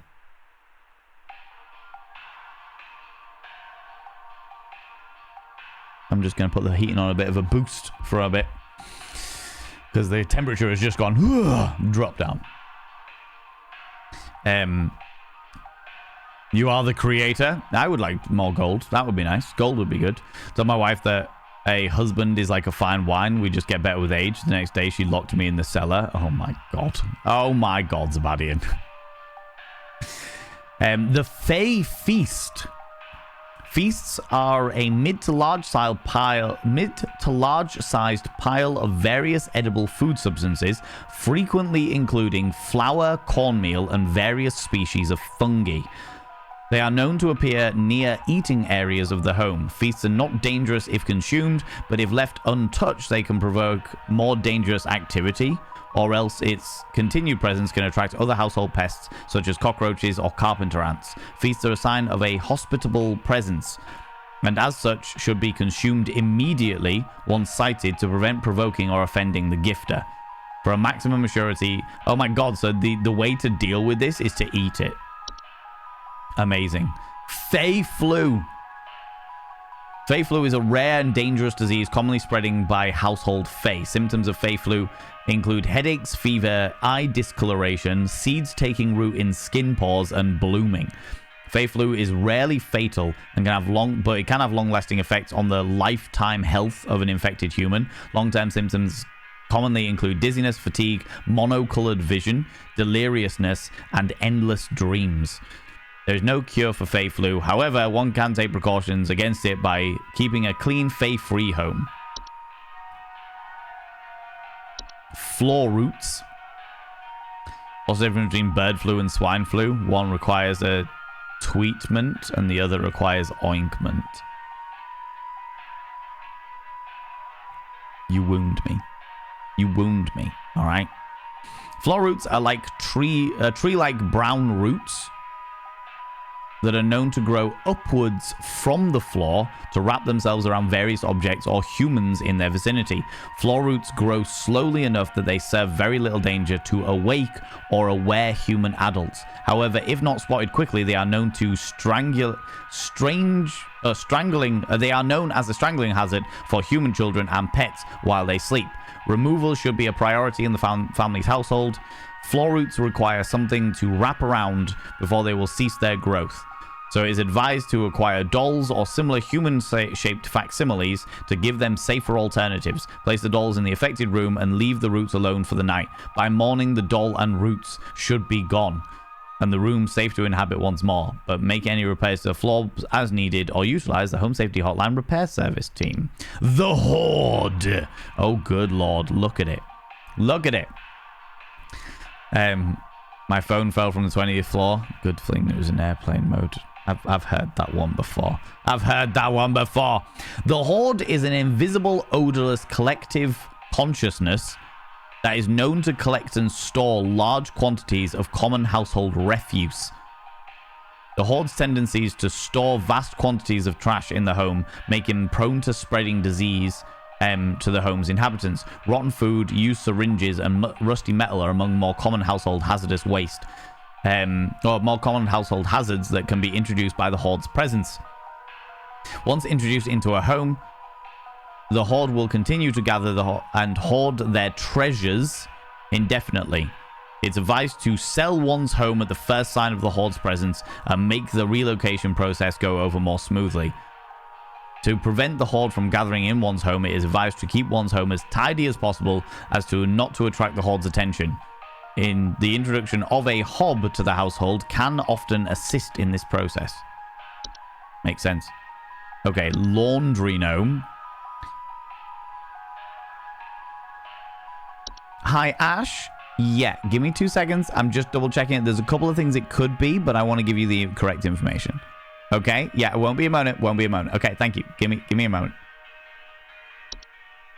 The laundry gnome are a subspecies of gnome with thick fiber-like fur. They can fold their bodies into various shapes and often resemble dirty towels. Homeowners with laundry gnomes often report loud rattling or banging coming from their washing machines and missing socks. Laundry gnomes pose no direct threat to humans, though their lifestyle will often lead to broken washing machines or dryers, which can occasionally cause small floods. Water damage can lead to further problems, blah, blah, blah, blah. Cool. The night gnome. Horde equals teenager. I mean, it's not untrue. It's not untrue. Offers family whiskers. Orange cat, the best cat of the cat family. That's what I've heard. That's what I've heard, right? Why was Billy Joel's laundry still wet? Because he didn't start the dryer.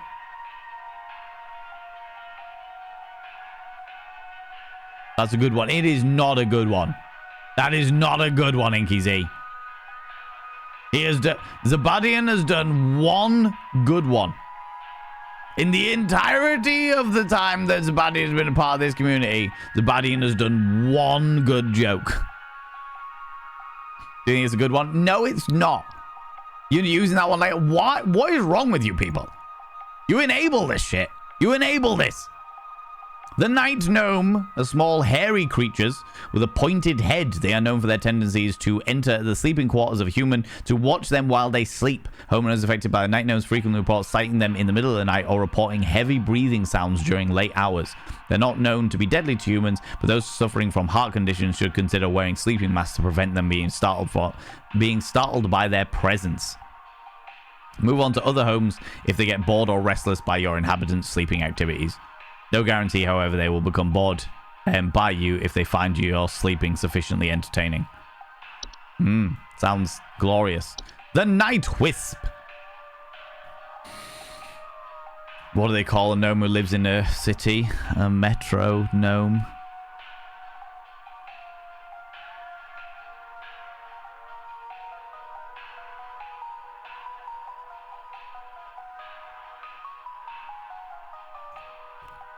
I hate this.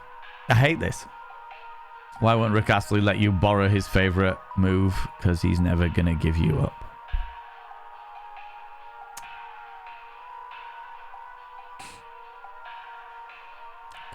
God damn it. A movie. There's no place like Gnome. Jesus Christ. A Metro Gnome's favorite social media app is TikTok. Fuck my life. What? I'm cracking straight on.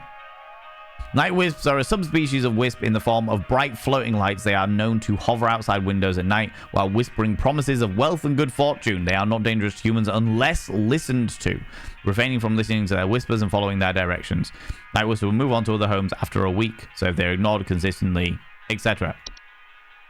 The portal. Portals are door-shaped openings to an outdoor location other than the homeowner's outdoor location. Discovered most commonly in basements or underground cellars, homeowners with portals frequently report cold drafts, strange dreams, and strong desire to enter. Portals can introduce a wide variety of dangerous elements to a home and should be dealt with as soon as they are discovered. They can additionally cause drafts, introducing heating problems to the home. Portals should be sealed shut with wooden planks, bricks, or some other common building materials. The seals should be airtight so as not to allow for anything to come inside the home. It is advised to utilize our home security services to ensure they're sealed properly. The seedling. Seedlings are a small insectoid creature about the size of an aphid.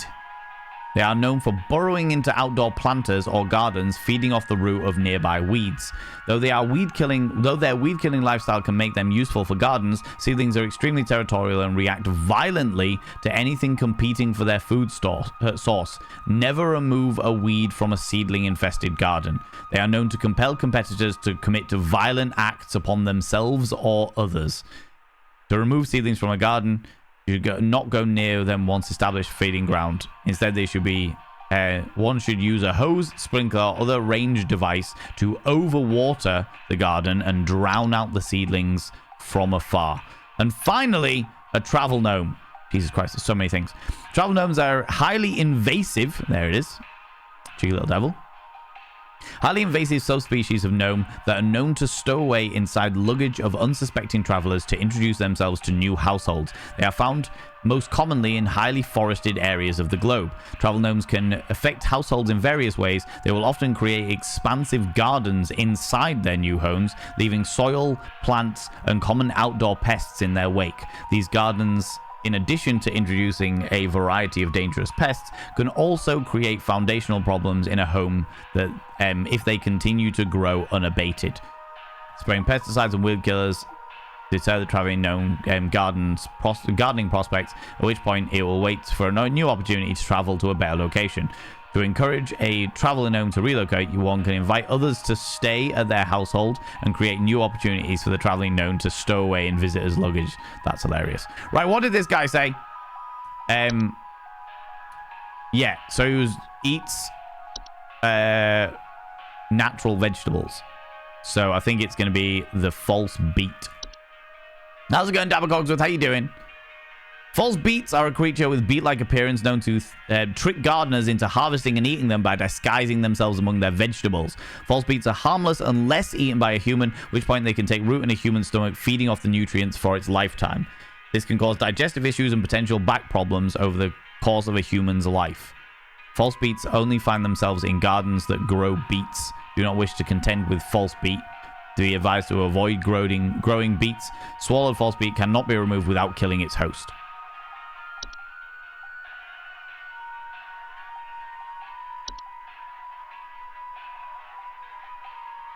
Something wrong with the faucet. Recently, the worst kind of stomach bug. Aches and pains constantly.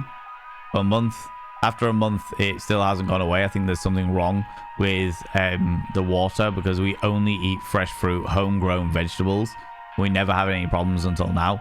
I keep hearing things about rusty pipes containing water poisoning. No, I think it's a false beet. Hello, Ash.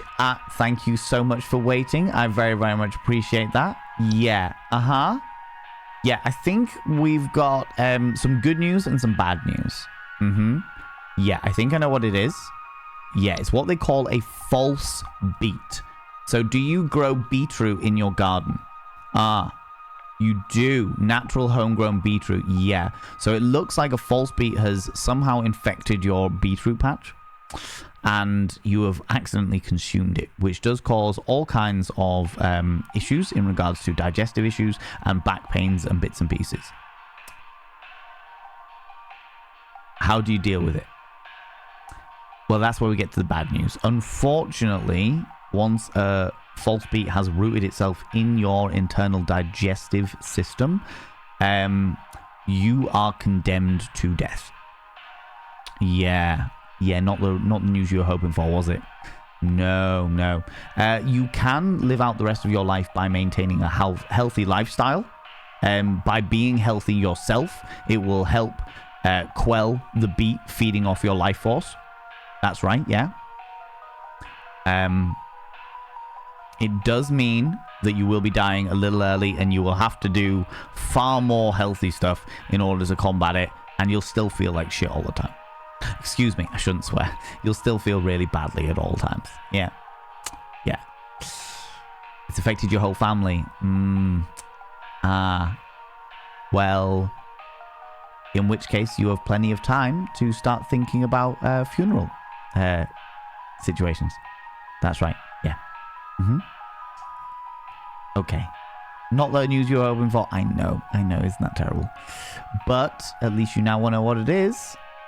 Silver lining to every cloud, right? Yeah? Okay. Thank you so much for calling the Home Safety Hotline. Creeps, freaks, and uniques. We'll do anything to anything. Yeah, goodbye. See you later, Ash. Thank you. Thank you for calling. Whew. It's a stickler. Jess playing. Can I get a shout out for Jess playing, please? I'd really appreciate that. Glorious individual. And in doing so, he's let you down. I'm about to throw another dad joke in here, but I don't have kids. I don't want to commit a faux pas. Fucking hell. Oh, these wound me. What do you call a cute portable? Adorable. Jesus Christ. Hello, the Home Safety Hotline. How may I direct a call? Oh, Wanda, welcome back. I followed every instruction your people sent me, but I'm still getting cracks on my wall. My daughter has called pest control, and she told me not to call you anymore for help. I'm sorry. Goodbye. Huh. Interesting. So it wasn't the fractured hob. Okay, no worries, Wanda. Bye. There was something else in there that we missed, evidently. What's the gnome's favourite play? Romeo and Juliet. Fuck my life. What time to come in being inundated with dad jokes? I know! It's awful. What type of trees fit in the palm of your hand? A seedling. Hello, the Home Safety Hotline. How may I direct a call? The police told me to call this number, so I hope I got the right number here. Anyway, I think somebody is stalking me. I can see their shadow at night at my window, just staring into the house. When I close the window, I can still hear him out there, breathing. I've been sleeping on the couch every night this past week, just so he won't see me. The police said they can't do anything, so please, send somebody or do something about this. I can hardly sleep anymore. Okay, Felicia. I'm just going to double check a couple of things, okay? And then I'll be right back with you. I'm pretty sure I know what it is, but I just need to double check. I don't want to give you wrong information. Okay, Felicia? I will just put you on hold for a second. Enjoy the really awful jazz music. Please hold. You love this game? I'm enjoying it. I didn't think I was going to enjoy it quite as much as I am enjoying it. You know? It is definitely one of those things. Friends, go and check out the glorious Jess playing. Whoop. Let me give you a shout out because I think my mods are off for a second. There we go. People go check out Jess playing. Look at this glorious individual. They are one of the most hilarious individuals you'll ever gonna see.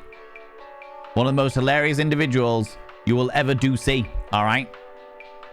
Do you enjoy beating it? Oh my god. I love how many of the supernatural things are treated so mundanely. Like it's the core of the feel of the game. Yes. Yeah. Like it's just a casual thing.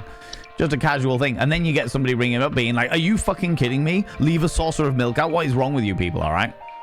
Enjoy being healthy for about 2 months now. Maybe you've got a beat in there, all right? The old false beat, right?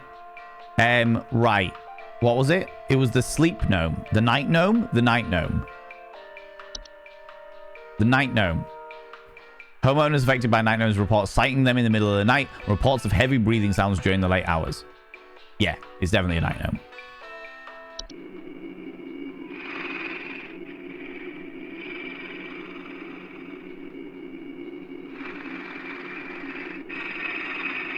There it is. Lurking outside the window, peering in at them.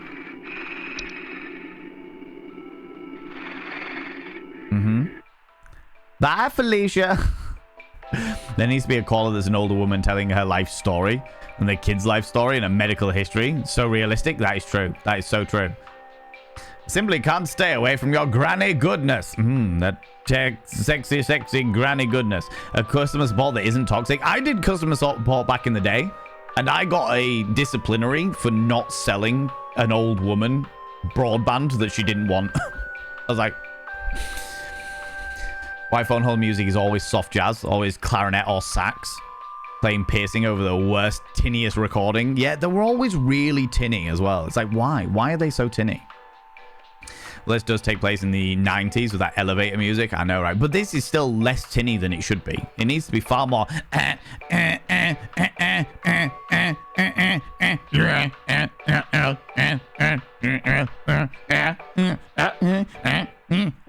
It's nowhere near as tinny as it needs to be.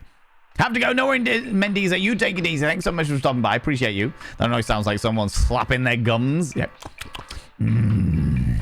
I'm watching you sleep. Look how interesting you are. Hello, Felicia. Hi. Yes. Yeah, it's Valen back again. I think I know what it is. I think I know what it is. Yeah. Don't you worry. Don't you worry. It is what they call a night gnome. That's right. Yeah. So... effectively, the night gnome... Ooh, excuse me. Knocking my microphone there. The night gnome just likes to watch people sleep. It's not in a creepy, perverse way. They're not furiously jacking it while they're watching you sleep. No, they just find the way that human beings sleep very entertaining. But don't you worry. Don't you worry. Are you a sound sleeper? Perfect. Absolutely perfect. If you just continue sleeping just as normal, they will eventually get bored and move on to the next person. Yeah. Yeah? There's somebody down your road called Mildred who's a wild thrasher in their sleep. Oh, in which case it probably won't even be a week. Like, give it a couple of days and just very, very conveniently call Mildred in around the same time that you see this creature and let them know. Yeah? Just like, oh, Mildred, how's your thrashing in your sleep? Yeah? That way, yeah, Mildred's the right little bitch as well. I knew it. I knew it. Something about nighttime thrashers, obviously, when they're little old ladies. Well, don't you worry then. Like, call up Mildred about the same time that you usually see it, all right? And have this very loud conversation about how bad Mildred's night sleep is. And I'm sure within no time at all, the night gnome will move on. Just don't accept its presence. It's all right. Okay? Yeah? All right. Thank you so much for calling the Home Safety Hotline. Creeps, freaks, and uniques will do anything to anything.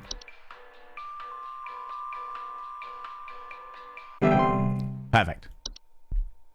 The holiday music is terrible and loud and gets you to hang up, so the queue numbers are reflecting nicely for the shareholders. Yeah. I have no doubt that they make things particularly awkward in call centers purely to get people to hang up. Hello, the Home Safety Hotline. How may I direct your call? Hi, Belinda. Hello, yes, I believe there may be some kind of problem with our home ventilation. I see. Lately, we've been hearing awful banging noises coming from the ceiling, and the air quality seems to have been drastically reduced. My daughter hasn't been able to stop coughing. Okay, not a problem. I'm pretty sure I know what that is, but I will just double check our database to be 100% sure that I'm giving you the right information, okay? Yeah, no worries, Belinda. Just let me put you on hold for a moment. Okay. Yeah, I know it's very noisy and tinny, but I won't be a second, okay? Thank you. Please hold. Okay, on to the attic gnome, was it? Attic gnome, subspecies of gnome known to nest in attics and ceilings. Homeowners infested with attic gnomes will have knocking or rapping sounds coming from their ceilings or a surplus of dust coming from their ventilation systems. Moving attic gnome from the household is recommended to dust or clean your attic. Fantastic. Very easily frightened. Okay, we'll get straight in. Hello there, Belinda. I know, and I wasn't very long at all, was I? But I tried to give the best options possible. And remember, there is a survey at the end of the call, so if you could recommend me highly, I'd really appreciate it. Yes. So what you're dealing with at the moment is what they call an attic gnome. Yeah, kind of like the garden gnomes, but this one's a bit weirder. Yeah, that's right. So it's up in your attic and it bangs around and what have you. Yeah. Now they're really, really good in many ways in the regards that they eat dust and cobwebs and other known pests in the attic. However, if it's starting to affect you and your daughter's health, then maybe it's worth like cleaning the attic a little bit more. Now, you have to be very careful. Okay. So when you're in the attic, take up the Hoover, Clean out all the dust, clean out the cobwebs, do as much as you possibly can and keep it clean for as long as possible, and it'll starve out the gnome. However, be very, very careful you don't find the gnome or surprise the gnome. If you scare the gnome, and they are very easily frightened, they have a tendency to, well, regurgitate all of the dust that they've been eating. Not in a gooey way, no, in a very dusty way. Yeah. Yeah, that's right. So wear a mask while cleaning up there, just in case. Some kind of ventilator mask, just to be 100% sure. Yeah, that would be wonderful. And if you do that for a good week, make sure the attic's nice and clean and tidy at all times for a good week, maybe two, at a push, the attic gnome should move on to the next place. Okay, thanks, Belinda. Thanks for calling the Home Safety Hotline. Creeps, freaks, and uniques will do anything to anything.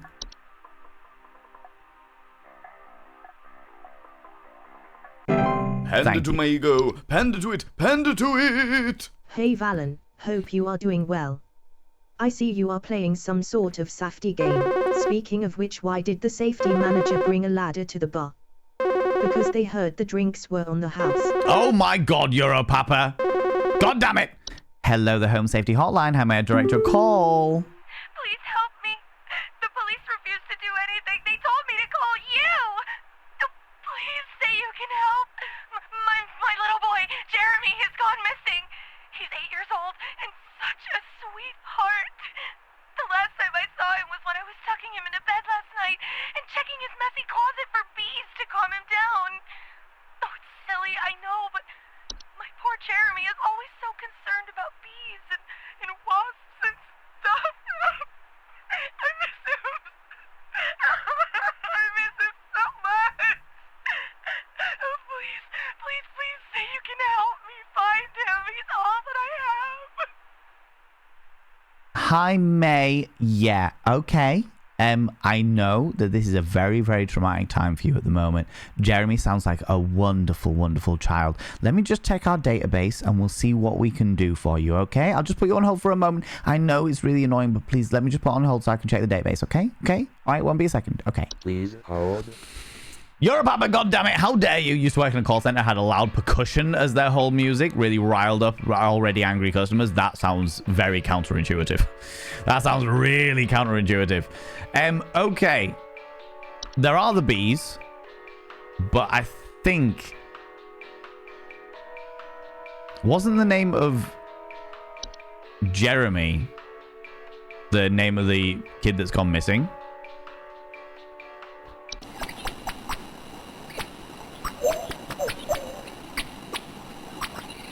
That doesn't sound like bees to me. So Jeremy's constantly afraid of bees, which is like a buzzing. Wait a minute. The false artifact. False artifacts, seemingly human-designed objects that can manifest suddenly inside the home. They are known for making gentle buzzing sounds that can usually only be heard by very young human children or small animals. Homeowners with a false artifact report things out of place or missing children and pets. False artifacts, while not direct threat to all human adults, can pose a significant risk to a small human or children and animals. They be left alone with them. The false artifacts are at risk of being encased. They are at risk of being encased within the false artifact.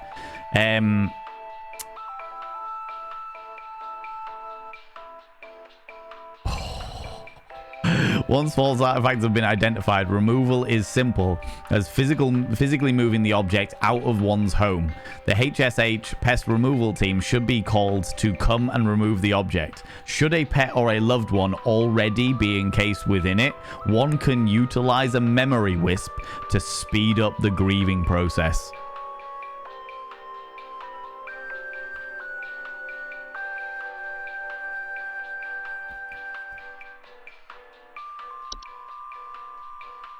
Hello, yeah, May. Hello, May. Thank you so much for waiting. I tried to be as quick as possible. Yeah, so I think I know what the problem is. Okay.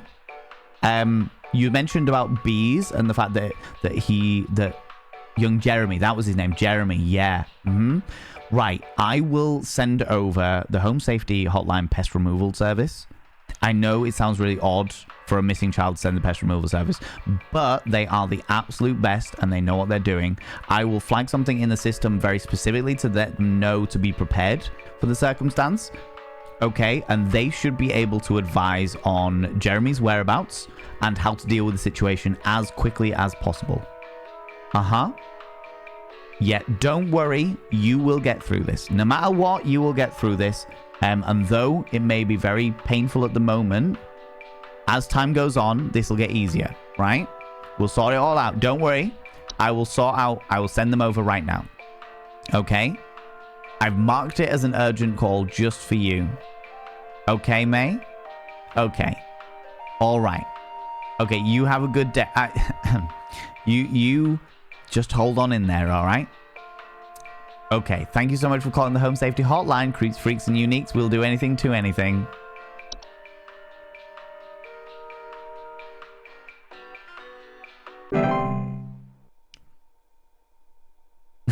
Go away from light, Caroline. Johnny, what was his name? Yeah, exactly.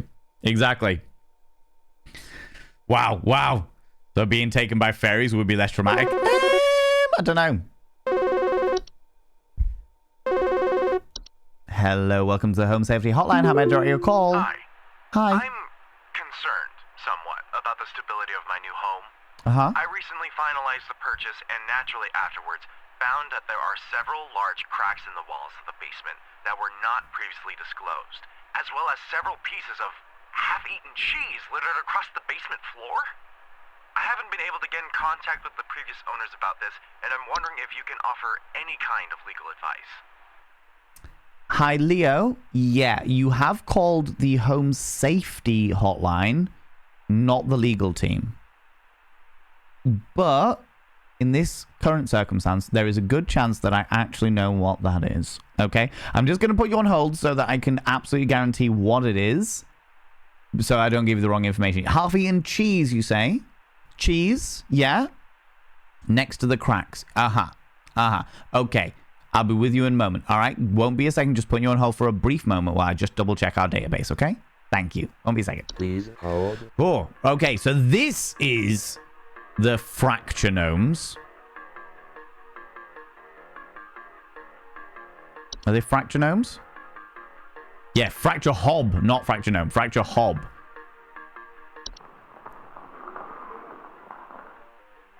Cheese going thingy. So I missed the other thing where there's other cracks, because I don't know what else has been caused, because I did say that, but the cracks evidently didn't work to the previous one. Hi, Leo. How you doing? Hi. Yeah, I think I get it. I know what it is. Okay. Don't worry about it. Don't worry about it. It doesn't cause any kind of major danger risk. However, obviously, it may cause some foundational risk to your brand new home. That's right, yeah. What you've got is an infestation of fracture hobs. They can't actually be removed from your home. It's like part and parcel of it. Once they're nested, that's like kind of permanently their thing. And they are not dangerous to you. However, if you provide them with cheese, as you saw plenty of cheese on the floor, then the cracks should not get too much worse. The reason they probably are causing lots of cracks at the moment is because they've been starving for a while. So if you just keep feeding them cheese, slice of cheese every night, should be grand. Yeah? Okay. All right. Fantastic. Thank you very much for calling the Home Safety Hotline. Freaks, creeps, and uniques will do anything to anything. Thank you. Who doesn't eat all of the cheese? Apparently the hobs. The hobs, the fracture hob. This is also a really good game for streaming, because it means that I can sit and chat to you while we're waiting for other calls and bits and pieces. It's quite fun. It's quite fun. I'm enjoying this more than I thought I did. I need my clickety-clackety nails. Just like a bit of ASMR. Hello, the Home Safety Hotline. How may I direct your call? Gub Rubber here. I need to place Gub Rubber. an order of 60 gallons of orange drink here. I got a big old pile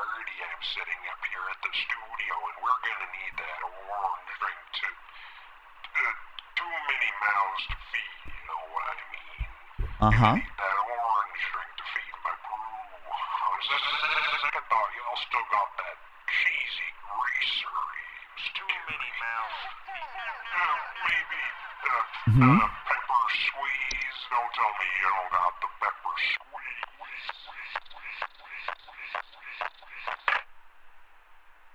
Uh-huh. Thanks for calling the Home Safety Hotline. Creeps, freaks, and uniques will do anything to anything. Huh. I do need some clickety-clackety nails for this shit. I do. Absolutely. Absolutely. You get the occasional creepy one. That's alright. That's okay. We don't mind an occasional creepy one. That's fine. That's fine.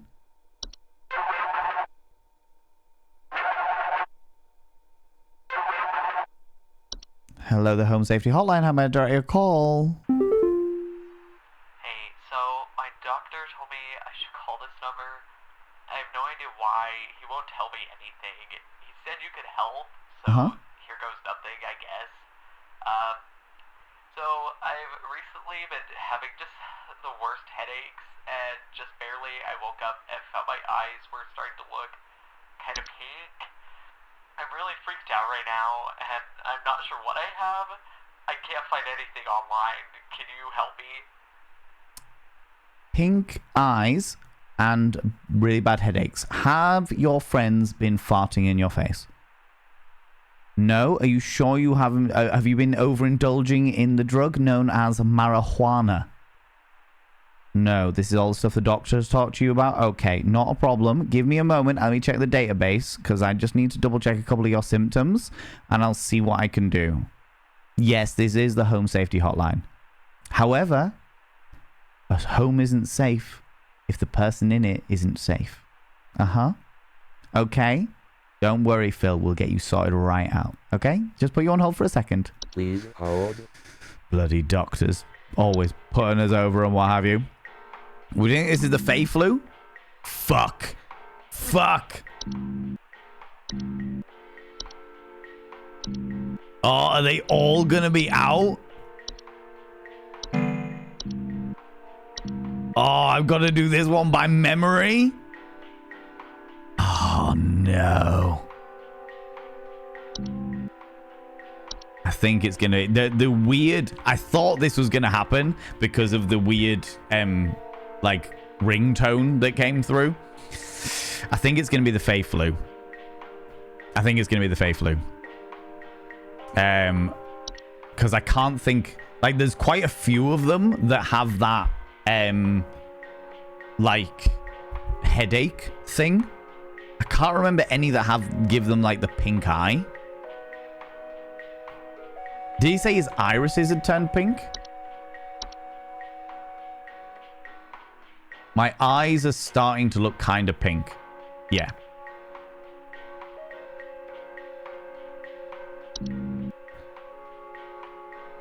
Hello? Hi, Phil. Yeah. I think what you might have contracted is something called the Fey flu. Yeah. Something to do with fairies? No. It's just been given that kind of that name because of the way that it seems to manifest. Something like the later symptoms have like flowers sprouting out your pores. But I wouldn't worry about that now because you've caught it nice and early. Yeah. So the other reason why it's called the Fey flu is because it's manifested. A lot of the symptoms are caused by things that are associated with fairy tale creatures. So if you have anything in your house that could be associated with what you would associate with like fairies, like I know, like an old iron horseshoe or some like toadstools. Any amazing plants, like an overabundance of plants. Yeah, if you get rid of all of those, it'll slow down the symptoms. And you should be okay. In the long run. Eventually. Yeah. Recovery period. If it is the Fey flu, which I believe it to be, we're talking a couple of years. A couple of weeks. No worries. Thank you so much for calling the Home Safety Hotline. Creeps, freaks, and uniques will do anything to anything. Yeah. Thank you. Okay, you have a good day. Well, he's fucked. The orange juice window weirdo cursed your computer. We seem to get them like every day, every like business day, as it were. I don't know how long. I think it only goes on for a week, maybe. Only goes on for a week, possibly, maybe, possibly. Not entirely sure. Not 100% sure, but we'll find out. Oh, Home Safety Hotline. How may I direct your call? You gotta tell me what's going on inside my home, okay? I'm freaking out over here. There's holes all over my freaking house, man. Freaking holes! I'm stepping around big wooden splinters. There's no telling how much damage there is. I've got this big gaping one in my kitchen that I have no idea how freaking deep it goes.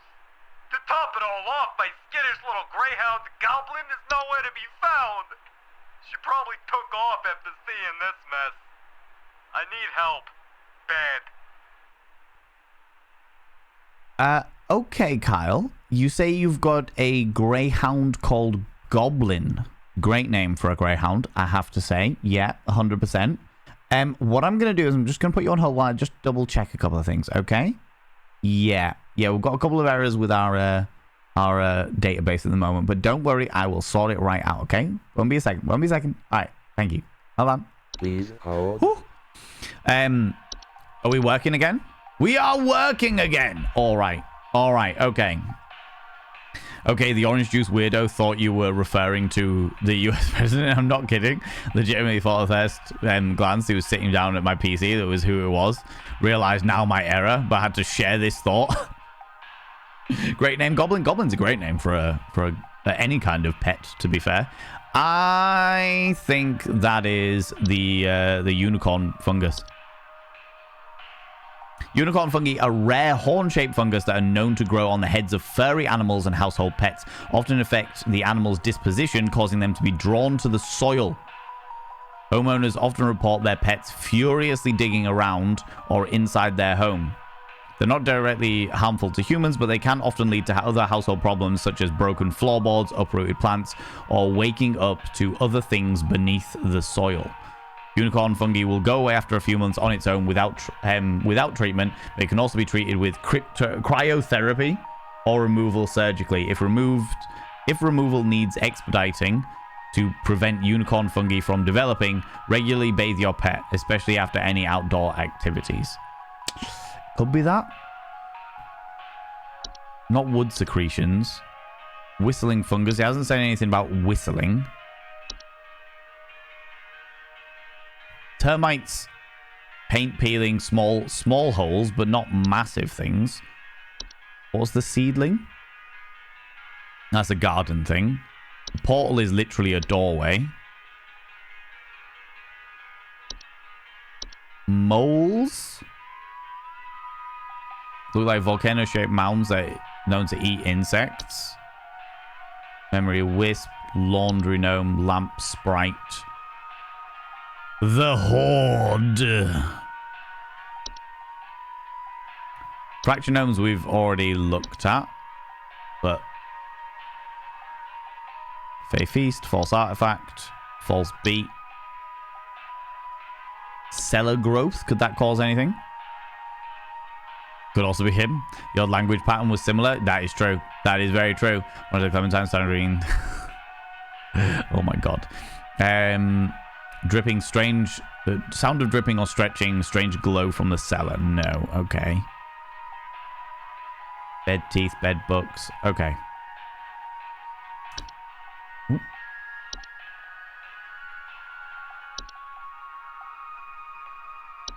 Hello. Hi, is that Kyle? Yeah, I think I know what the problem is. Before this all came about, did your dog do a lot of digging in the garden? Okay, did they bring the digging into the house? It's possible that your dear greyhound goblin has been infected what they call a unicorn fungi. Yeah, is that the picture of your greyhound that you've got your head on now? This one here? No. No, that isn't, no. Of course not. That's not a greyhound. Of course not. Interestingly, you've taken a photo with a different dog, but you're really mortified about greyhound goblin. Yeah. You thought it was a greyhound, but it's not actually a grey... Ah, okay, that would explain it. That would explain it. Right. All right. Yeah, so I think your dog has been infected with unicorn fungi, which will draw them to the soil. They will get a small protrusion from their forehead. It can be surgically removed or frozen off by a medical professional, by a veterinary surgery, for example. However, it will just die off by itself. It will do that. Yeah. He'll be somewhere, don't worry, he'll be somewhere like under the floorboards or something like that. Okay? Yeah. All right. Thank you so much for calling the Home Safety Hotline. Creeps, Freaks, and Uniques will do anything to anything. There we go. Feel like you'd enjoy the Appalachian horror games? What are the Appalachian horror games? Are they all about the mysteries of like all of the things that supposedly have happened in the Appalachian Mountains? That kind of thing. Look at the little bat. I just wanted to enjoy a picture of a bat for a second. Skinwalkers, etc. I think the only issue that I do have is that skinwalkers have been overdone to shit. Hello, welcome to the Home Safety Hotline. How may I direct your call? Alright, I'm gonna need someone to explain what in the name of Christmas is happening to my living room. I'm back from vacation and the house is already turning into a disaster not 24 hours later. And my living room is absolutely covered in soil and plants. Looks like a gosh darn nursery in there. What is happening? Is this what happens when you buy a bad rug or something? Soil and plants, you say? Uh-huh. You've been away for a while and they're covering the entire house in soil and plants. Okay. I tell you what, I will just put you on hold for a moment while I check the database. Because you're not ringing any bells immediately, but I will just double check for you, okay? All right, Jackie. Won't be a second. We'll do what I can. Okay. Won't be a minute. Please hold. God damn it. Only one I was able to pull out of the air. Yeah, I do find some of the... What's the word I'm looking for? The...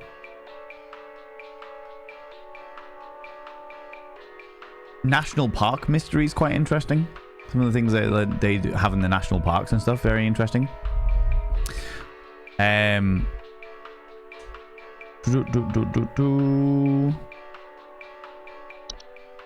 False artifact, no. False beats, gophers. The Horde is trash, right? But like household refuse, yeah. Laundry gnome. Oh, the travel gnome. Just got back from holiday, not the toilet hob. Travel gnome. Just got back from holiday. Highly invasive subspecies. And they create gardens. Yes. Oh, it's Finley. You got it. You got it. Submit answer. Hello. Hi. Is that Jackie? Yeah. Thank you very much for waiting. I appreciate that. Yes. I think I know the cause of the issue. You say you've just been away on vacation for a little while? Right. Where did you go? Oh, beautiful place. Yeah. I'm a little bit jealous. Yeah, so I think what you might have done is you might have accidentally brought something back with you that you weren't expecting. That's right. Yeah, they call it a travel gnome. Kind of like the garden gnomes, but they want to bring the garden into your house. Yeah. I know it's quite unbelievable, but don't worry, that's what it is. Yeah, spraying pesticides and weed killer on all of the things, making sure that the garden it's trying to make is not gonna like actually activate anything. Yeah, it can't make a garden. The longer it makes a garden, the longer it'll stay. Yeah. Is there any way you can speed this up?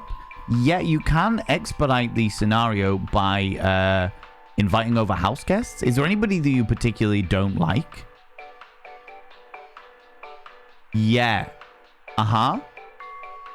Well, what I advise then is you invite them over.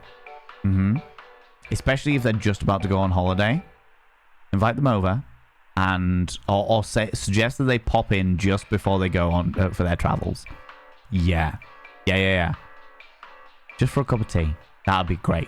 Absolutely grand. So yeah, cover your, like, spray the pesticides, kill off all of whatever it is that they're doing in the living room. And then invite over those people. Yeah, the travel gnome loves traveling, and if it thinks it's not going to get a garden in your house, then maybe it can start a garden in theirs. Yeah. Exactly. It's almost maniacal in its deviance, right? Okay, thank you so much for calling the Home Safety Hotline. Creeps, freaks, and uniques will do anything to anything. Thank you. Bye-bye. Yeah. 2 birds with 1 stone. There we go. Gnome way. Oh my god, fuzzball. Oh my god. Dear Lord. That was a great shout, Finley. It took me a long time to get that. I'm assuming you got it before I did. I was like, what could it be? What could it be? Hello, the Home Safety Hotline. How may I direct your call? Hi, Larry. There's something in my basement. I don't know what it is. All I know is when I open my basement door, it smells like a damn sewer, and I can hear it making all kinds of horrible noises. It sounds like there might be a lot of water down there, too. I don't know what it might be doing down there, but I have a feeling it's causing a whole lot of damage. Please, send somebody to help with this. I can't deal with something like this. Okay, Larry, I understand what you're going through. Don't worry, I've been in exactly this position before, so I think I know exactly what it is, okay? Yeah, I'm just going to put you on hold, though, because I need to double-check some things, do our usual database checks, you know how it is. And then I will be right with you. Okay, Larry? All right, won't be a second. Please hold. I think... How's it going, Marshland? How you doing, you beautiful bean? I think that might be the basement blob thing, cellular growth. A large species of fungi that are known to grow in dark, damp environments such as cellars. Homeowners infested with cellular growth commonly support a slimy residue, the sound of dripping or stretching, strange glowing from their cellars. Okay, maybe it's not this. Cellar growths are most commonly grown on ceilings. Their weight can cause duress to a home's foundation. Such removal could be prioritized. Slimy residue drips on the floor. Okay, maybe it's not this. Okay. Something about a smell. The grotto, maybe? Ajna, how you doing? Welcome on in. Very large cave-like networks known to appear spontaneously in cellars and basements. Homeowners with cellar grottos report bad smells coming from the basement, higher humidity in the home, a noticeable increase of large beetles, frogs, or related pests. Number of dangerous pests. Okay. I think you're right. How's it going? Doing very well. I'm enjoying this game far more than I thought I did. Why? I get why it's a horror game. Bunch of fungi. I know, Fushan. I know. Ridiculous, right? Ridiculous. Hi, is that Larry? Hi, yeah, it's Valen from the Home Safety Hotline here. Thank you for waiting. I very much appreciate that. I think I know what it is. However, it's going to need some effort from you. Is that okay? There are alternatives, but obviously they are quite costly. So I'm just going to double check with you. So you say that there are sounds of water. And some awful smells. Right, okay. Tell me, Larry, have you ever played Dungeons and Dragons? You have? How do you feel about going on an adventure yourself? Yeah? Not necessarily. It does sound like you're very, very stressed. That is true. Well, I think what's happened is a cellar grotto has appeared in your basement. Yeah. That there is indeed a grotto in your basement, yeah. And by entering the grotto, you will probably go into some description of Fantasyland. You'll have to fight your way all the way through to the underground lake, subterranean lake. So advise that you bring some kind of spelunking gear and snorkel equipment just in case. If you decide to do this yourself. Oh, and when you get there, you will have to gift the creator of the grotto with some description of gold. Alternatively, you could just pay for the Home Safety Hotline's grotto removal team. Yeah? That does seem more convenient. Yes, I know it does. Just please be aware that there can be additional service charges with that on account of the fact that we do need to source the gold in order to provide it to the creator. I mean, you can do it yourself. Absolutely. Most certainly. If you've got the spelunking gear and the snorkeling gear, you can definitely do it yourself. Or you could leave it to the professionals. Yeah. I'll tell you what I'll do is I will put you through to the grotto team. They should be able to talk you through the packages that we offer, and then you can make your decision. Is that okay? All right then, Larry. Okay, speak to you soon. Okay, thank you very much for calling the Home Safety Hotline. Yep, creeps, freaks, and uniques will do anything to anything. Goodbye. Goodbye now. Hey. Guys, hologram, yep. I like to play this game when I've got the time. Well, I mean, it could maybe, possibly, if I do this command. Is this the one that it works? Is it Steam that it does it? There we go. There you go. That is the Home Safety Hotline one. There is also the demo. I believe it has a demo, so you can do it. I just clocked it because I think it's a fun game. I think it's a fun one. Okay, we got 100% accuracy. Our shift has ended. Clock out for the mucker. Muckers of feathers. Complete the 4th day. Under soil check complete. Interesting.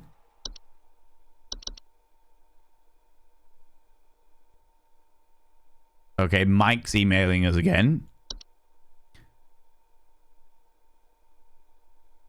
The hole is breached. Repeat, the hole is breached. It's not safe here. Must find a new spot. It knows I'm here. What is it? Employee 36. That's me. I'm employee 36. Regarding your schedule this week, due to a shortage of available staff, we'll need you to come into work this Saturday and Sunday. Thanks for being a team player. Rest assured, your additional labors will be recognized.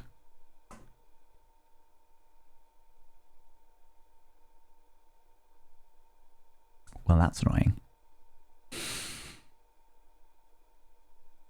From corporate. But I did get another coupon. Congratulations, employee. Your high accuracy rate has awarded you daily coupon. Today's daily coupon is for tamed river root. Plucked and tamed straight from the waters within the undersoil. This river root is as reliable as they come. Their gentle high-frequency cries are guaranteed to keep your garden from all manner of pests and predators. Just don't forget to keep them well watered and well monitored. To receive your discount, simply type the following code during your online checkout. Rooting for you. Keep up the great work. Reduced from $737.99 to $549. Yeah, go for it. Gosh darn it. How unbelievably tedious. However, friends, that's where I'm going to have to leave it today. That's where I'm going to have to leave it today, my dear chums.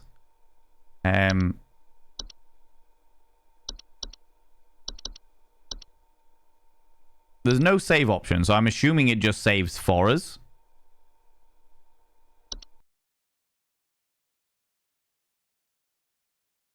I'm assuming it just saves. So, yeah, because there's a button here that says reset the weekly thingy. So that's thingies. Have you played it before? No, that was my first time playing it. That was my first time playing it. Oh, cheeky. Turn the music down. Just give us a little bit of background music while we're chatting away. But I really enjoyed it. It was interesting. I enjoyed it far more than I thought I was going to. Thank you for a great time. Thank you very much for being here. I appreciate it. I appreciate it. No, that was my first time playing the Home Safety Hotline. And I believe that probably at the end of the week, if they're making us work Saturday and Sunday, and I think we've just done day 4, so we've just done Thursday, so we have... excuse me. We have 3 days left to play.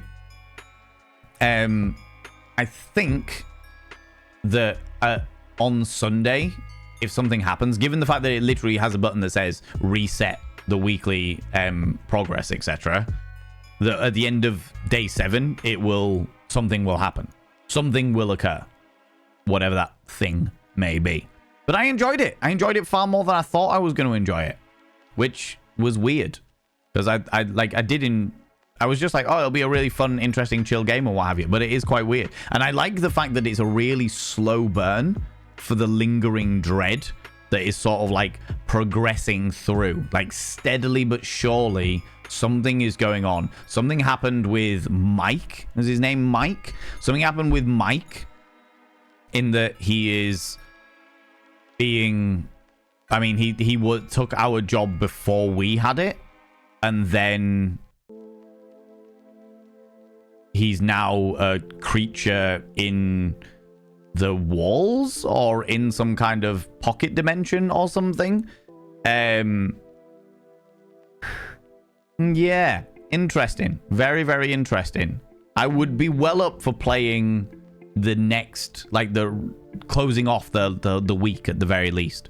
Doing another, at least one stream on it. But we're not going to be doing it this month. We won't be doing it October. Because next week, we're going to be playing a brand new indie horror game. I don't know what it's going to be. Because I haven't even looked yet. Because I've got too many other things going on. And that'll be the last one. That'll be the last of the indie horror Emporium. And then I'm thinking for November that we'll change it to... we'll do like a nostalgia November. Where I play something that's quite old. Every Wednesday. Probably, again, something pretty spooky, because I quite like the dynamics, quite like the vibes, you know what I mean? Really enjoyed the stream. It was a good game, and definitely the phone call ad-lib is great. Definitely an interesting game. I appreciate that. I figured, well, I'm doing it anyway. I may as well lean into it. Do you know what I mean? Fun format, yeah. Glad I could catch a bit at the end. I appreciate that. It's a good one. And obviously, Marshland and anybody else as well, I will be uploading all of these onto the VODs and Vanity channel. So I will be uploading all of these onto our VODs channel.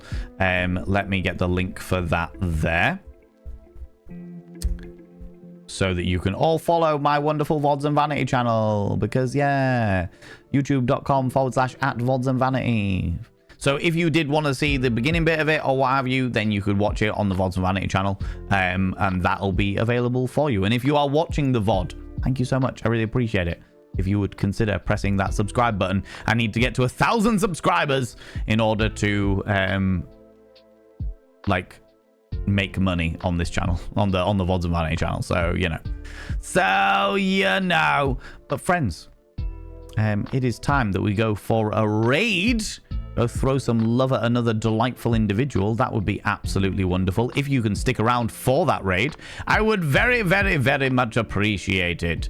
But before we go anywhere, as always, could you please do me a favor and throw out some mod loves in the channel? Say a massive thank you to those wonderful moderators. You can use any kind of mod love from any kind of channel. You can use any kind of love heart from any kind of channel. Say a massive thank you to those wonderful mods. Thank you so much for being here. Thanks so much for the raids and subs and gifts. No, that's the wrong thing. Thanks so much for being here. Thanks so much for all that you do in and out of stream. I say it every time, and I genuinely mean it every time. I fucking couldn't do this shit without my wonderful, wonderful moderators. So thank you so much. I really, really, really appreciate it. Let me have a look at who we can go throw some love at. Anybody doing something like a little indie creepy? Not indie horror, but indie creepy that I could throw you all over to. Friends, as always, if you could stick around for the raid, I would really, really appreciate it. Even if it's only like 5-10 minutes, just to go throw some love at another delightful individual. So that we can go... enjoy that. You never know. Maybe we'll get over there and you'll be like, fuck me, this person's the most amazing person I've ever seen in my whole entire life place. Do you know what I mean? Maybe we'll get over there and be like, do you know what? It's all good. And you go and do other bits and pieces. Oh, do you know what? We haven't raided this glorious bean in a while.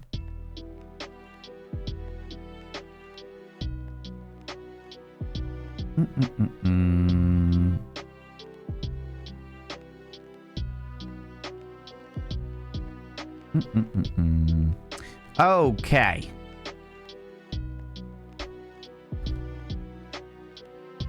Whoop.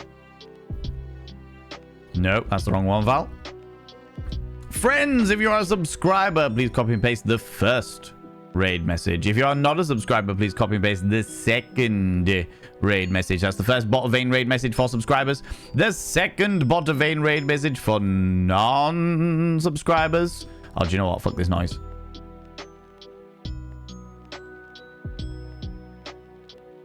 As much as they're great and they're wonderful and I love to go raid them, I've just seen that a couple of our stream community are doing spooky games, but they're doing them together. They're doing a spooky game thing together, so we're going to go raid them. We're going to go raid them together. So friends, if you can stick around the raid, I'd really appreciate it, purely because we are going to go raid people from this community who are playing spooky games together. There are literally 2 people in this community that are playing Phasmophobia together. They're wonderful, they're glorious, and it'd be really nice to go throw some support over to our own community. Do you know what I mean? Even if it's on like 5-10 minutes, even if it's just little 5-10 minutes just to go throw them some love, I would really appreciate it. Fuck's sake. If I can actually get the fucking raid message side. Okay, there we go. Friends, like I said, if you're a subscriber, please copy and paste the first raid message. If you're not a subscriber, please copy and paste the second raid message. That's the first bot of vein raid message for subscribers. The second bot of vein raid message for non-subscribers. We're going to go raid Lunicorn, who is tag teaming their stream with Eris Ptolemy. Both of these people are long-term members of this community. They are glorious. They are spectacular. They are super fucking supportive of this community. So it's really nice to be able to go and throw them some support as well. If you are not in the raid up here, fucking hell, there's loads of you in here. If you're not in the raid up here, please click on the link that I've just thrown out there so we can go throw some love together to Lunicorn and Eris. Friends, thank you so much for being here. Thanks so much for the raids, the subs, the gift subs, all the cheeky little bitties. Thank you so much for all the follows. Thank you so much for all you beautiful people chatting away and helping me with the game. I really appreciate it. Thanks so much for all you beautiful lurkers lurking away in the background. I really appreciate that. And thank you very much to all you people watching the VOD on the VODs and Vanity YouTube channel for hanging out and watching it. All of the time that you spend watching this really helps me out because it means I can get those hours up, and eventually we'll get 1,000 subscribers on the VODs and Vanity YouTube channel. I'll be able to monetize that, and that'll be really nice. Just a little extra pocket money. Little extra pocket money here and there, you know? Friends, thank you for all the dad jokes. Not a chance. Not a chance. Good lord. Paperbout, you've come in just as we're raiding out, I'm afraid. But we are going to go raid some community members, so they're all good, all right? I'll be back on Monday at 7 p.m. BST. Until then, you cheeky little devil, don't do anything I wouldn't do. Because if I wouldn't do it, it'll fucking kill you. I'll see you all later. Bye-bye.